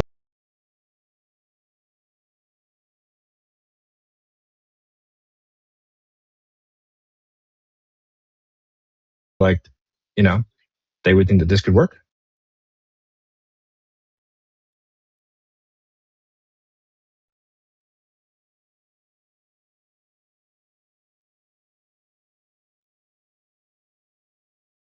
Which is another one of saying, partner aside, do you feel like this could be the answer for you? Right? It's the same question. Okay? It's not would you do it? If your partner was here, like, would you do it? It was like, do you feel like this could work? Okay? Go away. Alrighty. God, how do I stop iMessage on my phone? Quiet, gypsies. Mute you all. Hide alerts. Okay. All right. Okay. So that's like the basis. We have 15 minutes. That's the basis of like the objection handling hierarchy and then money. Okay. So now we're going to open it up to questions specifically and only, and I will just not answer the question and move on awkwardly if it's not about these things, about like the objection handling process, like the thought process behind like money, sorry, behind fear, like logistical, and then like the hierarchy of how they go, right? Or the execution of the money itself. Questions? Or did I just fucking nail it? Jess. Hey, Matt. I just wanted to clarify. You said mindset issues that we put onto the prospect. What did you mean in regards to that? Because I wasn't quite sure. Yeah. So when we're dealing like a lot of like people want to deal with like fear-based reframes, right? They like that stuff because they find it fanciful and it sounds cool in like a core review. Whereas in reality, like a lot of the time, it's just not that required. Sometimes I'm sure that it is. So a lot of reps default to like going to that stuff quickly for two reasons. One, because of what I just said, but two, because it gives you a very good coping mechanism as to why you didn't sell them because they had a bad mindset. Mhm. Okay. Like the odds that the person seeing a problem in their life and you're doing like, if you're doing like direct response advertising, that person is a low information buyer. Like there's someone who is like on the precipice and looking to solve their problem. Right. So it's unlikely to be like a pure mindset issue. That you do run into those things. However, it's just people handle them in ways where they go for like mindset first because it sounds fun and cool and they like doing those reframe shit. And then from there, like it is the ultimate get out of jail free card.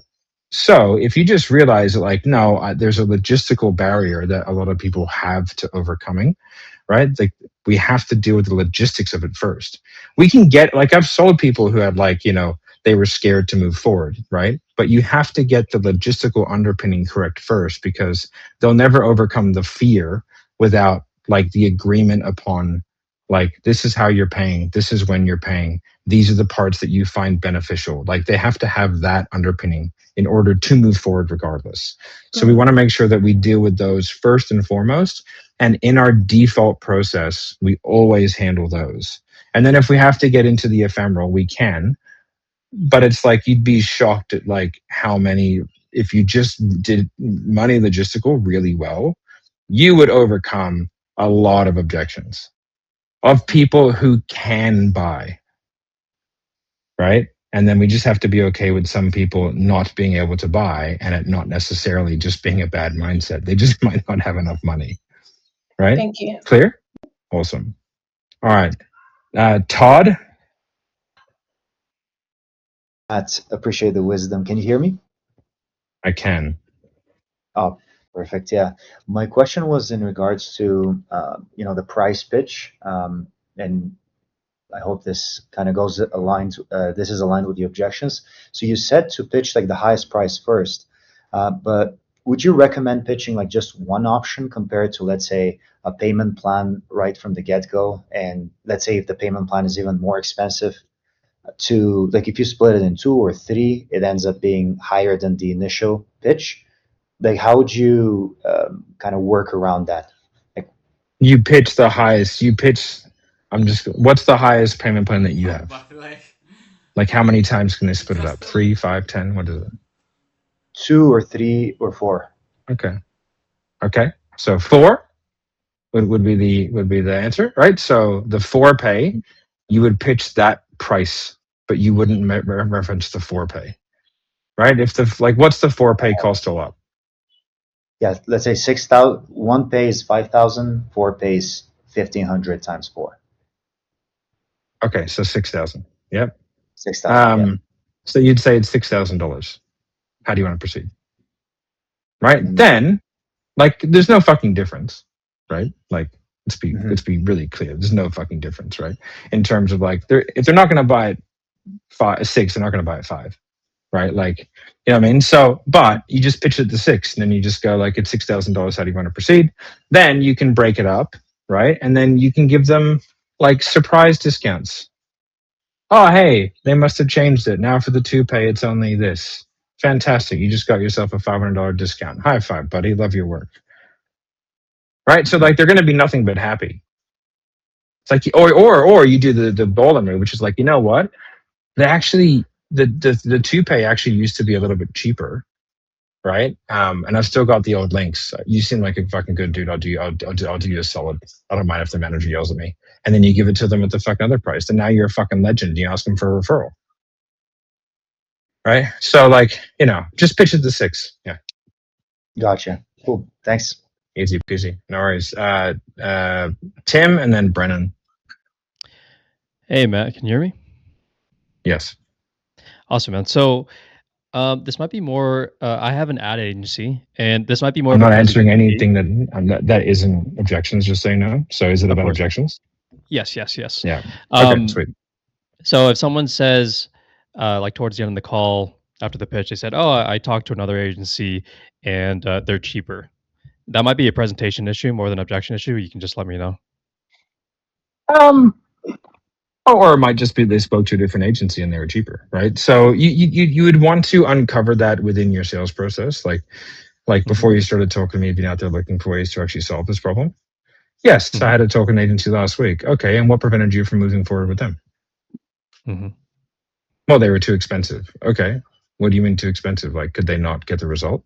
Right? So like, or like, you know what I mean? So you'd want to uncover that early. So that's a good lesson of like there are certain like listen, you can sit there and argue about features, benefits, and all that kind of stuff, because like they're always going to be cheaper. Now if they're better and cheaper, you're fucked. Like you should just be better, right? Like that's a problem.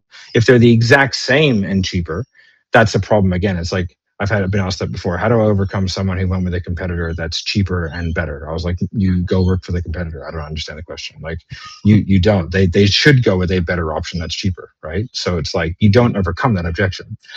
And so those are the things that you want to handle very early and really make a conscious effort, especially when you're doing agency work and if they're shopping around.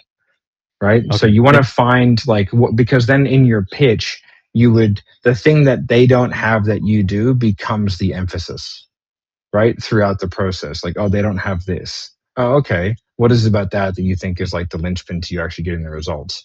And then if you provide that thing, then that becomes like the thing that you talk about moving forward. Right? Perfect. Thank you, Matt. Awesome. No worries. Brendan and then Jordan. And then I'm probably Yeah. So Matt, question on the snowballing down. Like what do you recommend on offers where they're really it's piff or nothing? There's really there's no other options, there's no flexibility. Like they have the money or they don't. Yeah. I mean, then like it is what it is. You know what I mean? Then you're just gonna have to spend more time building the value, and you're probably gonna have to get better at farming people, right? Because if they don't have that money up front, then they're going to have to get creative, right? So you're going to have to get good at using things like funding or Amex Blue, or depending on the price. Like what's the price point? It's a 2 call. The first, it's kind of an upsell. The first call is $14.95. It's a mold inspection service. So it's Oh, that's $14.95. right. Yeah, I remember that. Yeah, Right. yeah. But I mean, we I never want to think close. for like professional services, stuff like that, like especially, I think that I'm assuming it's some sort of like deposit and then certain timeout from payment. It's, you know what I mean? So Yeah, it's a 2 call system. The first call is $14.95. They go to the home, they do the yeah, on-site review. I have a recollection of the conversation that we had, Yeah. right? The But second call is then another 5 to 7K. So we don't want to yeah, sell the first call without an understanding.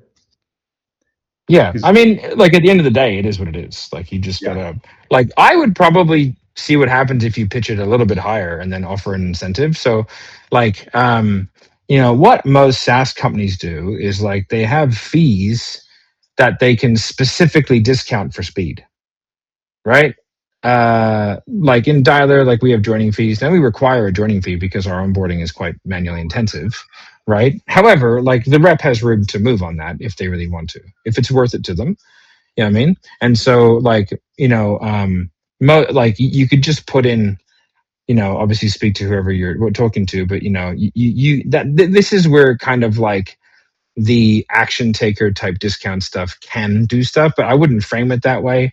I would just say things like, listen, we do have an opening because we had a cancellation. If you want, I can take it from like you pitched it at 2K, but I can do it for $14.95 if you're able to kind of get in faster. You know what I mean? So you just you always want to try and create some incentives, right? You know what I mean?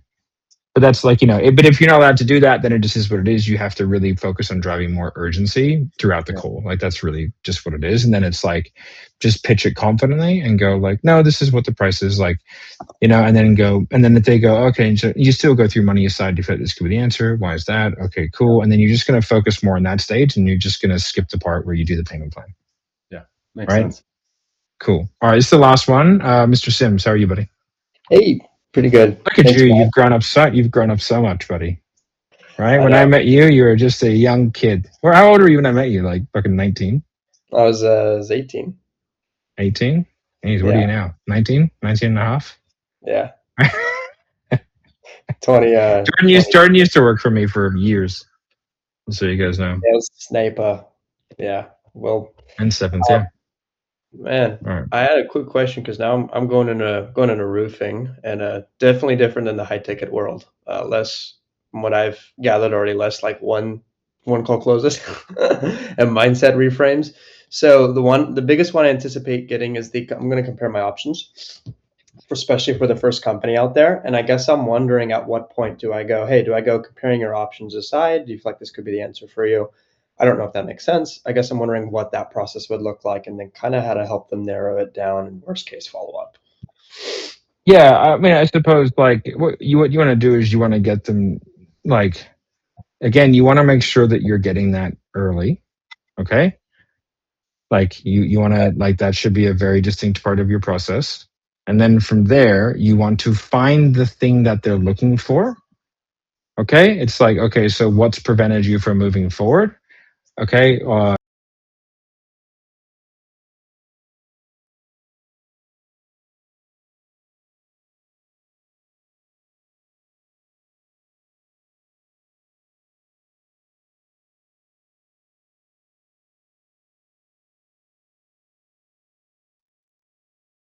you know, and then it's like, okay, when you get the criteria met of XYZ,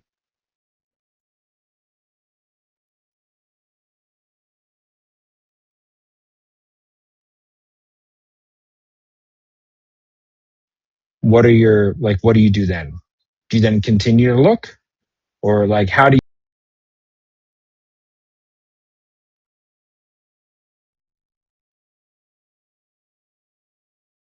you know that you're making the right move?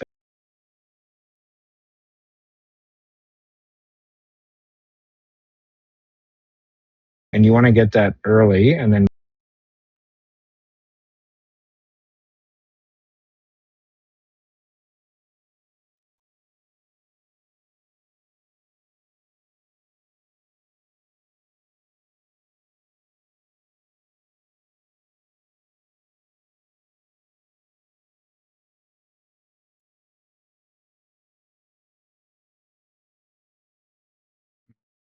try and really establish, like, okay, once you find someone that ticks all the boxes, what do you do? Right?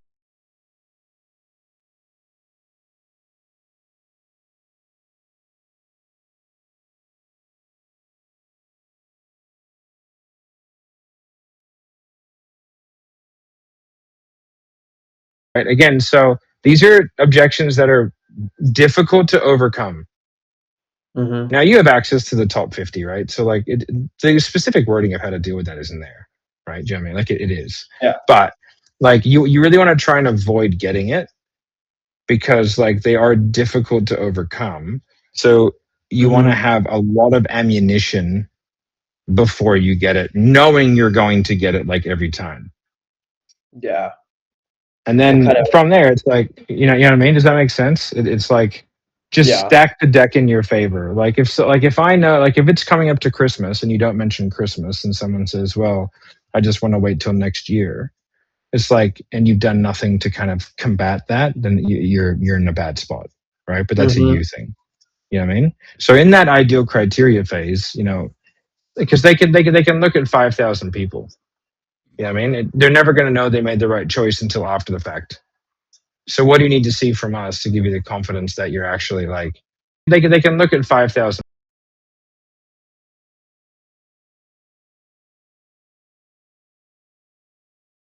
people. You know what I mean? They're never going to know they made the right choice until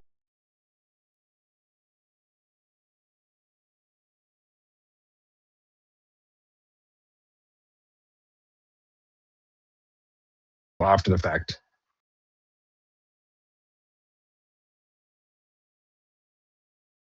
So what do you need to see from us to give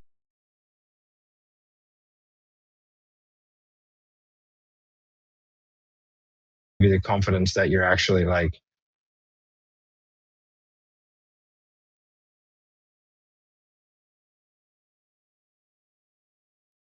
getting the right stuff? Are you looking for the cheapest?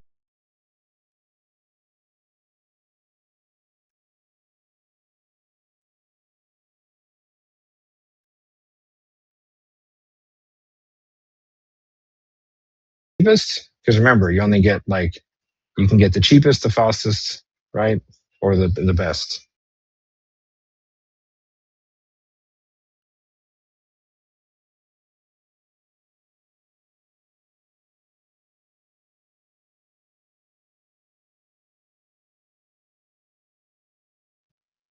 Right? So if you want it really good and fast, it's going to be expensive.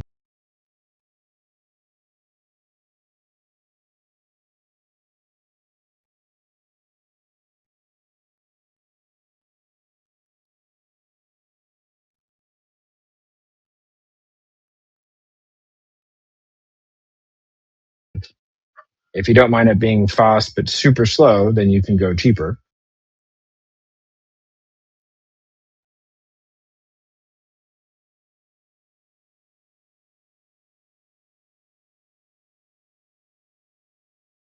Right? You can only click two of the dots at a time.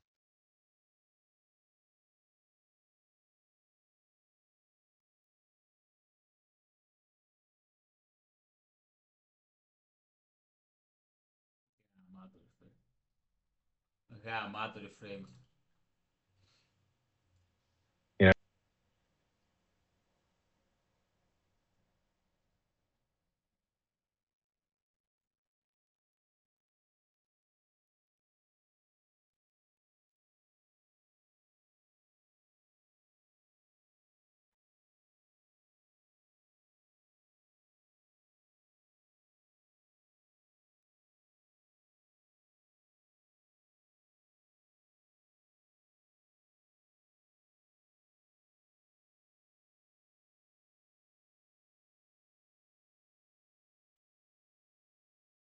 and fast, it's going to be expensive.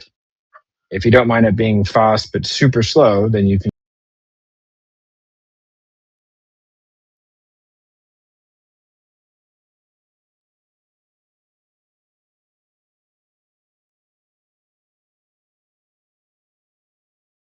go cheaper, right? You can only, it's like, and you've done nothing to kind of combat that, then you're in a bad spot, right? But that's a you thing. You know what I mean? So in that ideal criteria phase, you know, because they can look at 5,000 people. You know what I mean? They're never going to know they made the right choice until after the fact.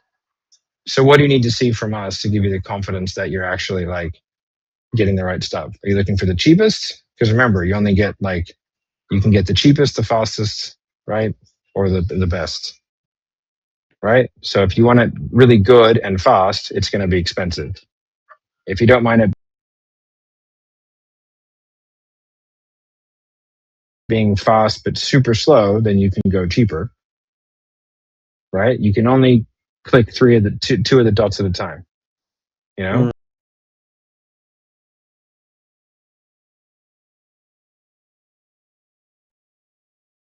If you want the best, the fastest, you're going to get the most expensive.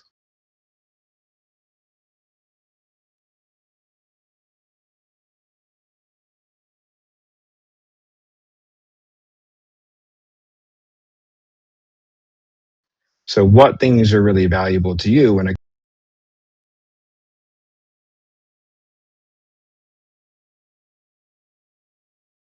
comes to choosing a roofing company?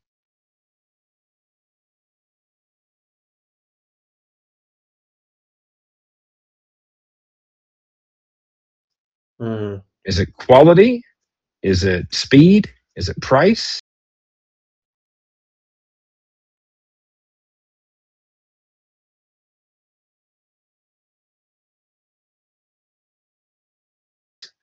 Because if you go cheap, you're going to get, you know, potentially slow and great, but it might take 2 years to do your roof. Is it quality? Is it speed? Is it price? Because if you go cheap, you're going to get,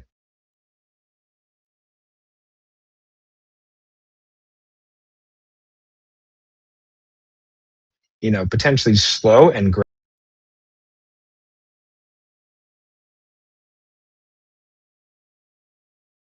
great, but it might take 2 years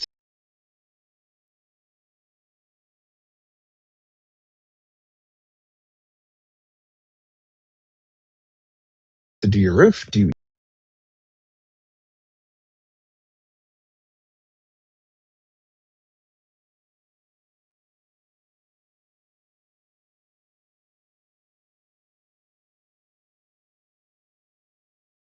you want to have a tarp over your roof for 2 years? No.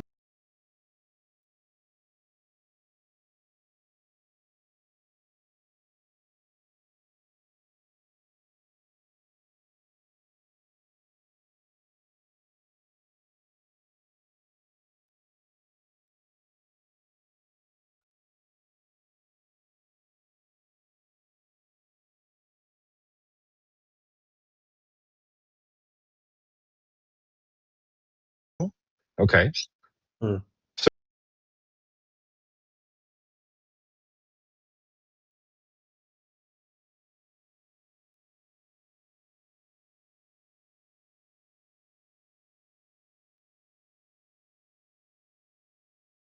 So what are your priorities? And then I can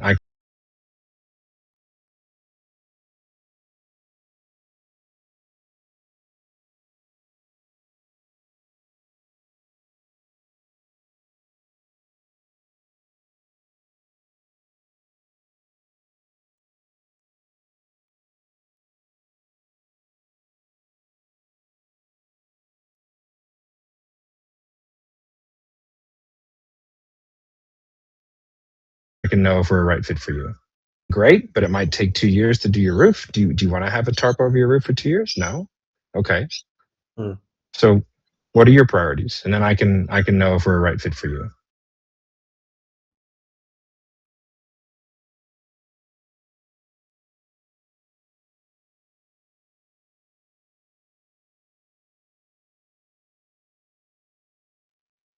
So I just want to make sure that there's no water in your house when it rains.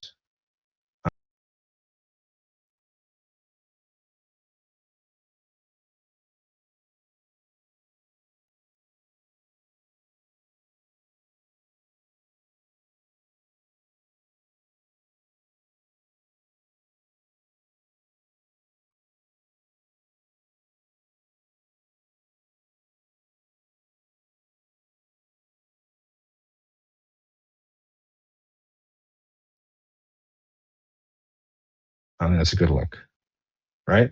Yeah, I mean, so again, do the work first, and then when it comes up, you can then conversationally deal with it because you've already done the groundwork. Does that make sense? How do you mean, like, conversationally work around it? Like, hey, Well, remember? if you've already gone over it, yeah, you're like, yeah, man, like that makes sense. But like, how do you know? You could talk to 10 more people. I'm sure they're going to present a good argument. That's what they do for a job. But like, how do you know unless you do it? So, do you want to get it sorted now? Because like, or do you want to sort of like wait? Is this a now problem or a later problem? Do you know what I mean? And then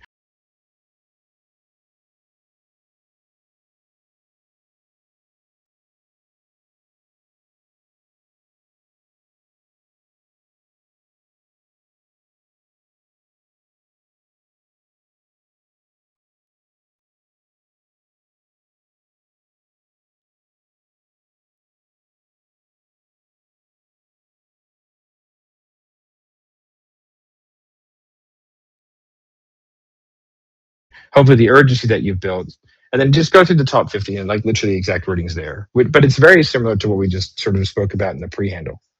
So I would Yeah, really focus on like the pre-handle, and you've done enough salesing over the years that once you have the ammunition, I don't think it will be particularly difficult. got it. It's Okay. just doing it without the ammo is hard. Yeah.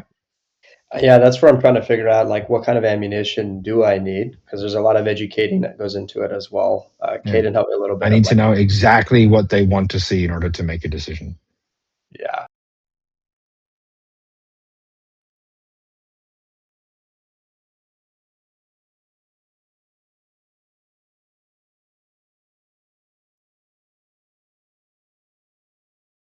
and they like have no And then if idea. you then walk them through the things that you do. Yeah, Right? You've done this before, mate.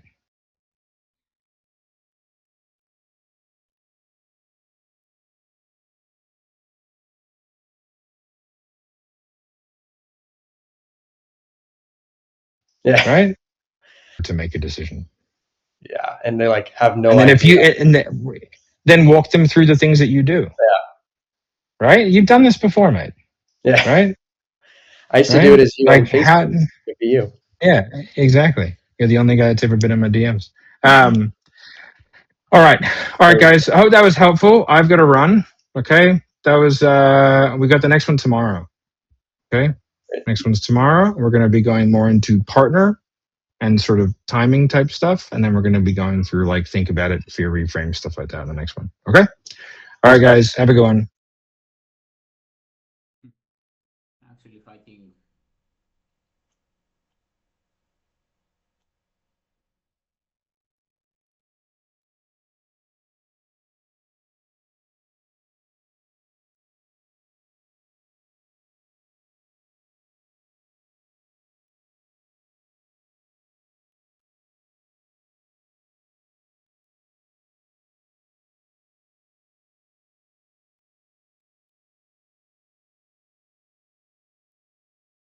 how to send this to Jim. Hmm. Uh,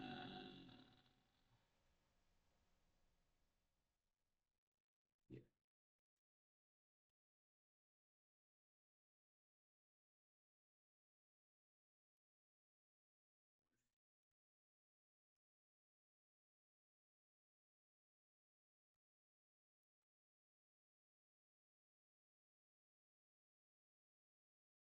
Yes.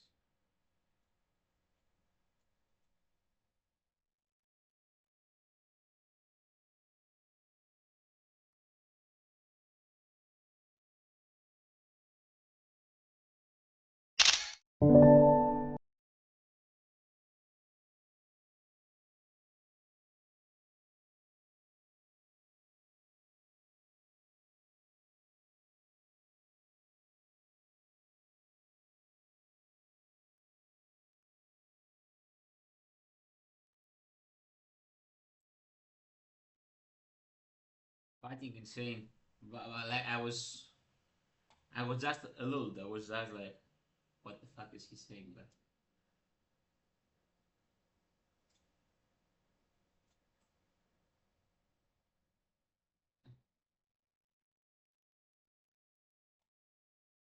this was actually fighting incredible.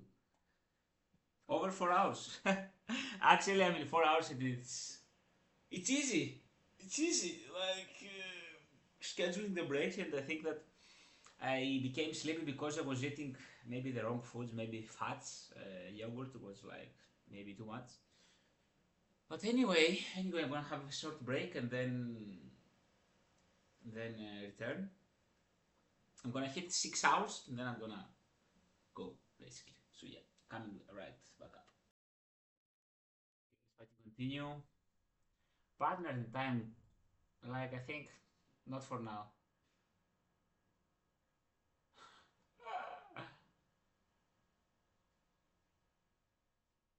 Normalize calling people retarded.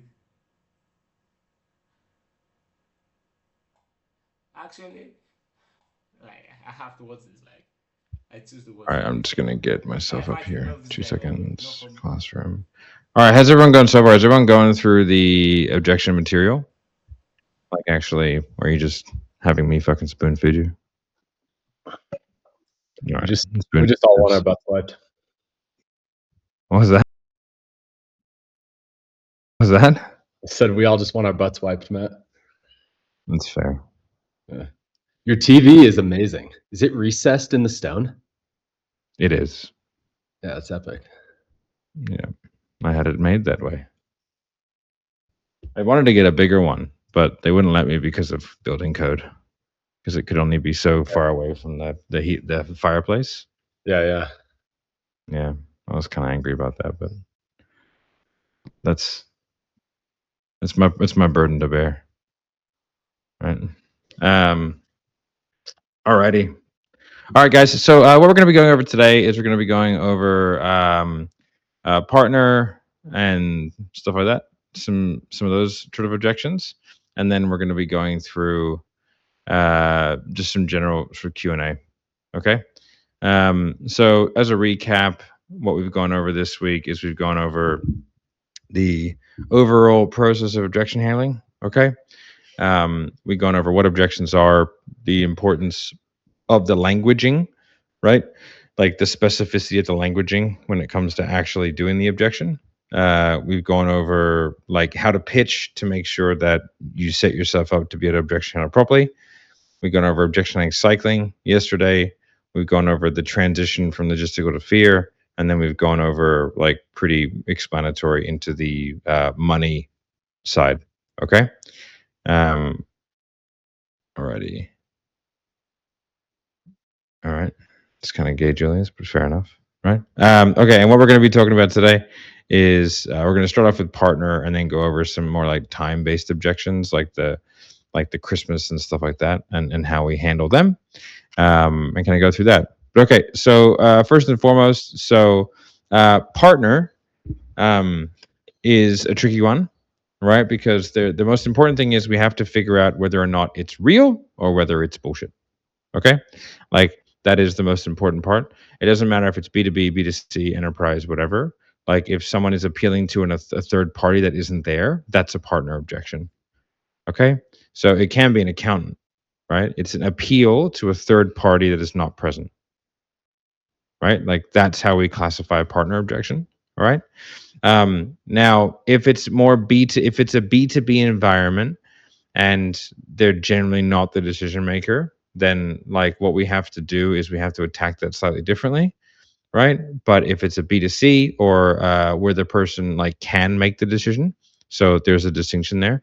It can still be B2B, but if they can make the decision, right? Like if they are the decision maker, if they can do it, they just like don't want to. They want to like, kind of pass that responsibility off to somebody else. That's a whole different kettle of fish. Okay.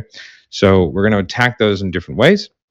And we want to have an ability to identify them clearly. Okay.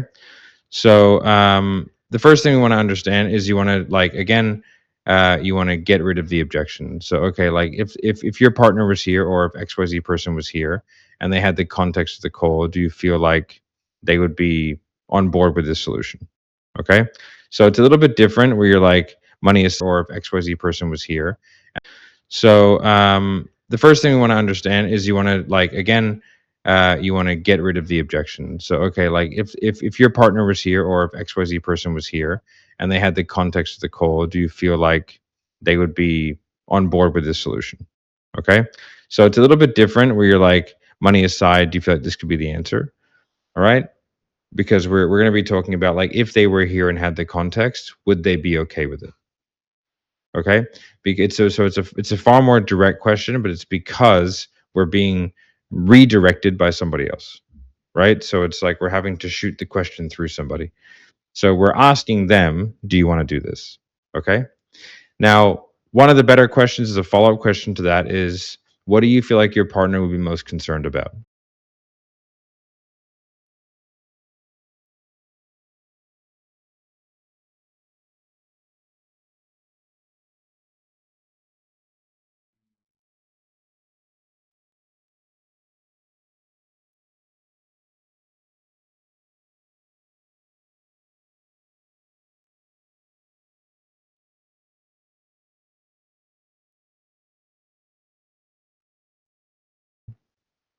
Okay. So that question is a way for them to give you their real objection.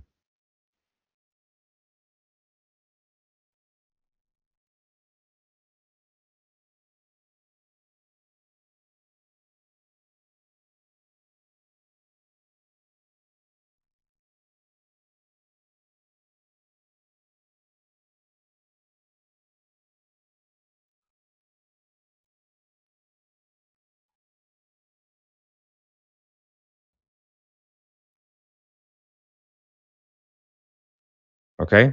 Now you can ask that first if you want. Okay. So you can just go, okay, that makes sense, man. Like, if your partner was here, what do you feel like they might be most concerned about? Okay.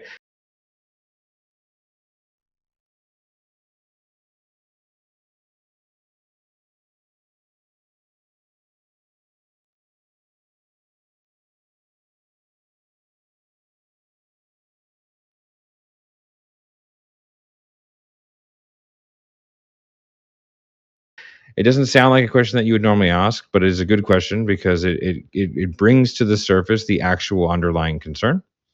Okay. And so, like, that's something that you want to be doing. All right. And then from there, we're going to be like, basically, if they give us answers like in the affirmative, we're going to be asking like probes and clarifies on why. So it's like, hey, if your partner was here and they were kind of, on the call and they had all the context, do you feel like they'd be on board with you, learning how to lose weight? Okay. And it's like, yes. Why is that? Well, this, and this.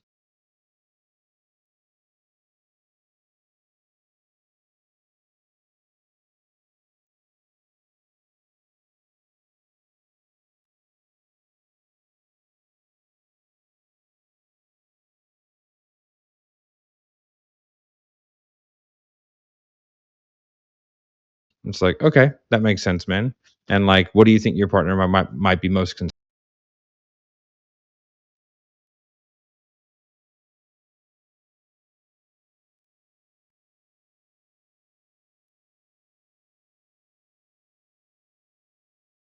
about?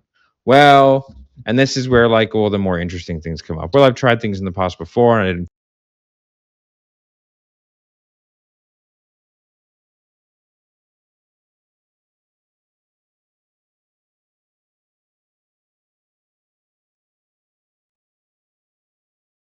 follow through and go, okay, sweet. So, like, what would they be concerned about? Well, that I'm just not going to do it. Well, are you going to do it?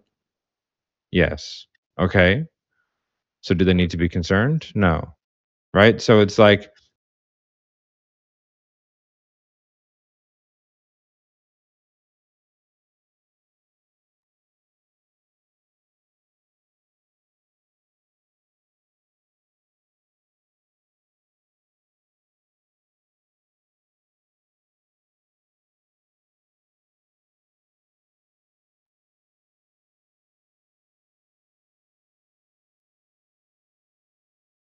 we're going to try and kind of handle that there and then. And then from there, the most critical question to ask is what happens if they say no?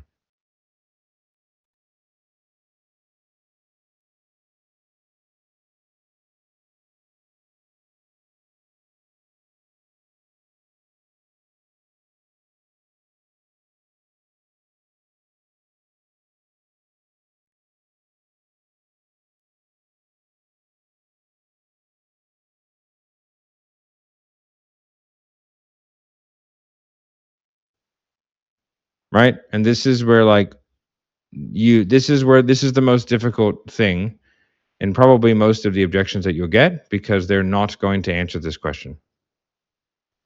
They're going to answer it in every way but answering it.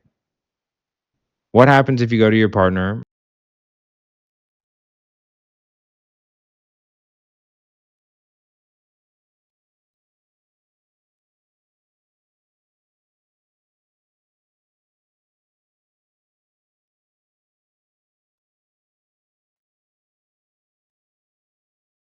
and you're like, hey, this is the thing I really want to do. I think it's the best thing for me in order to help me lose weight. And they're like, no. Well, I don't think she will. You know, we have a supportive relationship. I just want to run it by her. Right? Yeah, but what if she says no? Right? You have to, that's not answering the question. There is no pass go in this scenario.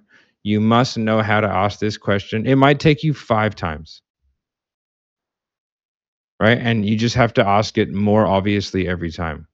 Yeah, okay, but what happens if you do though? Like if she actually says no? Well, I just don't think that she's going to do that because she's never done that before. Okay, well, let's just say she's come home, had a terrible day, right? Becky's been a bitch at work. You know how Becky can be. You know what I mean? And she's just like, meh, no, right? She's just in a shit mood. What happens then? Like you have to build a scenario where it's like, no, no, no, like this is happening. What do you do? Right? And you can build that in any number of scenarios, right? You can do business partners, whatever. Okay. But it's really important that you identify when they're not answering the question, because most like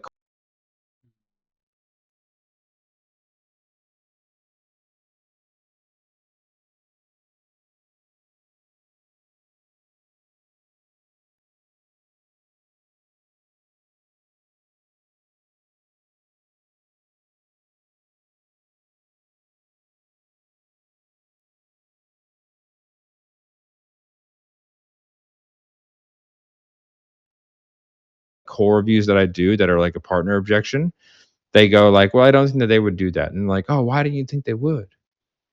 It's like, that is not an answer to the question that you asked. Okay. So, and what you're looking for is I would do it anyway, or I won't do it. It's like, well, then I wouldn't do it. Right. Then what you have to do is go through like I'm going to confirm that this is real. And we're going to talk about this for a second. Right. The way that I do that is I use like some sort of like, usually like analogy. The one that I made up was like, heavy as the head that wears the crown. I'm gonna go, yeah, okay, like that makes sense, man. And then I would just go, so like, can your partner help you? Can your partner make you do this properly? Like, can they make you eat right? Can they make you right? And you can use this for just insert whatever, right? Can your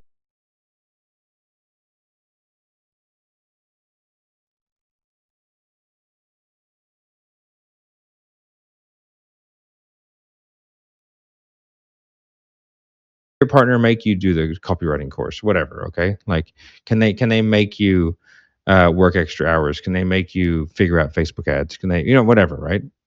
So it's like, is it like ultimately like, can they make you do this? Can they actually sit there and do it for you? No. Do they have any control over the outcome whatsoever?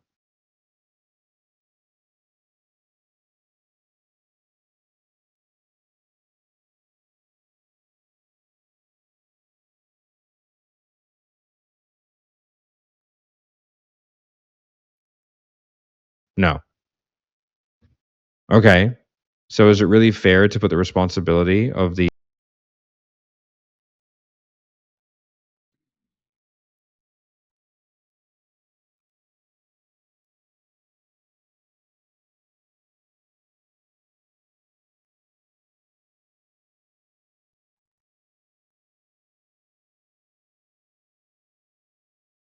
if the outcome is hit or not with someone who has no ability to actually affect it?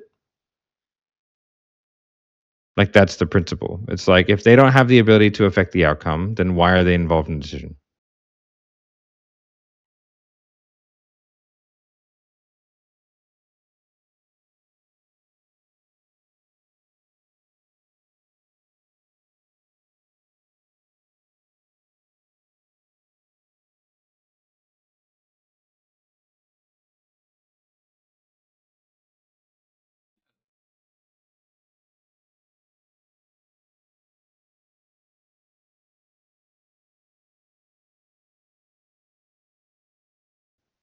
Why are they the arbiter of the decision? It doesn't make any sense.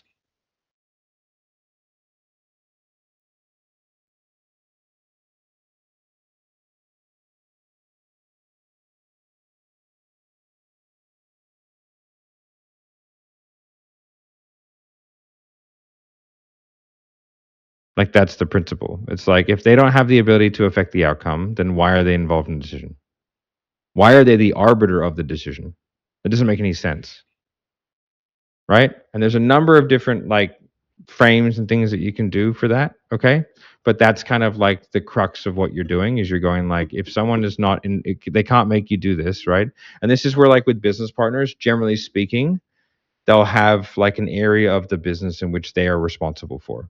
So if they're responsible for like the revenue or the operations or the finance, whatever it may be, right? And it's like, if it's their responsibility to get it to that level, and the other person is doing other shit, it's like, well, whose responsibility is it to actually figure out a mechanism to grow the business? Well, it's mine. Okay. So can your partner, like,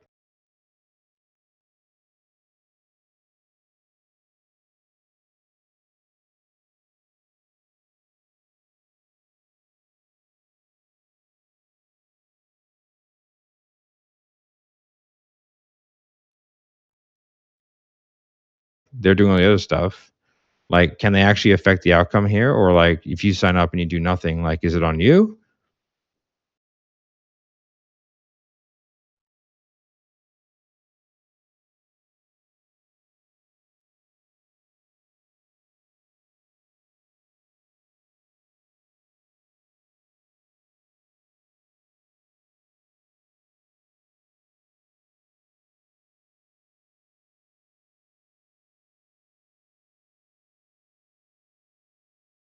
I mean, it's like, yes, okay. Well, are you going to do that? No.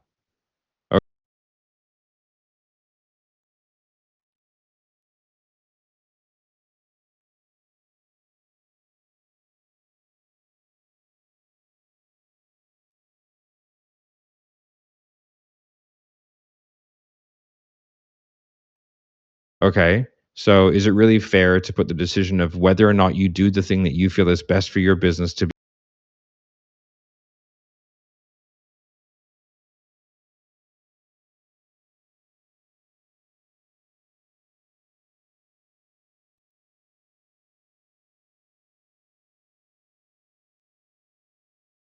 be able to grow it, because they would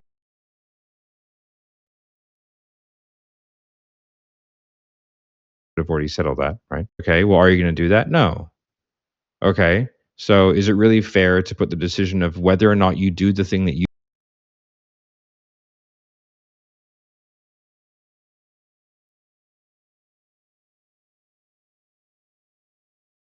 feel is best for your business to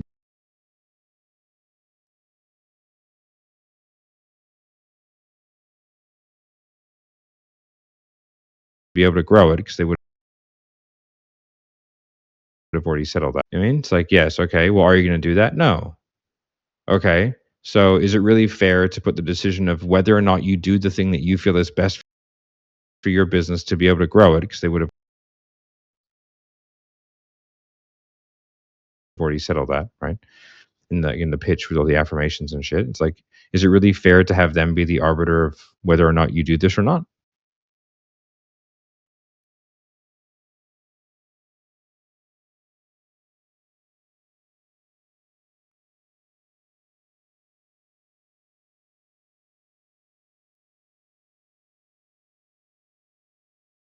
When you know you're the one who's ultimately responsible for the outcome?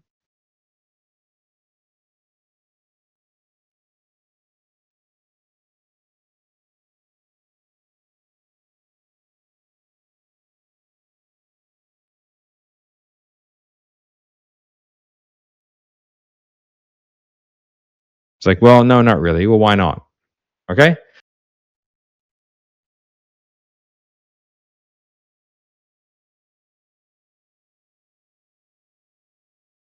And then it's like, okay, so what happens if you go to your, then you re-ask it again. What happens if you go to your partner and they say no then?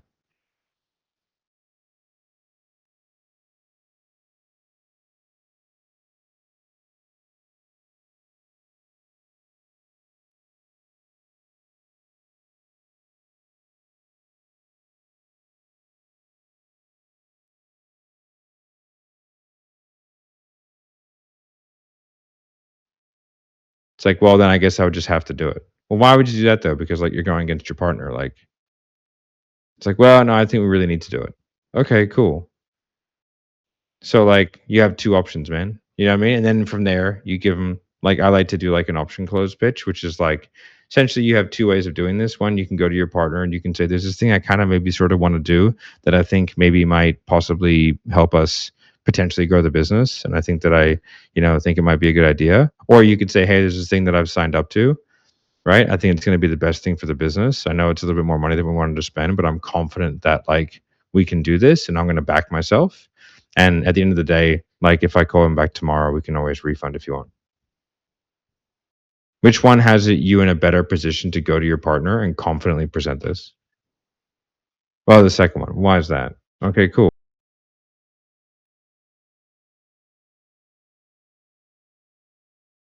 So what do you want to do from here? Just potentially grow the business. And I think that I, think it might be a good idea. In this one, you can go.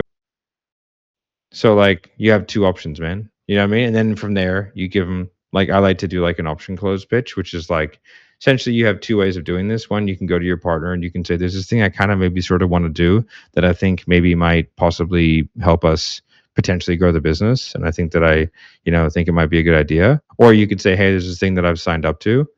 Right? I think it's going to be the best thing for the business. I know it's a little bit more money than we wanted to spend, but I'm confident that like we can do this and I'm going to back myself. And at the end of the day, like if I call him back tomorrow, we can always refund if you want. Which one has you in a better position to go to your partner and confidently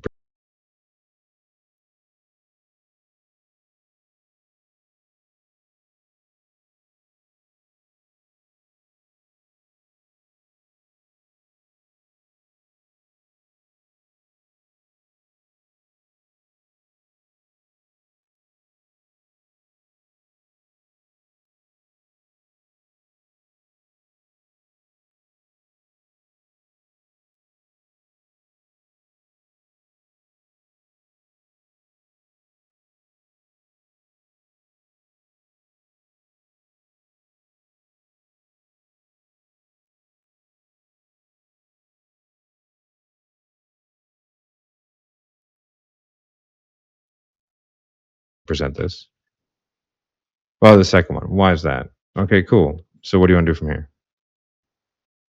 Okay. So like again, it's just sort of like a series of it's a death by 1,000 paper cuts. Okay. So like if they tell me that they're not going to move forward, I need to then push them, give them the context, right? As to like why, like I need to figure out if that's real. Then from there, like take them through the little journey, then re-ask the question. If they say, "Mate, under no circumstances can I understand what you're saying, but I cannot do that." And we go, "Okay, sweet. Let's get your business partner on the call. Let's get your wife on the call." Right? That's when you then go and you book it. Now maybe they're there. Their wife might be at home. Be like, "All right, sweet, is your wife at home?" "Yeah, sweet. All right, get on the call. Let's talk now." Right? Like you're there, you're now. Be like, "Hey, your husband wants to lose some weight. Do you want him to lose some weight?" Right? You know what I mean? Like, boom, there you go. You don't have to restart the whole thing. Just like your partner wants to lose some weight, he wants your blessing. And then if it's a business partner, right? Or even if they're both there and they don't want to answer the question, you just say, "All right, I'll just go on mute. You guys can discuss it now." I do that all the time. Just force them to do it now. Right? Now, if they say yes, then from there, you're going to be like, if you ask the question, what happens if they say no? And be like, "Well, I'd do it anyway." Right? Then you say, "Well, like, why would you do that?" Right? And then you try and move forward. Right? Because if they're going to do it anyway, then like the objection's gone. Right? Then you just try and push it. Right? So it's like, "Well, I just want to do that out of respect." It's like, okay, and then you go back through like, well, if they say no though, like what are you going to do, right? So you just want to tie them down to that particular endpoint, and then from there you can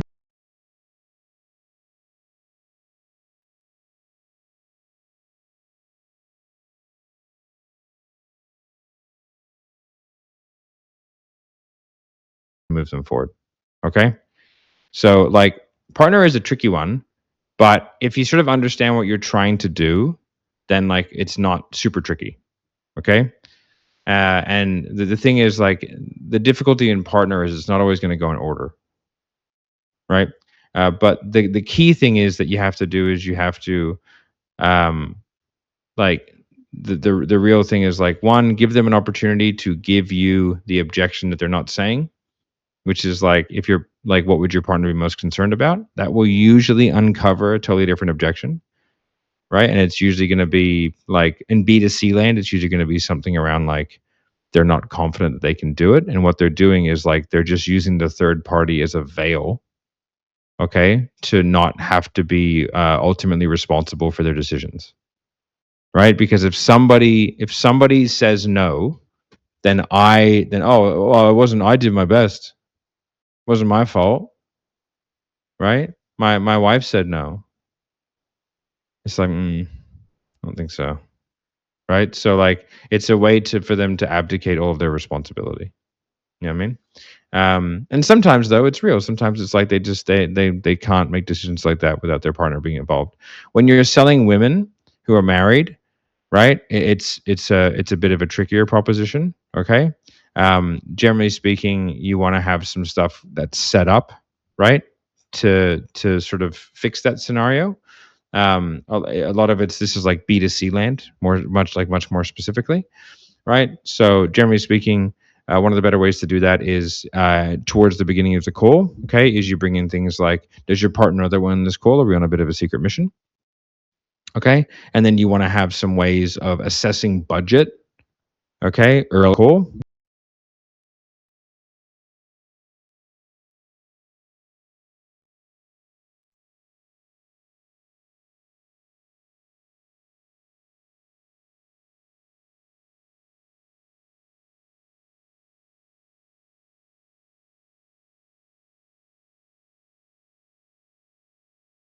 Okay, is you bring in things like, does your partner know that we're on this call? Are we on a bit of a secret mission?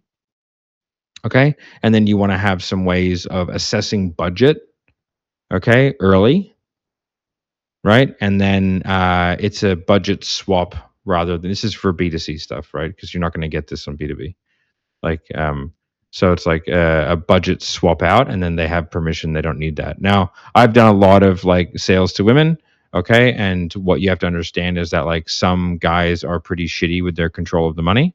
So like if they're really nervous, don't push them really hard. Like if you can tell, there's like a tell that if they make that decision, they're going to get the shit kicked out of them. Okay. Either like verbally or physically. Right. I've had plenty of those conversations where like they just don't, they're not going to tell you that. Right. But you get a vibe. So what you want to do is you want to like, don't like push it once. And then if like you get like a nervous pushback, then just like try and book a call with the partner. Right. Or give them a lot of ammunition and go, okay, I'm on your team. How do we best convince your husband this is good for you? Okay. That's just a bit of an FYI one. All right. Okay. Speaking of setups, okay, going into like the more time frame based objections, all of your like time of year based stuff, right? You have to have a good pulse on like the current events that are happening, or like the major holidays or major disruptions that are happening. Like in November, there's going to be a midterm. Okay. Like you will get the objection. I just want to see how it goes after the midterms. Okay, you will get the objection. Yeah, I'm just flat out until after 4th of July. You'll get the objection like after Thanksgiving. You're gonna get the objections like after Christmas, after New Year's, right? Okay, these are all like, they're all the exact same objections. They're all ridiculous. Okay, however, when they're coming up, like when they're a couple weeks out, okay, it's a good idea once you start getting them, right? It's a good idea to bring in a pre-handle. Okay, and usually it's just done in a frame at the beginning. Okay, so for Christmas, it's like, hey, man, I just want to say well done for even hopping on here. Like, it's so close to Christmas. Most people at this time of year, they just kind of like turn off and they're just like doing that whole New Year, New Me thing. You know what I mean? It's like, the gym's packed on January 1st, and then by January 7th, it's empty again, right? That's all kind of like, if you were serious about doing something, you'd do it now, right? No good diet starts on a Monday. You know what I mean?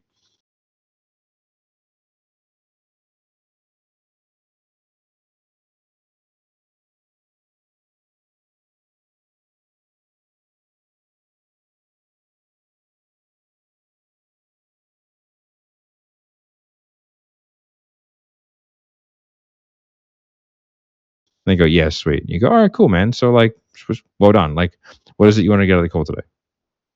Okay, so like, just by saying something like that and getting an affirmation that they agree with that, and then anchoring it to something stupid like New Year, New Me, okay, is like, which is a trope, which we all know. Like, if you are serious about doing something, you would just do it now.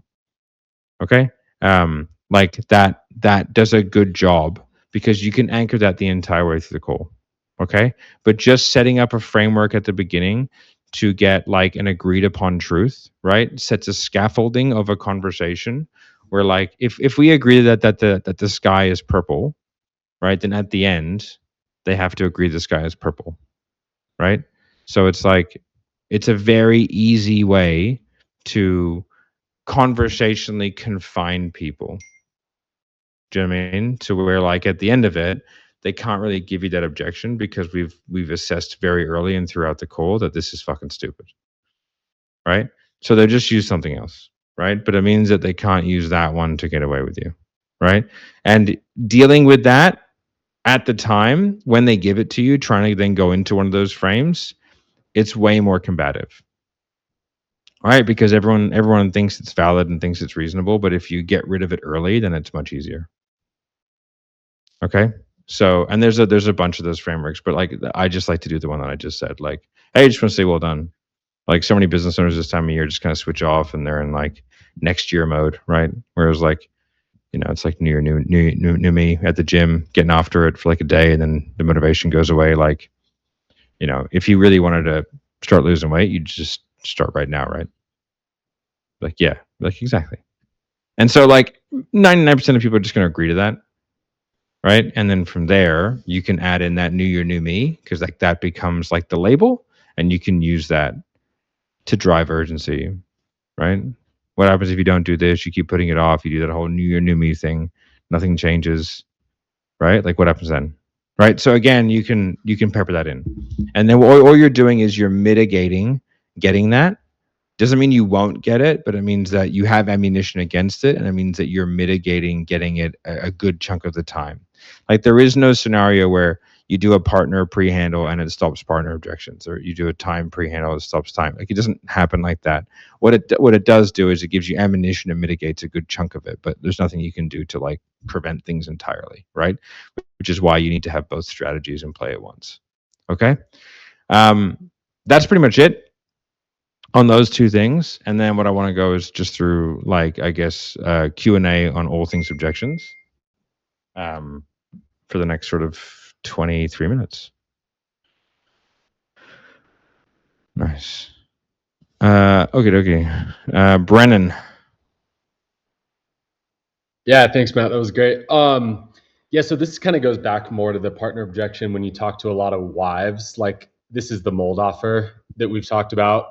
So we get primarily women calling in, gathering the info, doing the research to present it to her husband, make a decision together, right? So it's not something where either one of them bear the sole responsibility. What's the best practice on that? Because it's by far the most common thing. Someone is the decision maker, right? They have to say who is, like, who's the one making the call here. Yeah. Right. Now, like, you can be militant about both of them being there together. Yeah, we're not right now.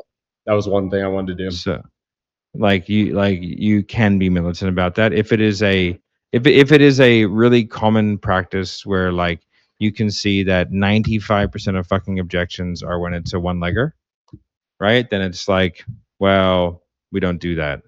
You have to both be there. Yeah.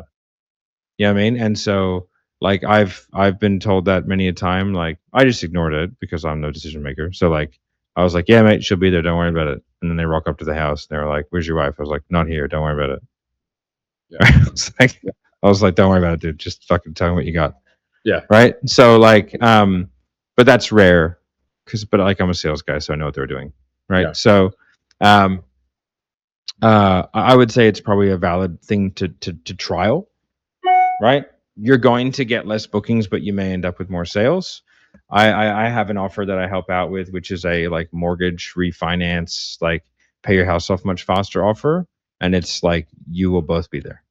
Yeah. Right. Because it's got to do with like, now the thing that we say is that because you're both in the mortgage, we require you both. So what you could say is like, hey, because you're both owners or on the thing of the house, in order to do any like major works, we need you both to be there so that we can make sure that like our disclosure statements are read to both of you, and it's just a compliance thing. Right? Like you could say that. Yeah. Which I think would probably work. I think that would. Right? And you can word that however you want. We just say because you're both in the mortgage, like we require both of you to be there. Right. Yeah. And because like you sort of do, because like you can't like, you know, if two people own a house, like one, I don't know, like can one person agree to rip off the roof, or do two people have to agree to rip off the roof? Right. Yeah. So like, you know, I feel like you probably need that anyway. So I think for that, I would try that with like a percentage of the leads. Okay. Right. Because like it makes sense. So it's like, yeah, that makes sense. It'll be harder to book people, but that's the trade-off. Whenever you add friction, you're going to increase quality but decrease quantity. Yeah, 100%. Yeah, we get so many women alone kind of doing the reconnaissance so they don't close. They go present it to him, and then obviously it's a lot harder. Yeah. Is that it for the in-home as well, the first one? Yeah, that's for the first calls, mostly women calling in, stay-at-home moms. This is what's going on. They're all in on it. Yeah. And the other thing is that usually they're the sick one and the husband's doing fine or not as affected. So there's that dynamic as well. So I would just say like for that, yeah, for whatever, just have them both in the call. Just try that. Okay. Do you know what I mean? I wouldn't try for all of them. I would try for a segment of leads. If you try for all of them, your lead flow will fucking go to the shitter. Yeah. I Right. like it. So just do like 15% of leads or whatever like that. Get that treatment. Yeah. All right. All right. Cool. Thank you. All right. Who's next? I believe I was next. I just had a quick question about the partner objection on the question of what happens if they say no. Once you loop it a couple times, Becky's been a bitch went on. They're still saying no. I was actually role playing this today, and You say resistance. sorry. They're still saying no, or they're not giving you an answer, because that's designed to get you an answer, Sorry, yeah. yes or no. Correct. If they're still like saying no, they're not going to say no. No, we always do this together. No, it's just letting her know.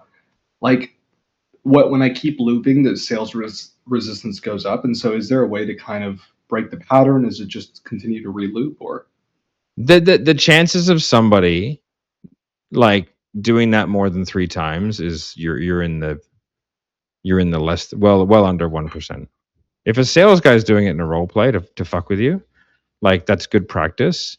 But I mean, if you go, hey man, your wife gets home, she's super pissed off, she had a bad day at work, and she's like, fuck no, you're not doing this. Like, what do you do? It's like, well, she's not going to do that. What, your wife never had a bad day? She's never said no to you. right, so But like, dude, what are we talking about here? She's like, what are we talking about? Right? Like, I could offer my wife $1 million. There is a scenario where she says no.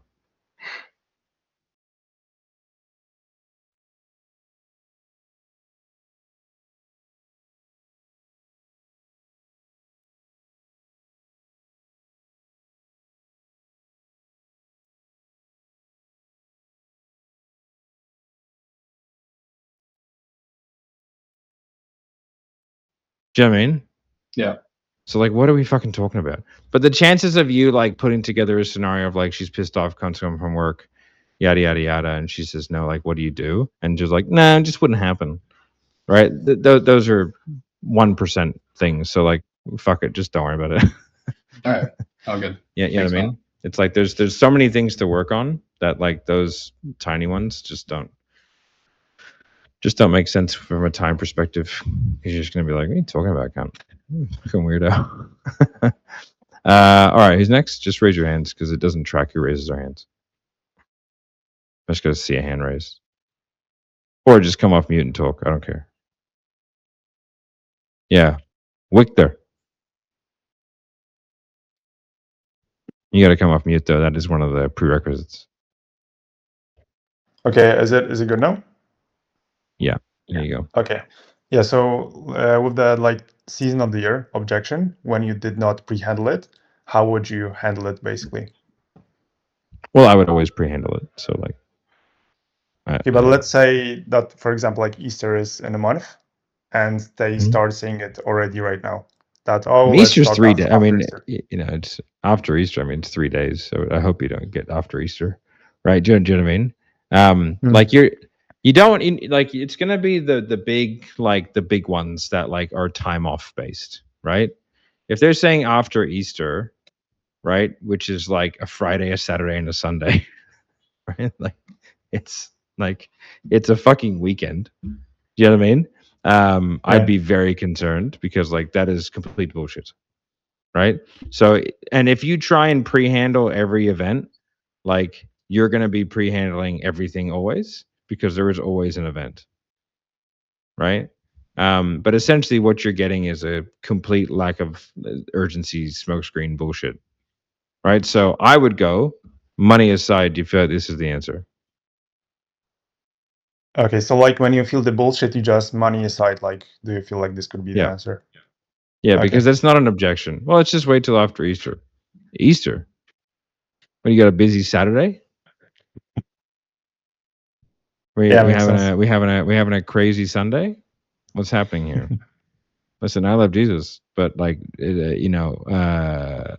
it ain't a big time suck of a holiday. Yeah, do you know what I mean? So like,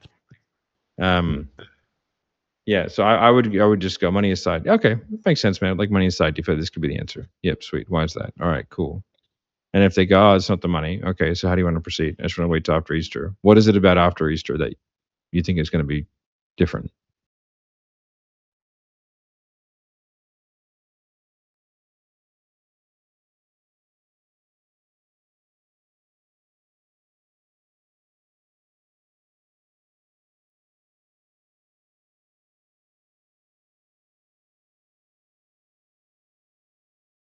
Better. I don't understand. Makes sense. Thanks. Right. You can also just do the same thing and go, okay, Easter aside, do you feel like this could be the answer for you? Right? You know what I mean? So you can just always kind of default to that shit. But when in doubt, just handle money. Like, just go for money almost every time. It'll do you very well as a default. All right, next one.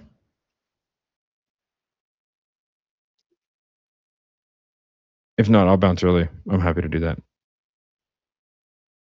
5. Oh, okay. Adri. Can you hear me? Yes, I can, Jeffrey. Let's go, Adri. Go ahead, and I'll do my question after. It's fine. Norris, yeah, I had something happen today on a call. The person was pretty pre-qualified in terms of on the DMs. It's for an info offer. He joins, and the first thing he started saying was, and it was a weird situation. It wasn't for me. It was for one of my salespeople. He goes, "Yeah, just like, what's the price? Like, I'm in sales. Like, I don't want to go through the whole shebang. Like, what's the price?" Well, how would you kind of like frame around that to get him back into the line of the sale, back into the process? So first of all, it's not about objections, so I'm not going to go through it very much. But second of all, who cares? It happened once. Like that's my answer. Who cares? It happened once. Like I don't spend time thinking about things that happened once. It's like somebody filled out an application form and told me to fuck off. What do I do to stop that in my sales copy? I'm like, man, I don't care. They can tell me to fuck off all they want. It's not the answer anybody wants, and they get pissed off every time. But like, I don't care. It's the right answer. No, it's a good answer. Yeah, I can't complain. Yeah, It's a the good answer is who cares? Yeah, who cares? You know what I mean? Like if you start the problem is like even wanting to get the answer is a totally incorrect thought process. Right? So that's why I don't answer them. Because like you I understand the emotional wanting to have an answer for that. However, the pattern that forms when you try to figure out those answers is that you try and have a word track for literally everything, which creates really bad salespeople. Because like all the effort is like there's so much effort put into like useless minutia, but like they can't handle a money objection. You know what I mean? So like, that's the answer. Like I've dealt with that a shitload when I was selling sales training. So I had like a full handle for it because when you're selling sales training, it's very specific though. And selling sales training it's a completely untransferable skill set. It's not even sales. It's like it's useless for everything else but selling sales training. Because it's like a meta activity. Yeah. All right, Jeffrey. Yeah, brother, what's your logic trap for the time objection around Christmas? Now, of course, we pre-handle it, but I want to know what's your logic trap. I remember the video that you were doing on it. You're like, yeah, mate, so why not doing it later? Why not wait for Valentine's Day? And you know what? Oh Yeah, yeah, fuck that, yeah, for actually. sure. Let's wait for June. What's your logic trap for that one? Yeah. I don't recall. Yeah. So it's like the logical, like it's like, yeah, man. I did it to a guy on a call once. I've done it I've done it many times where it's like, yeah, man. Like I mean, but Christmas gets pretty crazy, right? So why don't we just wait till like mid-Jan? You know what I mean? But then like it's Australia Day, 26th, right? So.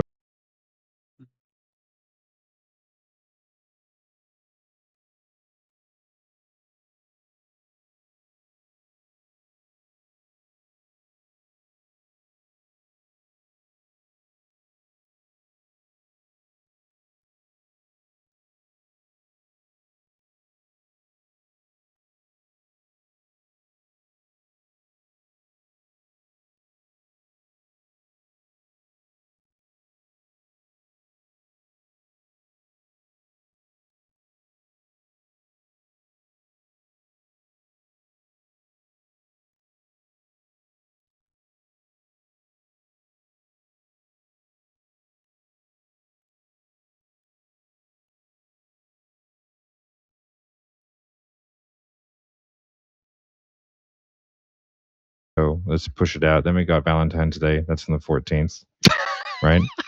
You know what I mean? So like what? Like after mid-Feb? Like but then like I think it's a leap year. That's always a crazy time. Shit. Then we got fuck. Then we've got Yeah, Valentine's fucking in there Irish at the end Day, of whatever it February, I is. believe. Then we've got Yeah. 4th of July. Fuck, dude. I always have a big one 4th of July. I don't want to start getting fit and healthy if we're gonna drink on the 4th. Have a couple hot dogs. That'll fucking ruin everything. Then it's birthday, anniversary. Then it's the summer holidays. I don't want to do anything until after that. All right. Well, why don't we meet like September of next year, just after Juneteenth? What do we think? Right. And so like I would just go through that, and then they go, yeah, and I go, dude, like there's always a reason to not do shit, but like, do you want to do shit or do you want to not do shit? That's your option. Do stuff, not do stuff. Which one do you want to do? Which one gets you a chance of actually getting the result? They go, oh yeah. So it's just like a funny way of like logically showing them absolutely. showing them their thought process, but like in your face. Yeah. Right? It's like, dude, if you wanted to do something, you would do it now. Right? There's a reason why the Epstein files didn't get released until when they got released, because they had to redact everything between 1999 and 2001. Do you guys notice that there's not a single file from 1999 and 2001? Isn't that weird? Yeah, One of the most contested elections of all time, and when fucking Bush did 9/11. Exactly. Isn't that weird? Anyway. Exactly. Yes. Anyway, not a single file. It's weird, isn't it? I don't know what that means, but it means something. That's a conspiracy right? inside itself. Yes. Crazy. There's only one email in 2003, and that's asking Ghislaine Maxwell to be on the Shadow Council of 9/11. The 9/11 investigation Shadow Council. It's the only fucking one. She politely declines. The Shadow Council, brother. Thank you very much, though, for the logic trap. It makes sense. Isn't that fucking terrifying? Anyway, is what it is. Satanic pedophiles. Just Jesus can I'm come sure back. there's a lot of goy on the Shadow Council. For I'm sure. ready. A lot of Christian on that council. All right. But that's for next week when we restart Tinfoil Tuesdays. I'm gonna be bringing the heat. on the next one. All right, Tinfoil Thursdays. All right. Any last questions? Questions, queries, doubtful points? Quick one. Are you physically raising your hand? Yeah. You like you fucking. I hate you. Love you too, Dad. Okay, so regarding sales resistance, I'm curious at like just the end, like in objection handling. Yes. There you go. If it's good twist. Is it my yeah? Thanks. Tonality. Am I fucking it with my tonality? If there's Probably. like likely. Do you reckon it's just like highest likelihood of tonality or something prior? I mean, I know I've heard you ask questions well enough to know what you're asking, but like what you said was complete nonsense, and all of us are stupider for having heard it. May God have mercy on your soul, right? So when you're doing objection handling, like the more casual you are, the better. Okay. Right? Like if you show any level, like imagine you're taking someone's money and you're like shaking, all right? They're gonna be like weirded out by it, just not generally, and if it can come across as quite combative and confrontational if there's like even the slightest like frustration in your voice. So frustration, I think, is the hardest emotion to hide. It's very difficult to hide frustration, right? And so a lot of that is what causes like the resistance and the combativeness of objection handling, is because you think that you know better and you're frustrated that their decisions don't align with their outcomes according to you.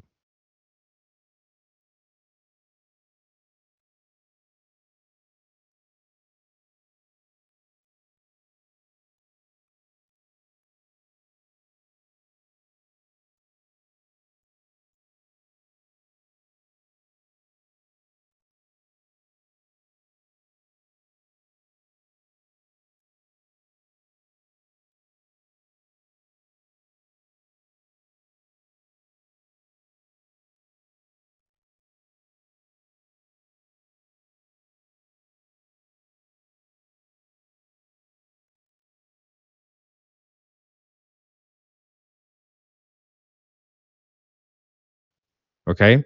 Now, how I combat that is I look at it in a very different way. I don't believe that I know what's best for anyone. Right? I truly believe that. Like I'm looking at their life through a keyhole of a 45-minute long conversation. I can't make any judgment calls on what they're doing, right? And so it's easy. This is an easier mentality, right? So there's a really funny story. This guy, he it's a true story. He had like an advertisement for someone to clean his house for $30 as a special. He goes, that's a great deal. I'll get it. Picked it up. Anyway, the person knocks on the door. His dog runs up and they go, doggy. And he goes, oh, they're retarded. Right? He goes straight up. This person is retarded. Right? And he was like, oh, sweet. So they clean the house, right? Do their thing. And he said they did something that would make him really angry in most circumstances. When they left a wet mop on the couch. Right? But he wasn't angry at all because he goes, oh, they're a retard. And he took the wet mop off the couch and he put it away and he had not an ounce of anger. So if you just assume everyone's retarded, your life is a lot better. Okay. Right? So like when you're talking to these people. We can just assume.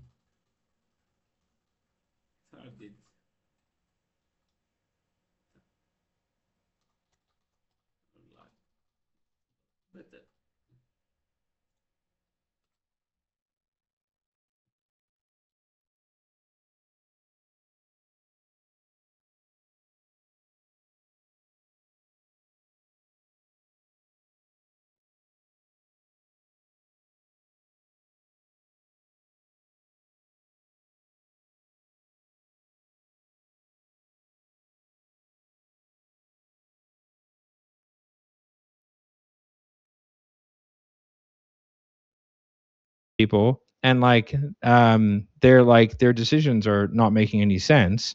First of all, like you're not the arbiter of what's right and what's wrong, but in this particular area of their life, if they're not successful, their decision making is retarded, right? So it all lines up and makes sense. So you can't be angry at it, you can't be frustrated. And most of the time the issues that people have in objection handling, with it being like combative or them getting like nasty or whatever, is because they're passing judgment. But if they're retarded, you don't pass judgment. Yeah. So that's why you guys can ask me all the stupid fucking questions you want, and I'm fine because I just assume you're all retarded, right? And I mean that in a loving, respectful way, right? So like, it's just a much easier. It took me a long time. I used to get super angry. I used to like punch walls and call people fucking idiots and stuff like that. And I'd be like, you fucking like that. And so I was like, and then I kind of realized like I'm not very good at certain areas in my life, and like they might be excellent as like they might like read their kids 5 stories every single night and like be an extremely calm, compassionate, fucking like doting father. You know what I mean? That like, you know what I mean? They might be a phenomenal at fitness, like, but they're shitty in this area of their life. Right. So it's like once you sort of realize that, then it's like, okay, I can like, do you know what I mean? Like, Yeah.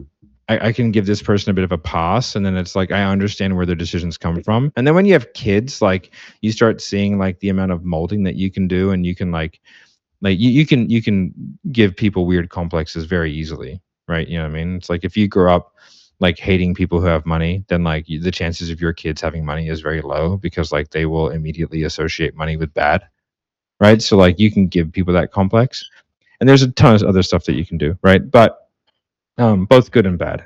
But so like, you know, we're more of a product of our upbringing than a lot of other things. And so you start being more compassionate around people's like flawed decision making processes, and you stop passing judgment and realize that you probably have shitty ones too.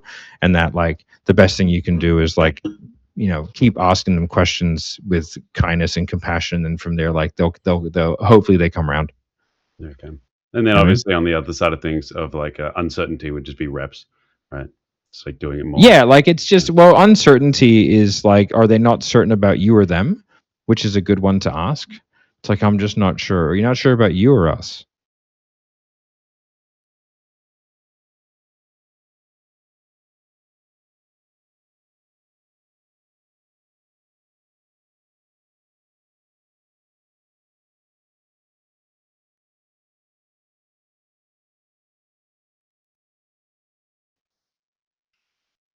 Right? Because like if it's a unity is like, are they not certain about you or them?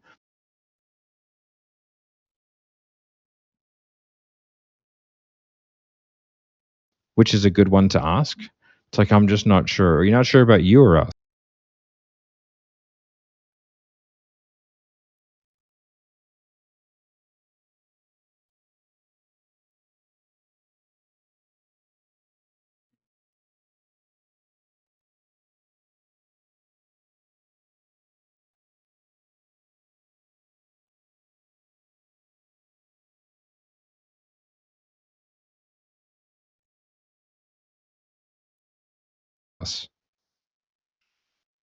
Right? Because like if it's a you thing, then like what I can say is that we will do our best with the resources that we have to ensure that like you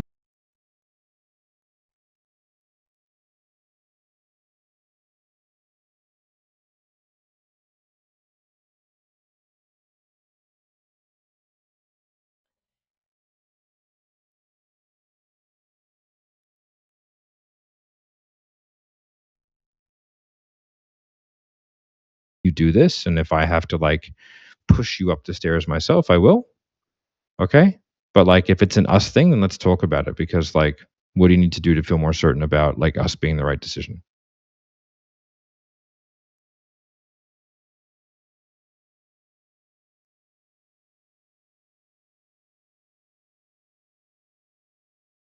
Like push you up the stairs myself, I will. Okay. But like if it's an us thing, then let's talk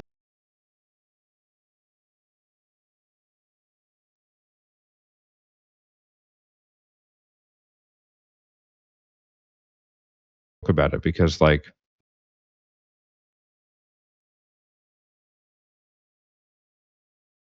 what do you need to do to feel more certain about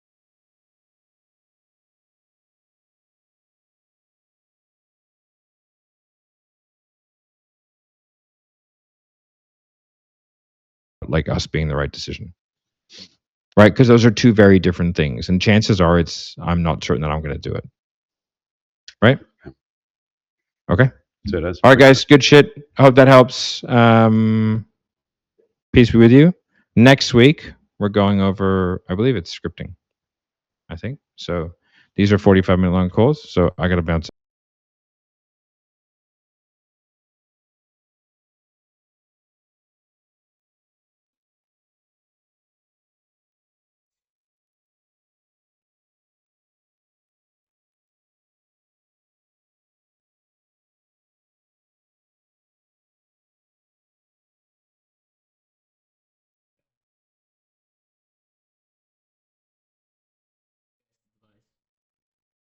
Best advice ever.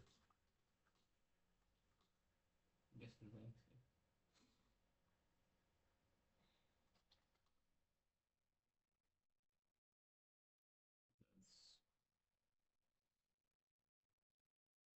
Thank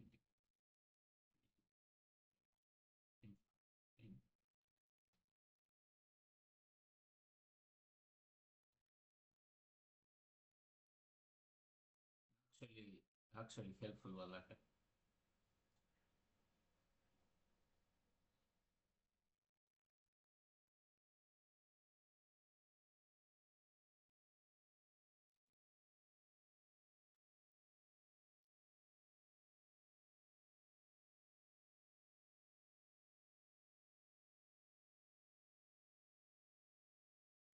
In this video, I'm going to be discussing the money objection.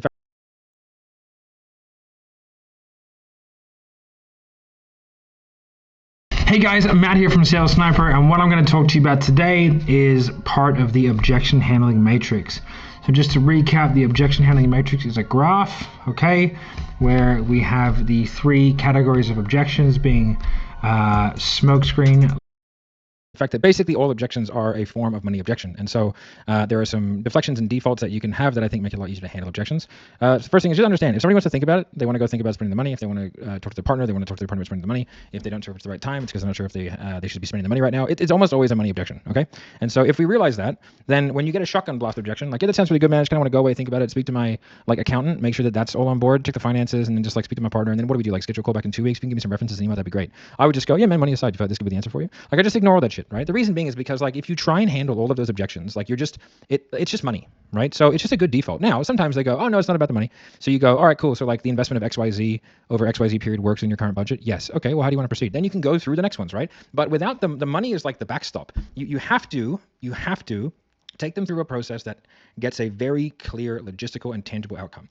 So money aside, do you feel like this could be the answer for you? Yes. Why is that? Blah, blah, blah. Okay. What is it? Is there anything specific you feel like is the key to the castle for you? Yes. What's that? This. Okay, what is it about that you feel like is of most benefit? This. Okay, so what are some ways that we can come up with the funds to where you can get the thing you just said that is the key to you getting the outcome? Okay, well, not really sure. Maybe this, or this. Go make a suggestion. Yeah. Well, if we broke it up for you, would that help? Which is why, again, we always pitch the PIF, the highest possible price point. So when we do start to roll it down the hill, the price doesn't get bigger. It doesn't go from 8K to 10K because you're splitting it up. Okay, so it's like, oh, you can do that, which is very common. Yes. Do you want to have that conversation? Yes. Okay, what we can do is we can break it up over X payments of XYZ over XYZ time. Would that work more than your current budget? Then you listen. If they go then you can drop it one more. Okay, what about 3 payments over XYZ? Would that work? Oh yeah, that would work. Okay, so XYZ payments over X, that works in your current budget. Yes. How do you want to proceed? Well, I just want to go away and talk to the wife. Sweet. But now you have the backstop, right? It's done. That logistical door is closed. They can no longer be like, well, the money. It's like, no. So always, just go for money. It is the best default. Learn it. Just memorize it. I should be able to kick you in your sleep and go oh, it's a bit expensive. And you just go, money aside, if this could be the answer for you. Okay? It's the easiest thing. A lot of objections and concerns are just logistical money, and people are so desperate to make it into some sort of fancy reframe that they fuck it every time. Just do the basics well. It's a way easier way to be. And go through. We'll have the money link below. Step by step. Do that. It works.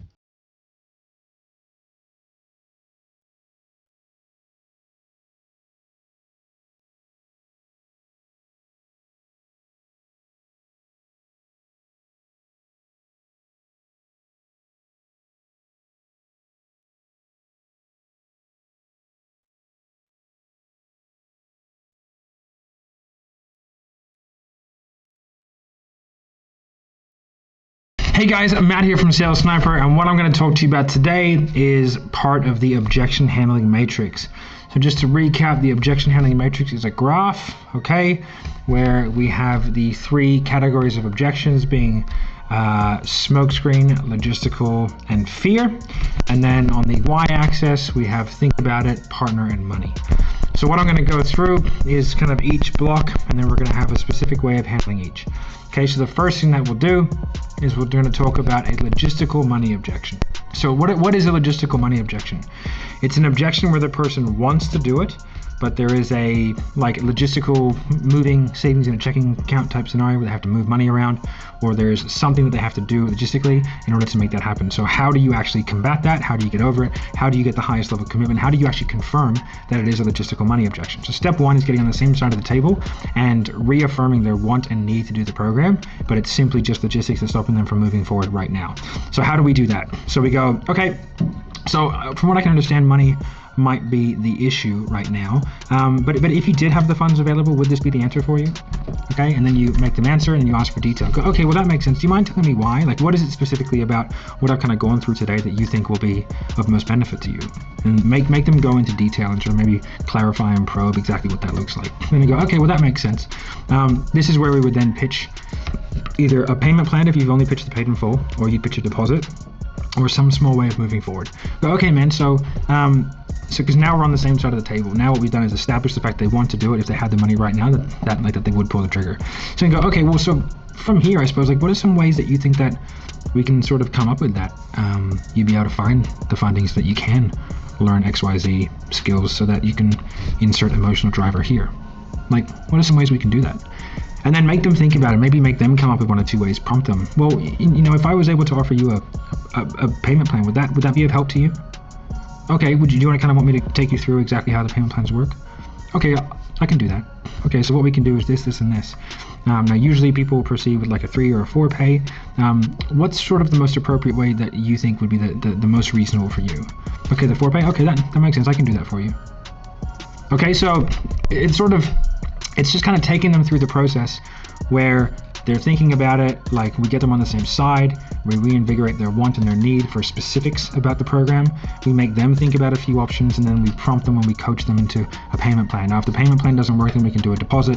If the deposit doesn't work, we can do like a credit card number, which is a placeholder, not as like a scarcity tactic. It's like an emotional commitment, and I'm very clear in that, and then we can help them through funding options. And so that's when it's always important to have a funding option or some way they can use other people's money, so OPM. Okay, so that is how I deal with a logistical money objection.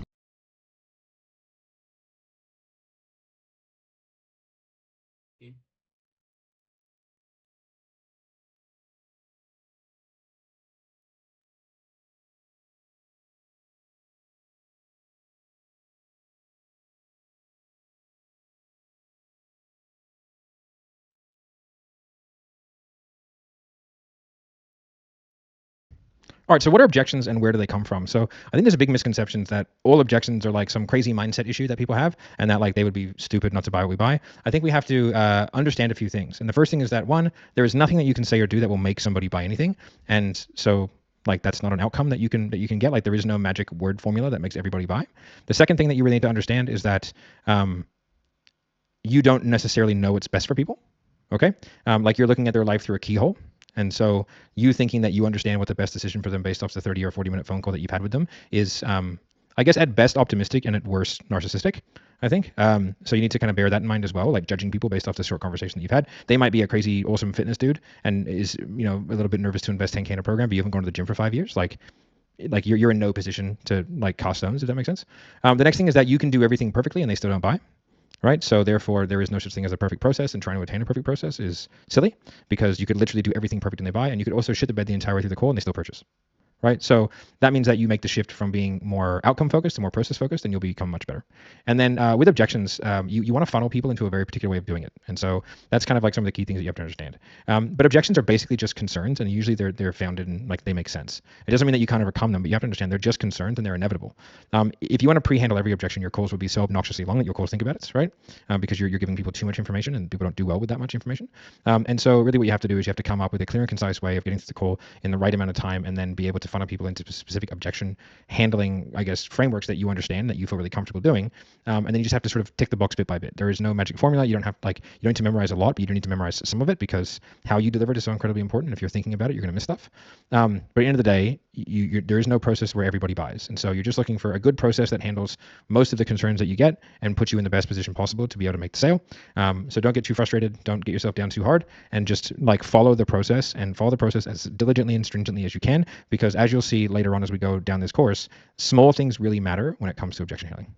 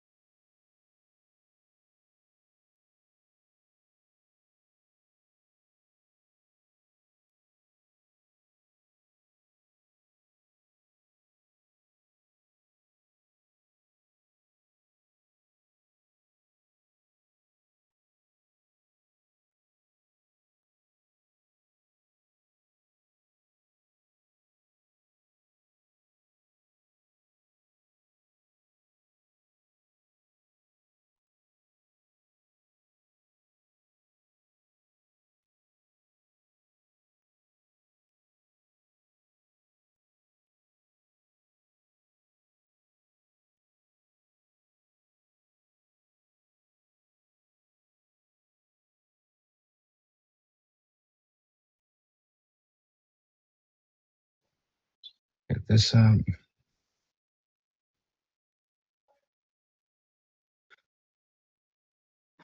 Okay. So a little bit of a recap. So in the first session, we went over, I guess, kind of like the overall foundations of objection handling. Okay. So what everyone should have done is kind of gone through the bit of a small break, and then coming back to go over 6 hours, and then we go to workout. For now, a bit small break. Okay. Go. like course and the key concepts. Okay. So all roads lead to money. What are objections? The importance of language. We went over all this stuff. How to pitch. Okay. So what we're going to do today is we're going to go over objection handling cycling, what that is, right? And then we're going to talk about logistical partner and transitioning from logical to fear. Okay. And then the next one, we're going to be doing more like role play stuff. Okay. So, objection handling cycling. So, what it is, it's sort of a bit of a concept of like being able to do long-term objection handling, okay, without pissing people off. Like this is the core skill set that we're trying to achieve. Okay. So in the course material it's a YouTube video that I did ages ago, but it's essentially like how to do it, and I'm sort of teaching somebody how to do it. Okay. So, but there are some sort of key things that you need to do because it's a very deliberate. Um, sorry, I got a raucous headache. It's a very deliberate escalation of like time frame and like emotional intensity, right? Or just intensity in general. But it has to be very gradual, right? So generally speaking, like when you're doing long-term objection handling, or you get someone where you've just gone through kind of everything, right? And you like all the logistics make sense, right? And it just doesn't, they're not moving forward for like whatever reason, right? We call it mindset fear, whatever it wants to be, right? You need to have a way of escalating that to where like you have an end point, but like you don't get the person offside. Okay. So the way that we do that is like we have a graph and we think of it in this way, and this is kind of explained in the course, right? Where we have kind of intensity on one end and then we have time on the other. Okay. And what we're going to do is we're going to go through and do like this. Now, the set point question, which always does your reset, is a variant of what do you need to do to put yourself in the best position to. Okay.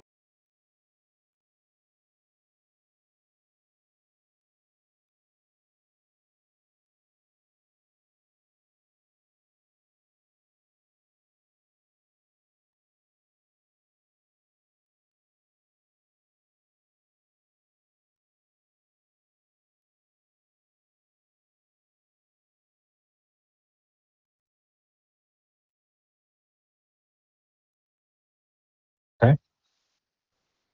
Oh, that is a variant of what do you need to do to put yourself in the best position to.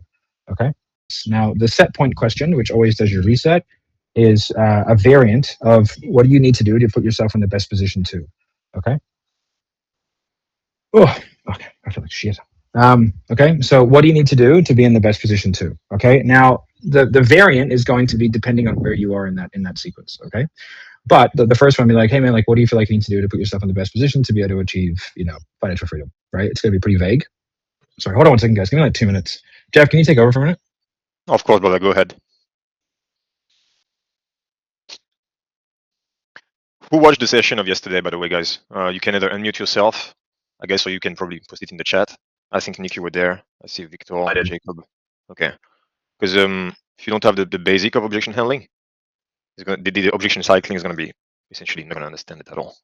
It's not complicated, but if you don't have the basics, it's look like Chinese. And I just put the session in the chat while Matt probably went vomit for minutes. I'll take any question around objection handling because actually I mastered that part. So other objection cycling we're going to cover today. If some of you want to, I don't know. Hey, Jeff, I had a question. Yep. If you can hear me, bro. Yeah, okay. I know there is such a thing like when we're doing the partner objection and then there's like a decision tree, like if yes, then yes, if no, then do that. Yep. And money, it just seems like it's a closing door kind of a frame, but I wasn't sure where like time and I need to think about it. Is that like a decision tree or is it more like a step by step? No, I understand your question because I was at the same place when I started. You have to first of all, just logically before you do it, you have to logically understand when you are at the end of the core. You have objection at the top of the core, by the way. I'm not interested. I don't know you, trust like that. Right now we talk about objection at the end of the core, right? So money, partner, stuff like that. The process we have, that 7th level have, that Matt you have, all that stuff, is you price drop, right? Then you tie off the value.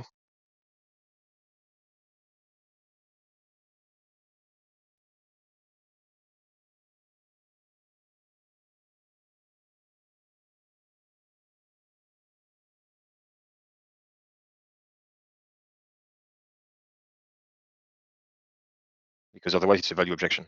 Then you tie off money logistics. So you want to know if the person logistically have the fund or not. And then you go into any other kind of objection. That can be partner, that can be time, and usually that can be money fear, right? So regarding your question specifically, when you mentioned partner, there's a logical step you follow during the framework. So again, price drop, tie off the value, tie off money logistics, and then if the guy give you partner, you go into partner. But you don't go into partner if you didn't tie off the value and money logistics first. Okay?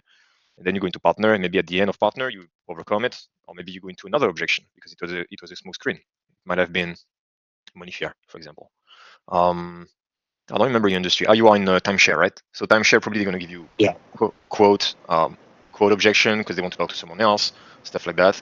A lot of people who sell blue collar in the group, they actually recently asked a question like that, like when someone wants a 2 or 3 quote, like what do I do with this objection? You do nothing. It's not the objection. You have to clarify. But sorry guys, I'm back. I might have come to on my call, bounce out Mario. No problem. Mario, I'll take care of you. Call my call in. I'll go into depth around the question you had. All right, you guys hear me? I'm gonna be off camera. I'm fucking not feeling good at all, but I'll power through. We hear you fine. I just a little vomit. That's all right. Nothing a little vomit between friends. All right. So, all right. So, you're looking at the cycles, okay? So, like you're going to start off somewhere and finish back at the same place. So the baseline question, which you just have to get used to like asking in 1,000 different ways, is what do you feel like you need to do to put yourself in the best position to be able to achieve X? Now the X is like the sort of overarching vague version of the goal. So you might say lose weight, you might say, make extra money, make 10K a month, whatever, but it's not going to be anything like amazingly specific. And the first part isn't that specific either. It's like, what do you feel like you need to do to put yourself in the best position to be able to? The reason why you have to ask that question is because like you have to take away from the doing of the transaction, right? So like when you're dealing in this realm of objection handling, you're taking away from an action and you want to get them to like think differently. So, and they have to think, then they can act, right? So it's like, what do you need to do? And it's also not like, do you want to buy? Do you want to do this? It has nothing to do with the program, has nothing to do with the service, has nothing to do with the product. It's got to do with like, what are the required things that need to happen in order to get the outcome desired, right?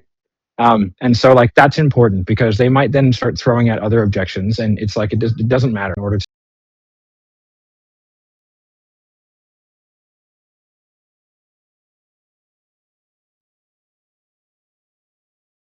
to get the outcome desired, right? And so like that's important because they might then start throwing out other objections, and it's like it doesn't matter. What do you need to do to put yourself in the best position? Because all you can do at the end of the day is put yourself in the best position possible to be able to achieve the outcome, right? So once we identify the course of action that does that, then it's like it's up to them whether or not they choose to do it. Okay, so like that's why that's the anchoring statement, that takes you through the cycles. Okay. So it's like, okay, the first iteration is what do you need to do to put yourself in the best position to be able to achieve X? Okay. And then it's like, well, I need to get, I need to be better at sales, or it's like, okay, so how much longer do you want to put off taking the actions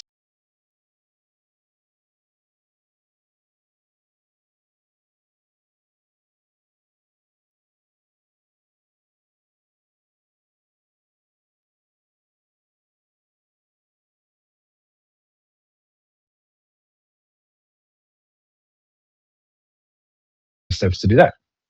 I need to be better at sales, or it's like, okay, so how much longer do you want to put off taking the action steps to do that? Well, I don't. Well, why not? Right. And then it's like, what you're going to get them to do is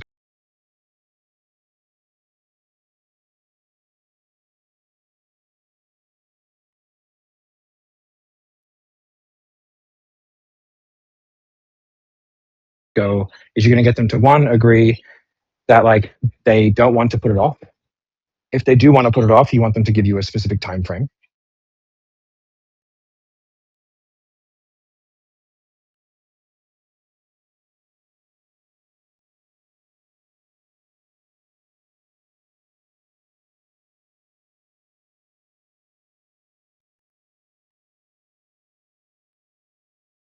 Right? What is it? Another 2 days, 2 weeks, 2 months, 2 years? Like, how long before you start doing the thing that you think you need to do in order to get to the outcome that you want to get to?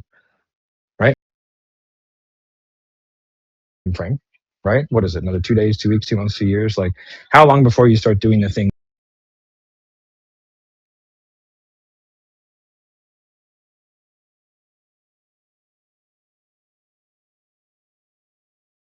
that you think you need to do in order to get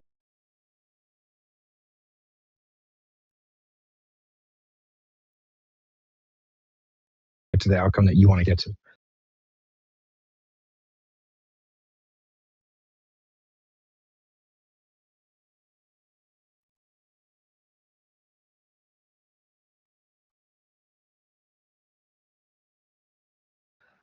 Right? And like the wording is specific. Okay. So like it's a giant trap is what it is. Right.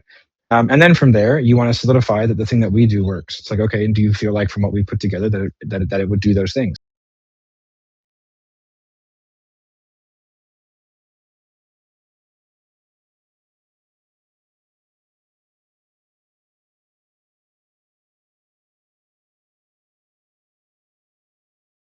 A giant trap is what it is, right? And then from there, you want to solidify that the thing that we do works. It's like, okay, and do you feel like from what we put together that it would do those things?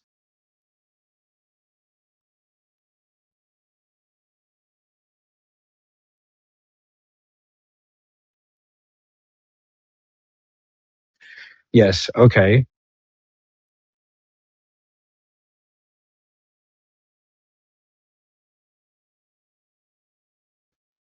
So what do you feel like you need to do to put yourself in the best position possible to be able to achieve X?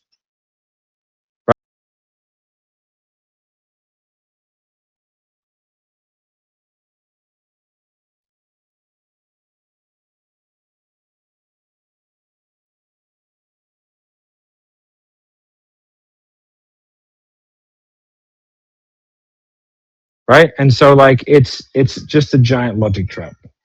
Okay? Now, Jeff, if I'm explaining things poorly, feel free to jump in and ask me questions, right? So I can explain it better. But the escalation comes from the fact that like you'll get the affirmative answers to all of those questions, and then they're gonna go like, yeah, but like I just need to. Then you start asking the same question again, but with an escalation of intensity and time frame. Okay. So the next version might be something like, so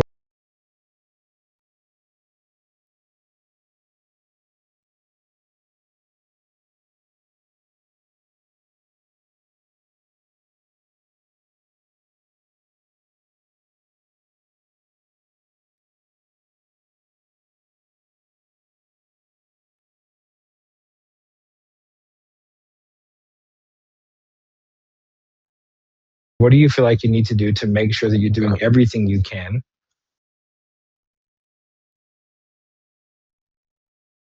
so that you can get density and time frame? Okay, so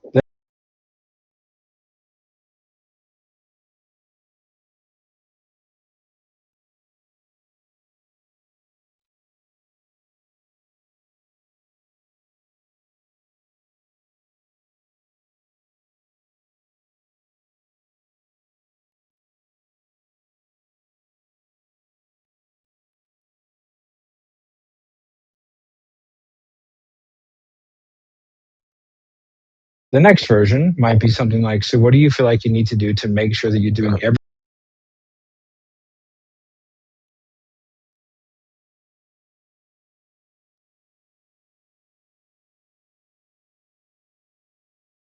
everything you can so that you can get to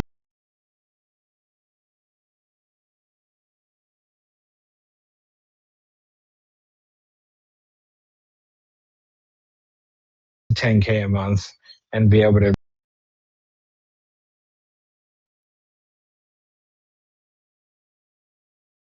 reach that financial freedom that you wanted? Okay, so it's a longer question. It's the same question.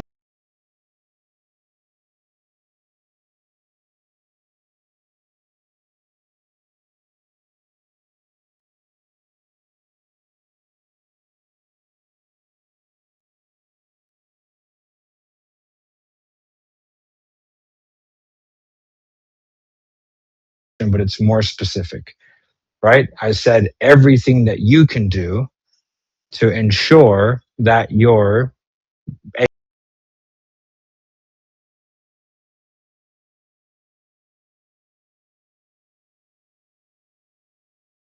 so it's like, so what do you feel like you need to do to make sure that you're doing everything you can so that you can get to 10K a month and be able to reach that financial freedom that you wanted? Okay, so it's a longer question. It's the same question, but it's more specific, right? I said everything that you can do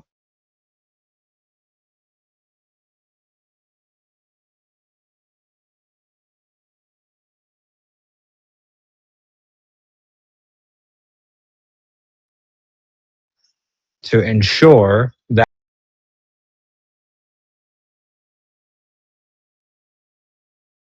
you're able to get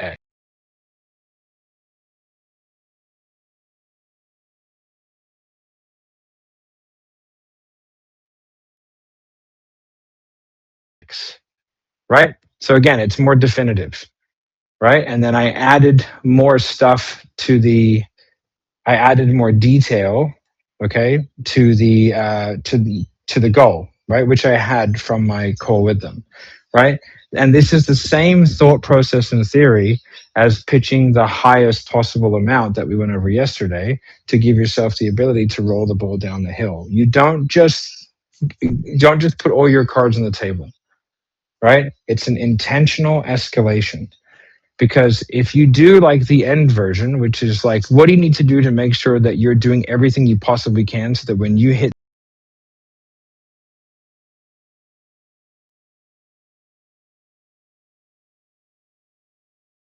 when your head hits the pillow tonight, you know that you're doing everything to be able to achieve 20 grand a month, create the financial freedom so that you can give your kids everything that you never had. Okay? Like, it's like that's the final version. But if you do that first, they just hang up on you. Okay? So what it is in that section, right?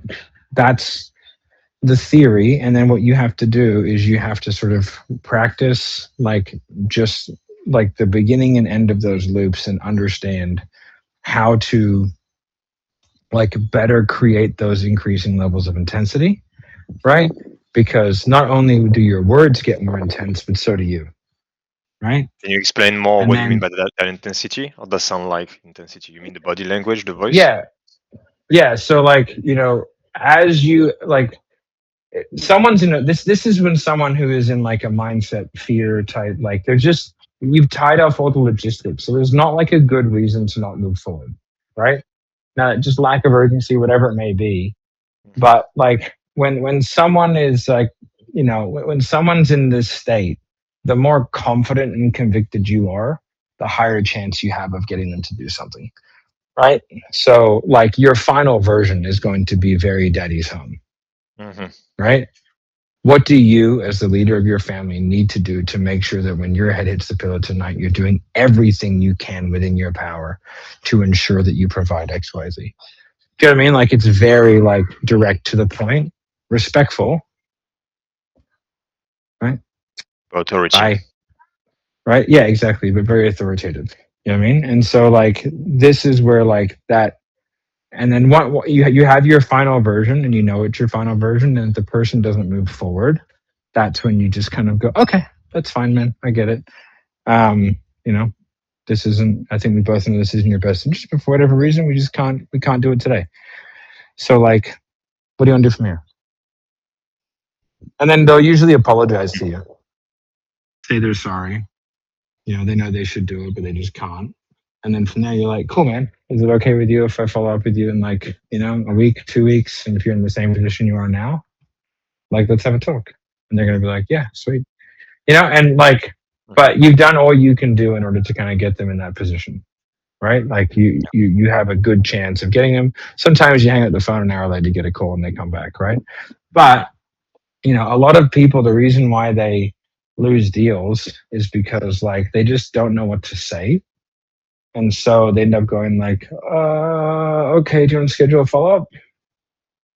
Yeah. And like you don't need to do that, right? Like, so this is a system that you can sit down, you can study. It's not particularly difficult. It's just like you might go through, say, 5 loops. Say each loop takes a couple minutes. You're probably looking at like 10, 15 minutes, right, to do like a bunch of different ones.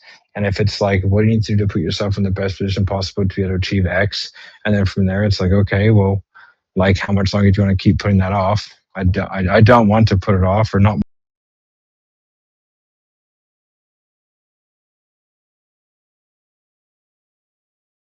much longer. Well, how much longer? You get the details, get a solidified number, and then go, okay, and do you feel like what we do puts you in the, like, does all those things? Yes. Okay. So, like, how do you want to proceed? Another bullshit excuse. Okay, but like, what are the actual tangible action steps, things that you have to do to make sure that you can actually win? Because like you can't know that you're making the right decision until after the fact, right? Yeah. Okay, cool. So what are those steps? What are the things you have to do? Okay. Right? Because like one of the realities you have to realize is that your current circumstances play no role in the things you have to do to get the outcome. Like if you have no legs and you want to get a 6-pack, like it doesn't matter. Yep. Like you still have to do the things. You still have to go to the gym, train, like, eat really well. Like your current circumstance, it just plays no role. Like if you want to get the outcome, you have to do the things to get the outcome.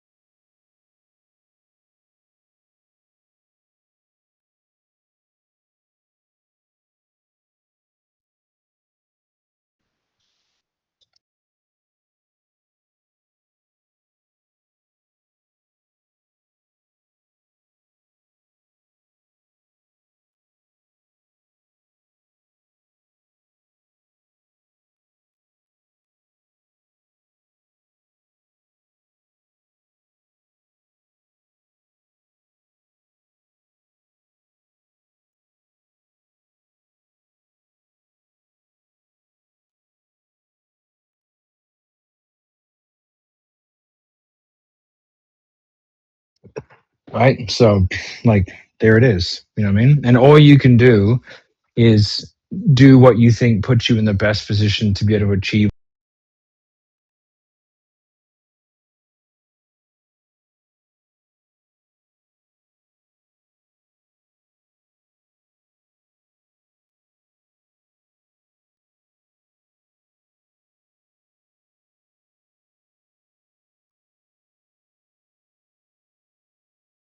whatever outcome you want. And if you do that consistently, then you'll probably win. Is it guaranteed though? No, it's not.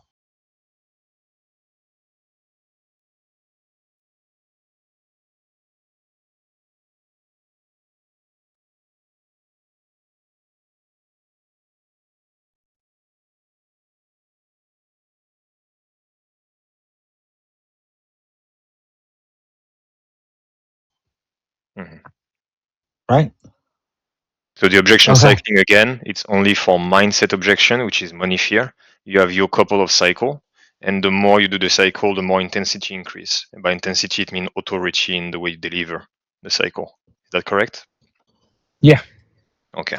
Just And clarifying. then there's the training in there has got pretty much a step by step, Yeah. right? But what it's designed to do is just give you a process that you can follow, right? In order to like make sure that you feel confident, because like you just, one of the keys is like you just can't run out of things to say. Mhm. You know, if you just keep talking, you'll probably sell them. But if you're like, I'll speak to you later, do you know what I mean? Like that's difficult. Alrighty. All I right. think Juan So had a question for you, I believe, about yeah, that. go for it. Yes, actually, my question is, depending on the context, should I ask once? For example, what do you need to do to put yourself in the best position so you can get X, Y, and Z? Or should I ask like multiple times and increase the frequency depending on the context? You get what I'm saying? Not at all. I mean, should I ask once depending on the context, or multiple The times context depending on of the what context? that doesn't mean anything depending on the context. What does that mean? For example, depending on the intensity, if I ask like the first time because like we have built like enough drama or urgency to ask what do you need to do, I mean what's everything you can do before you going back and blah blah blah. I mean, how many times should I ask that type of question in order to get to the last one, like the most powerful one? Well, the last one isn't the most powerful one; it's the most intense one. So Or it's the not most like you're intense one? looking to get there. You're looking to not get there. All right, I got you. I mean, I can use that one in case, like, all right, the thing is like really intense. So I have to use like my last card, and this will be my most powerful question, but not necessarily just to jump to the last one, but depending on the context, well, I can increase. Okay, should I ask just first, what do you need to do Just to put start with the yourself in the first best one. position? Start Sorry? with the first one. Just start with the first one. Okay, and Don't depending on try the and context, is it fair to ask one more time, but with a little bit more of intensity? yeah, that's the whole point of it. So you just increase gradually over time. Maybe you might max out 5 times. I don't know. That's not a rule, right? But you definitely want to start in the most basic version and then just do a casual, like a gradual increase. You're not looking to get to like the most intense version. Like you don't want to get there. That means like your likelihood of selling someone each time you do it is probably going down, right? Because like ideally they just buy after the first time you do it, right? But like again, if you go to the end quickly, right, it's not going to land well most of the time. Got you. Thank So you, it's buddy. not that one of them's the most powerful or better. It's just that it's the culmination, which is like it's the break in case of emergency, but it's like it's not a good tool to use unless you have to use it. It's not like you wouldn't prefer to use it. Okay, I got it. Thank you. All right, any more on that? And then I'm going to move on to the transition from logistical to theory. I believe Yeah, so Jorge, you had a question, yeah. Go ahead. yeah, I had a quick question. When you ask the question when you tie down like how much longer they want to push that decision off, let's say they say 2 days.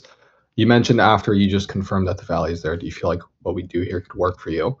Do you after that just go on to another loop, or do you address the mindset behind 2 days? You can ask what's going to be. You can ask things like what'll be different in 2 days. Okay. You know what I And mean? then from there, I'm assuming it would just go into another loop. Yeah. Like the thing is, you can't plan the rabbit hole that happens in between them, Yep. right? Like it's gonna be there's gonna be some weird stuff that happens. You know what I mean? Okay. So So that's like one nuance. yeah. So the key is that you have kind of a start and an end point.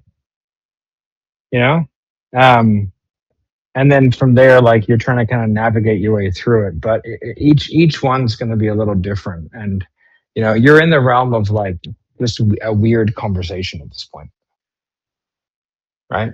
Okay. So you want to guide it as best you can, but you can always crowbar back that. It's like, yeah, but what do you need to do to put yourself in the best position? So like, it's a good crowbar.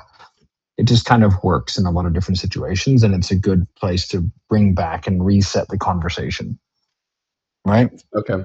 Makes sense. Because you can talk about all these nebulous things, but at the end of the day, what really matters, the things that you have to do to get the outcome. And so like, what the fuck are we doing? Right? Cool. All right, cool. So now there's the like transition into fear, right? And then probably tomorrow we'll go over the final like logistical stuff. So I think my brain's gonna explode if I talk for any longer than 15 minutes. There's the trend. So you want to make sure that you tie off all logistical, right? So what that means is that like they've agreed upon, like we went over money yesterday. They've agreed upon a payment structure, right? There's no issues with partner, or they said like they're going to move forward regardless. And we've sort of like knocked out any like what seemingly normal things or logical things that would hold them back from moving forward. And now it's like, okay, cool. We need to get them into like, we need to start shifting perspective, right? So, the way that I look at it is that, someone has to sometimes look at a problem from a different angle. And then when they look at it from a different angle, they see different things, right? Like, you know, if you're higher up, you see further, you take in more information, your decision making is better. Okay. So, like, if you're planning a route, if you could be in a helicopter, that would be better than being lying on the ground. Like you're not going to see very far. You're not going to be able to plan very far. Therefore, all the decisions that you make are sort of limited in scope. In the same way, how a general is running a battle, right? The person who's in the firefight isn't dictating strategy; they're dictating tactics. Tactics are short term, strategies long term. Okay, because when you're in the firefight, like you're just thinking about the thing in front of you, right? So like that's kind of like the thought process of how I think about it. And so if I can get them into that way of thinking, it's beneficial to me. Right. So the way that I do it is I say, they're going to go, yeah, I know it all makes sense, but like, I just really need to go away and think about it. Right. That's sort of like the standard response for any variant thereof.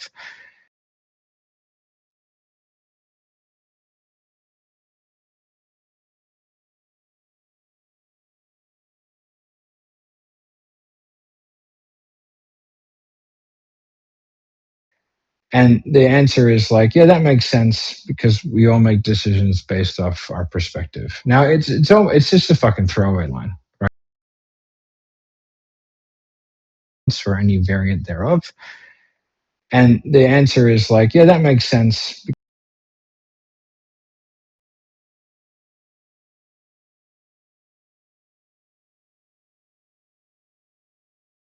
because we all make decisions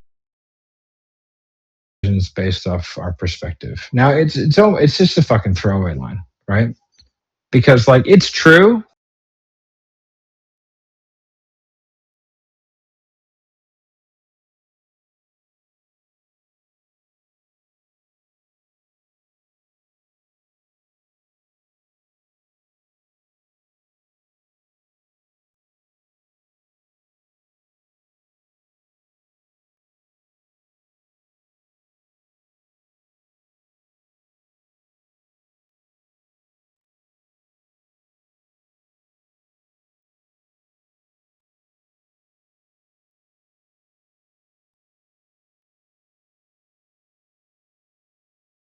But it also sort of doesn't make a ton of sense, right? But people will 99% of the time disagree with it because it is sort of true. And then that is your bridge, right? So again, objection handling is just like I just need to have things to say. If you run out of things to say, you will lose the sale every time.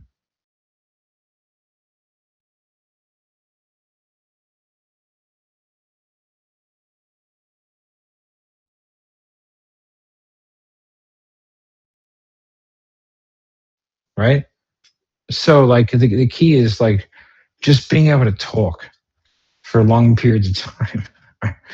And then like the person's gonna bring themselves around. Like you're not doing much. Like the person has to convince themselves. Like, that's just the way that it is. You can't make anybody do anything. You can't convince anyone to do anything. They just they have to go. They have to do it themselves. So the key is like if you can just keep them on the phone and keep asking questions, and then you have an opportunity to make the sale. But you can never make the sale if you just kind of like go follow up, right? So this is what these things are all designed to do. Like, and it's not a map. It's like a map with waypoints. It's not like an exact take this step, take this step, take this step. It's like get to here and then reassess. Get to here and then reassess. Right. So the guideline is don't run out of things to say and stay on the call with them and don't just go for the follow up because you have more chance to get a sell that way. Is that what you mean? Yeah. And if you know what you're doing because you've like studied this, then like you're calm and casual the whole time. You don't and you don't sound like a weirdo. And so it's like you just get the opportunity to keep asking the questions. If you can keep asking the questions, then you have a chance of making a sale, right? So that transition is like, that makes sense, right? Because make decisions based on our perspective. Yes. And then I always just go, yeah, the only problem with that is, man, like if we're always making decisions based off where we are, it's the only place we can ever be.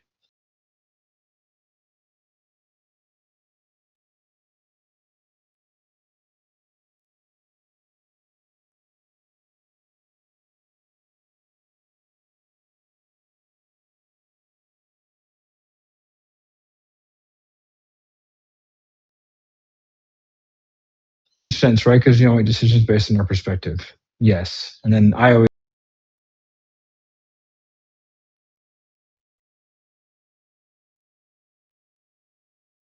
just go, yeah, the only problem with that is, man, like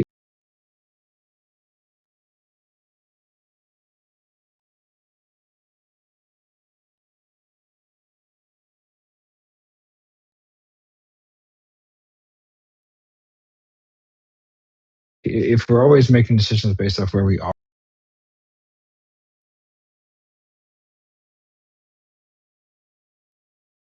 it's the only place we can ever be. Sense, right? Because make decisions based on our perspective. Yes. And then I always just go, yeah, the only problem with that is, man, like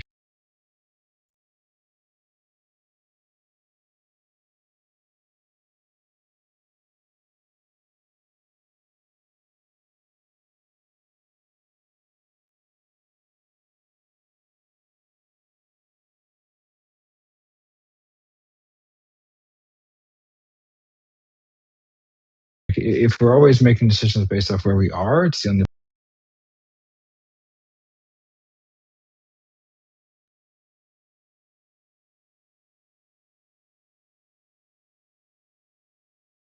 place we can ever be. Right? So like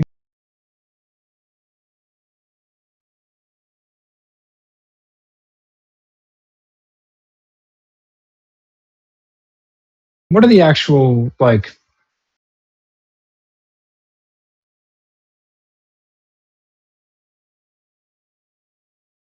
what are the actual things that you need to do to put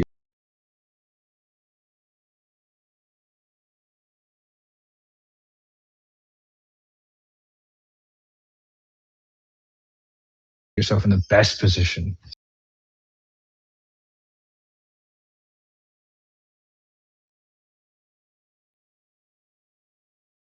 to be able to achieve the outcome?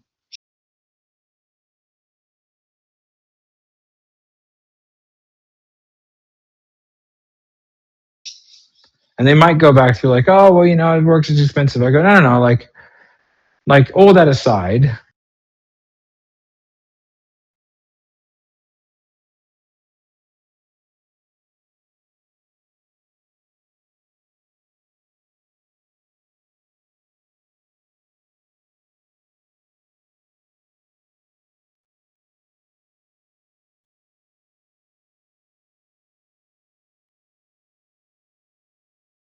what are the actual things that you need to do? Right? And then I go, well, I need this. I need to do this. And you're like, all right, cool, man. Like, and how much longer?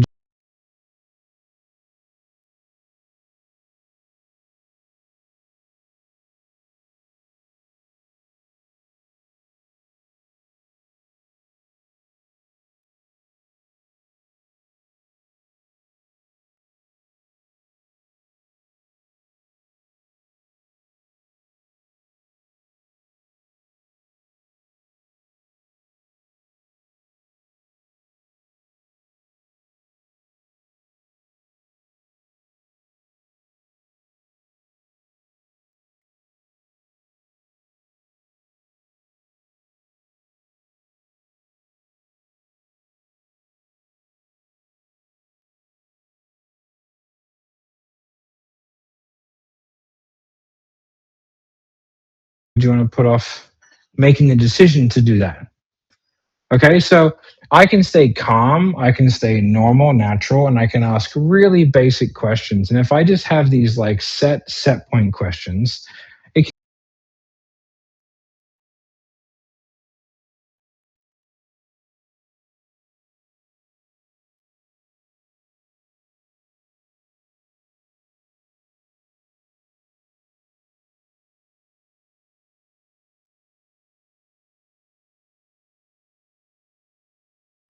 can go weird, wild, and wonderful in between them. And then from there, I just keep asking my variants of the question. And because I've done that transition piece of like, that makes sense because the only decision is based on our perspective. The moment they go, yeah, that's true, or they agree to, they give you an affirmative to that, that's now like the scaffolding of the new conversation. And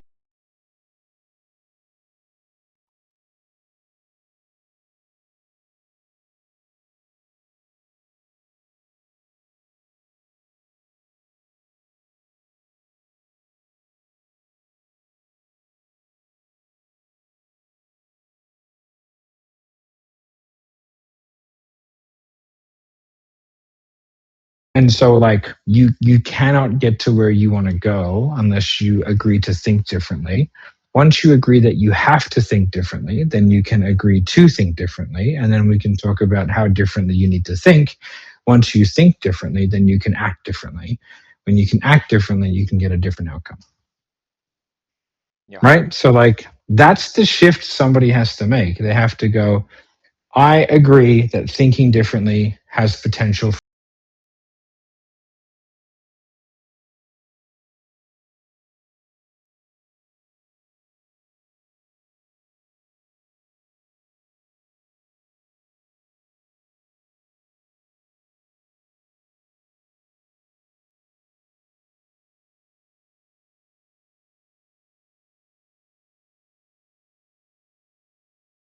for different outcomes. Now I agree that I should think differently. Now I see your point. I do think differently. Now I can act differently and I can get a different outcome. Right? Like that's what that is. You can't skip steps. And like you have to mentally map that conversation out. This is why like you have to know where you're going. Which is why like in that once you have now that you have that transition piece and then you have those waypoints in that cycling, right? Like now the rest of it is like up to you. Yeah. Right. And all So that like and all that is only possible, Matthew, when you did the call correctly, right? Because if we don't have the leverage of the call, we cannot really do that at the end. Yeah. Objection handling is the thing that everybody wants to learn, but it's thing that people should study the least. Yes. That's why I'm saying this. Yeah.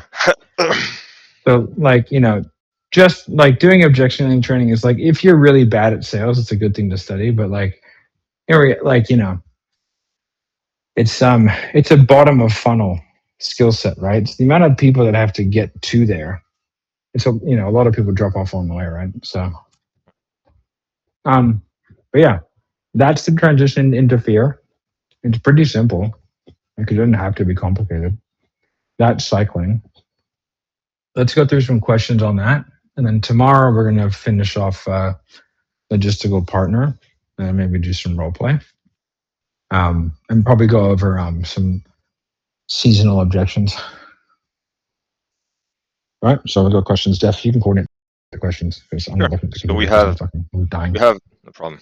Stay lay down. It's no problem. Adam has a question in the chat, and then the guys raise their hands. I'm gonna go to each one of them. So Adam, ask your question, brother. Adam Goodwin. Yeah, it's just a quick one, Matt. I was writing it down, but I was really slow at it. See the 4 main points you're taking someone through for that cycle there. Like they agree that thinking different, and then they agree that they should think different. What were the other two after that? Sorry. They have to think differently. They agree on that. They think differently, therefore they're gonna act differently. They agree on that. Okay. Then they act differently to have a different outcome. They agree on that. And then you fucking slam them and you piff. They're gonna act. And then they agree that they should think different. What were the other two after that? Sorry. They have to think differently. They agree on that. They think differently, therefore they're gonna act differently. They agree on that. Okay. Then they act differently to have a different outcome. They agree on that. And then you fucking slam them and you piff. Sweet. Get that piff straight on. And you have So you Brennan just- who helped you actually. He just wrote down it for you in the chat. Yeah, you just have to think about like what is the like you just got to think, you know, what does that person have to mentally go through in order, like what are the doors, you know? And you're like, oh yeah, that makes sense. Because like and that's why it's set up with like, you know, we all make decisions based on our perspective, right? Yes. So what's that agreeing to? It's agreeing to like our actions are shaped by our thoughts and our thoughts are shaped by what we can perceive. Right? Okay. And so it's like, okay, well that's a good agreement for me. Then it's like the next thing is like, all right, well let's uncover the problem with that. And if you're making decisions based off where you are, you cannot be anywhere else. Like if you want a six pack, you have to make the decisions of someone that already has one, correct? Yeah, I see that. Yeah. So let's do that. If you had a six pack, what would you do? Like would the person who has a six pack do this? Yes, the answer is yes, because they did. You know what I mean? And so like now that's do the actions. Now then if they can't do the actions without you, then they need you. Yeah. Right? The action is the nutrition, the training, the accountability, the discipline, yada yada, and they need you for that. I actually doing the thing, essentially. Yeah. Yeah. Sweet, man. Thank you. You're welcome, brother. Who else raised their hand? It's weird. We don't see it on the school stuff. Guys, just unmute you. So we have Jason and Mario. Jason, go ahead. Thanks. Matt, I'm still pretty new to this. So what I've been struggling, if you can help me out really quick, or we can push it to tomorrow, is the biggest objection I'm getting in the home is when they're new home owners, and they don't have a full month of usage. So they're like, hey, I just don't have enough information to make a decision. So I just want to wait.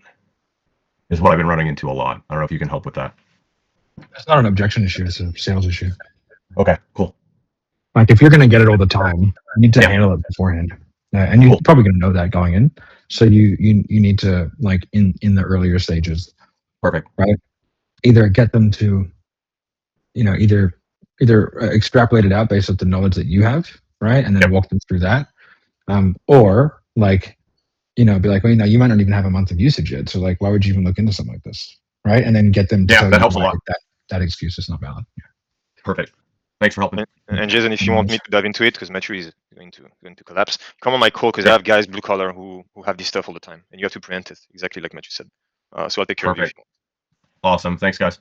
You're welcome. With any objection stuff, guys, that you get, if you're getting something consistently, right, it's a sales issue, not an objection issue. Like if it's happening consistently, then you can prevent it. Like, I mean, if it's December 23rd and you're getting a Christmas objection and you didn't do anything to prevent that, like it's a you thing.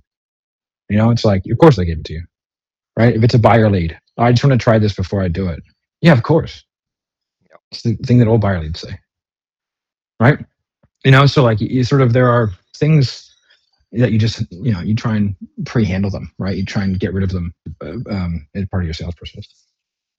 Yep, Mario, you had a question. Guys, write down your question in the chat so I'll be able to list you. And Jordan, is you two, you go after. Mario, go ahead.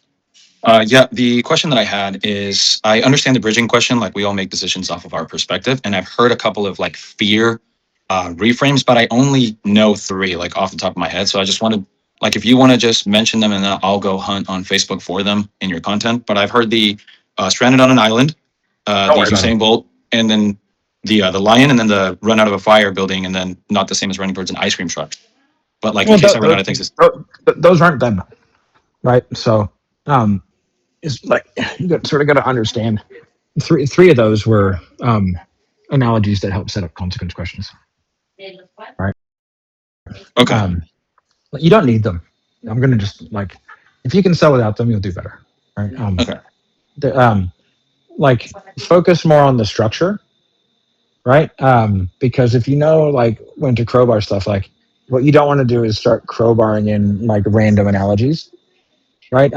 You're better off understanding the structure of like how it's done, and then like getting good at identifying the escalation, because like you'll like all those analogies are like things that I just fucking made up on the spot. People teach them now. It's like as if it's Yeah, real. it's hilarious. It's fucking Yeah, like I yeah. swear, fucking brother. adorable. They're all over Right, but Instagram. like I literally just fucking made them up on the spot. Like the heavy is the head that wears the crown. I just fucking made it up Yep. on a call once, right?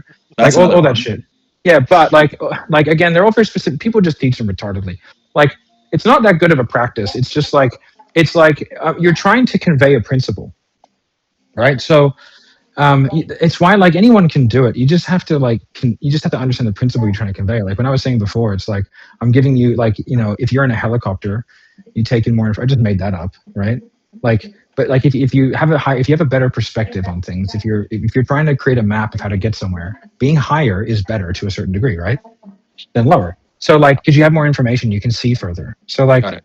what I'm trying to tell them is that like the perspective of where you are matters. You know what I mean? If I want to go further, it benefits me to try and get higher. But then you would do those Right? reframes like before we get into consequence questions. No, no. No, how long have you been in sales? I've been in sales for like 2 years, brand new, but I don't know the NPQ process fully. So what I don't know how to get them past. Like I know the logistics and how to tie all that. But fear. That stuff is not NPQ. I can tell you that right now. Like that's not that thing. So like the reason why I asked that is because the questions that you're asking, they're giving you don't quite understand the fundamentals of the process you're trying to do. That's why the questions are difficult to answer, right? Because the questions don't quite make sense to me, right? I know what you're trying to say, but I don't want you to get lost in the weeds of things that aren't particularly important when like the foundations of selling, like people get distracted by the shiny object things of like reframes and shit like that. You know what I mean? In the training, there is a thing called the Little Book of Reframes, right? That's in the school group, isn't it, Jeff? Is it? I don't know. It is. It is. I'm gonna take care of him. Don't worry about it. I'll re-explain to him because it's fine. I'll just show him how to. So just you're like just don't change. It's a rabbit hole that you can go down for a long time. That like the amount of use cases you need it for is pretty niche, right? So you're far better off working on the more like concrete stuff. You know what I mean? Yeah. Yeah. Awesome. Thank you. I got you, Mario. Don't worry about it. It was Jordan then. You want to ask? He's in roofing. Going into roofing. So yeah, quick question on Matt. So I guess I understand the concept of trying to get them to understand, like, hey, you have to think about this differently. Because the biggest thing, obviously, like I mentioned yesterday, is their way of thinking is just I'm just doing my due diligence, right? Even if it all makes sense, right? It's like how my great grandfather did it before me. You always have to make sure you get a second, or third, or fourth option, right? Maybe someone can underbid. So I guess I'm trying to, maybe I'm overcomplicating it, but if I'm thinking of the island reframe, I'm trying to figure out how to transition into or a frame that'll kind of get them to be like, yeah, this is kind of, I do need to think of this a little differently. This is a little silly if I'm going out and still looking for, 5 or 6 different bids when I feel like I have exactly what I need. Yeah, you definitely don't want to be doing like island analogy stuff. Yeah, that's why I'm asking. Also, the island analogy is fucking silly in general. It doesn't even make sense. I never used it. I made it. I made it up. It doesn't even make fucking sense. Like it sounds good, but like, and it works if someone's all emotional and shit like that. Don't get me wrong. Like, but it is a fucking borderline nonsensical thing, right? I'll say that myself. I see people teaching it and I go, yeah, it's fucking stupid. Wildness, brother. But I made it up on a call with an Indian guy that wouldn't fucking buy. Right? So like it was 2 hours in. Like it was, I just made some shit up. Anyway. And now it's in the high ticket project now. So here we go. Well, I do it in a different way on the role I'm at now, Matt. Like I have a different way of framing it other than the island analogy, but it's like there's more of an ROI behind it with dealerships. So it's easier to kind of get them to rethink that and go, oh yeah. But like when I'm dealing with a homeowner where there's no ROI, really, it's well, why do they want a new roof? Well, they want to stop the damage, or they want to. Usually, it's just they don't want damage to get worse to actually end up leading to something down the road. Yeah, I mean, perfect, right? Again, I think this is like you have to sort of all the work for this kind of thing, man. It's done in that criteria phase where you just dig in on like once you find it, what do you do, right? And you're gonna have to be okay with like not closing them there and then if they are hell bent on it, right? And then going like, all right, and then you just be the last person that they talk to. Got it. Yeah. So it's not, I'm going through like 4 or 5 different loops as much with them. They're gonna hate you. Yeah, that's where I'm like, I don't know if I should cycle with them. You know, like I can, but I think they're probably not gonna end up calling me back. So Yeah. So like, just try and handle it as best you can, right? And like pre-handle it as best you can, and get them to be like, once you find it, what are you gonna do? Why would you do that? Why wouldn't you just get like 15 other quotes? You know what I mean? Like, well, right? Again, like all you got to do is think about how are they thinking, and then what's the most ridiculous logical conclusion of that? Right. Thanks. It's like, you just want to get 3 quotes. Why not 10? Why don't I get 10 quotes? Well, I mean, I don't need 10. Why not? Why is more better? Why is it more better? You know what I mean? Like, really, at the end of the day, doesn't it just come down to like you're comfortable with the people? Like, are you basing your decision off price? Like, because we're not going to be the cheapest. You know what I mean? But like, do you want the cheapest of anything? Right? It's your roof. Do you want the cheapest roof you can get? If so, that's completely valuable. We're not that. Right? Mm-hmm. And if you want, Jordan, Like I saw Dial like that. They go, what are your prices? I go, if you're asking, is that the most important thing to you? And they go, well, no. And I go, what is the most important thing? And they go, we just want to speak.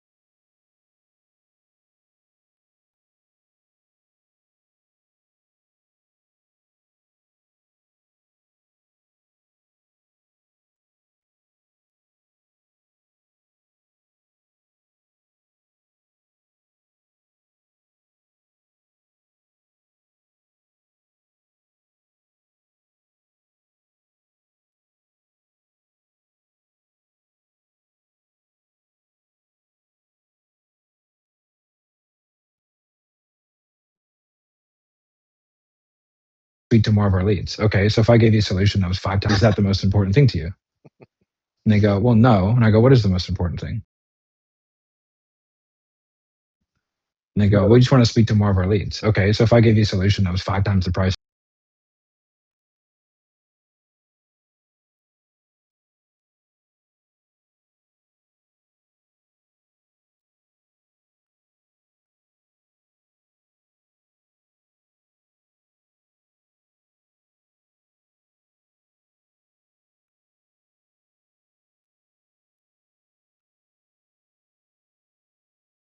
and you spoke to 10 times the leads. And they go, well, no. And I go, what is the most important thing?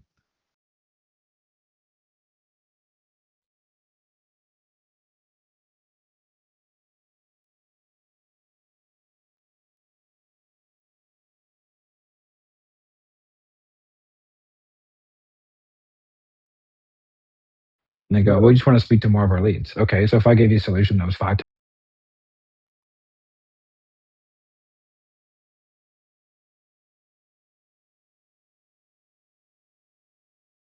times the price and you spoke to 10 times the leads.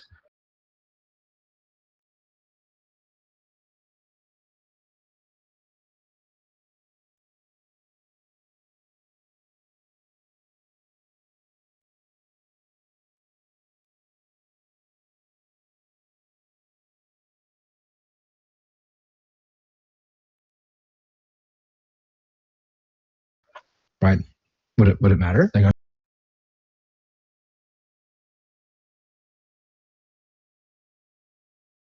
no. And I go, so what does it matter what the price is?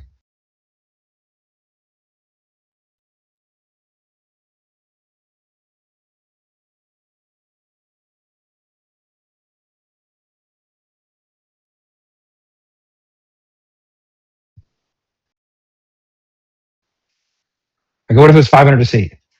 And they go, oh, I mean, yeah, I guess it'd be worth it. It's like, well, it's only 250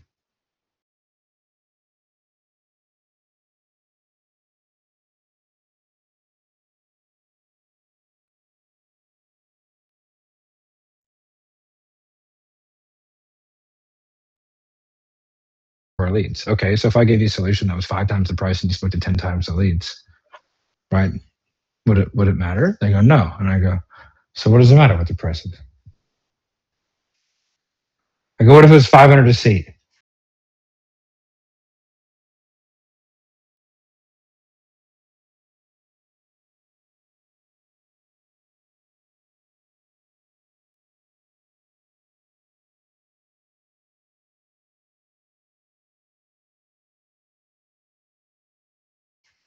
And they go, oh, I mean, yeah, I guess it'd be worth it. It's like, well, it's only 250. Doesn't matter what the price is. I go, what if it was 500 a seat?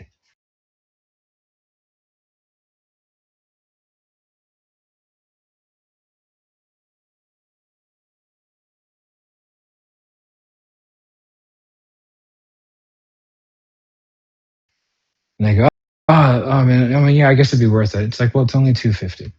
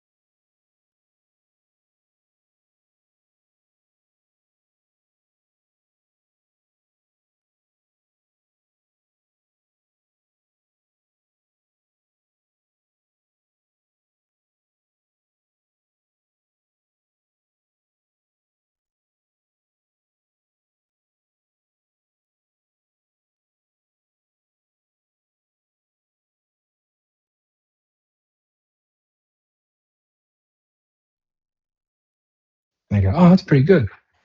Meanwhile, if I'd said 250 first, they would have shit the bed and hung up the Zoom.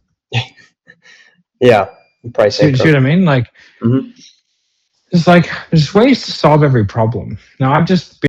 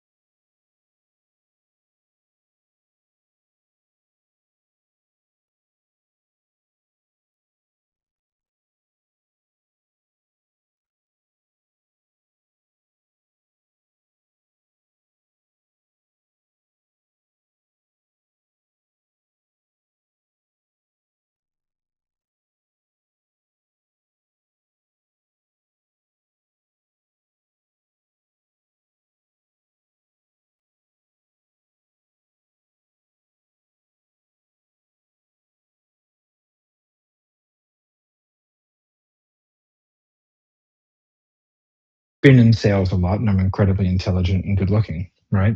So, you know, I'm able to figure it out. But like, really, like the best thing you can do is like sit down and come up with some of these solutions yourself by thinking through it.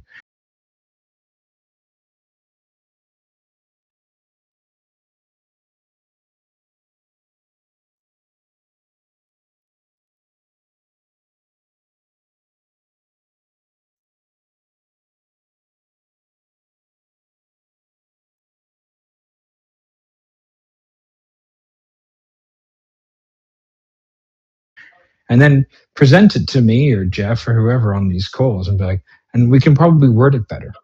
Right. But the first time you do something, like it doesn't have to be perfect. Like you might just think of a thing and then you're like, ooh, that worked. And then you might refine it.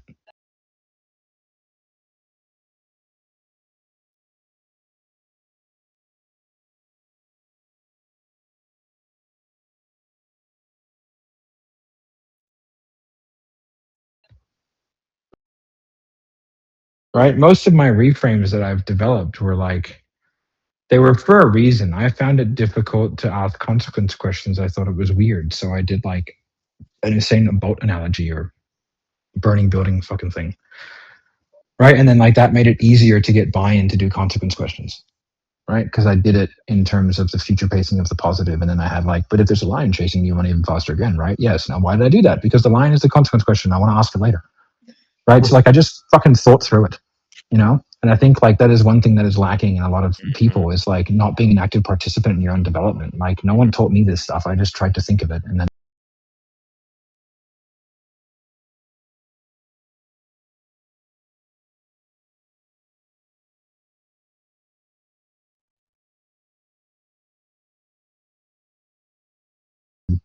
like executed it like not that well, but saw that there was potential for it and then practiced it and molded these things into things that work.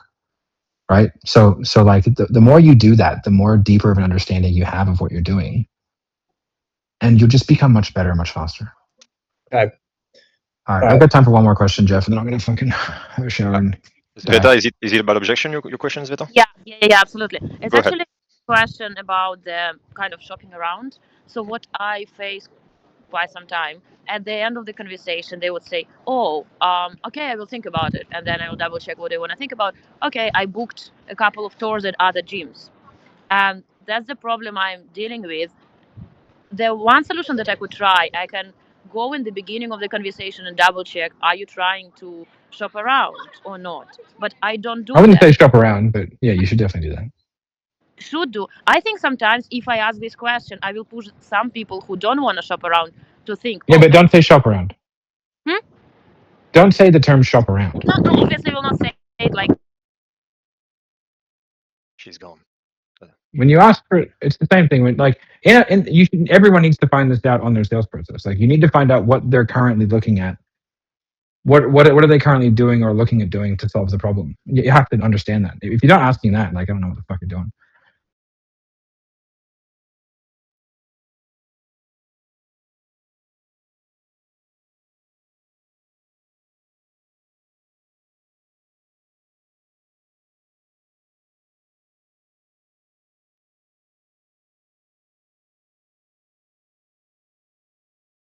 You certainly haven't gone through sales fundamentals, right? So it's like there is a component of the sales call.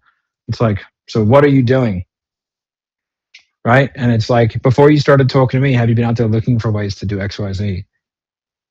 Right? Well, I've had a couple calls with some people.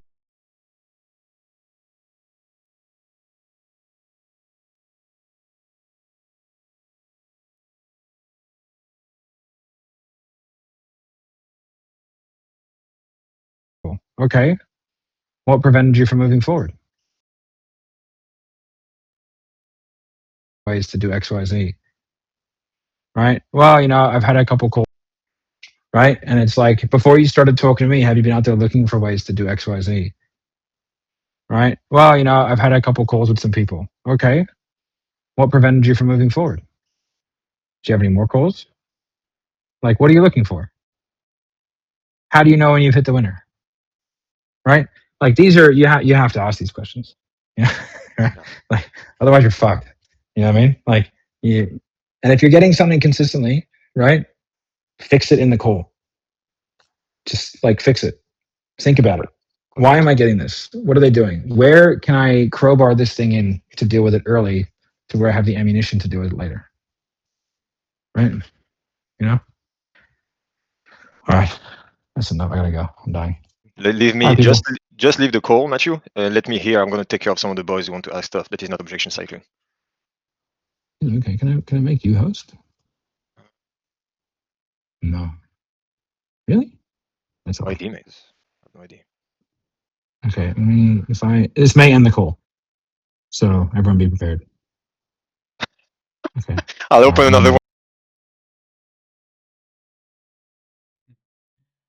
Okay, we're over 6 hours. Yes. Oh, 6:30. What the fuck? Okay, actually, I'm very happy about this. Actually, I fucking love all this shit, and it's really interesting for me. 6 hours and 30 minutes. Okay, I was just shooting for over 6 hours, but I'm fighting great, I guess. Okay, 6:30 is my new cap. I didn't have done today. Like tomorrow, we'll see how it goes tomorrow. Like 6 hours is my consistently hit 6 hours because it's kind of late right now to go for the second workout and swimming and all that fun stuff that I want to do, and regulate my sleep and eat patterns as well. But yeah, let's see how this goes, and it was really fun. And now I'm gonna go upload it and prepare and go for swimming and exercise and all the good stuff. And to be honest with you, I just want to chill and maybe watch a movie, but you gotta do the things that you gotta do to be able to get the results that you need, that you want. I want to become a fighting great god, so I have to train. And like, I want to have congruency with myself and not being a pussy and actually doing what I say. So I say that I'm gonna do like at least 6 hours per day for sales, done that.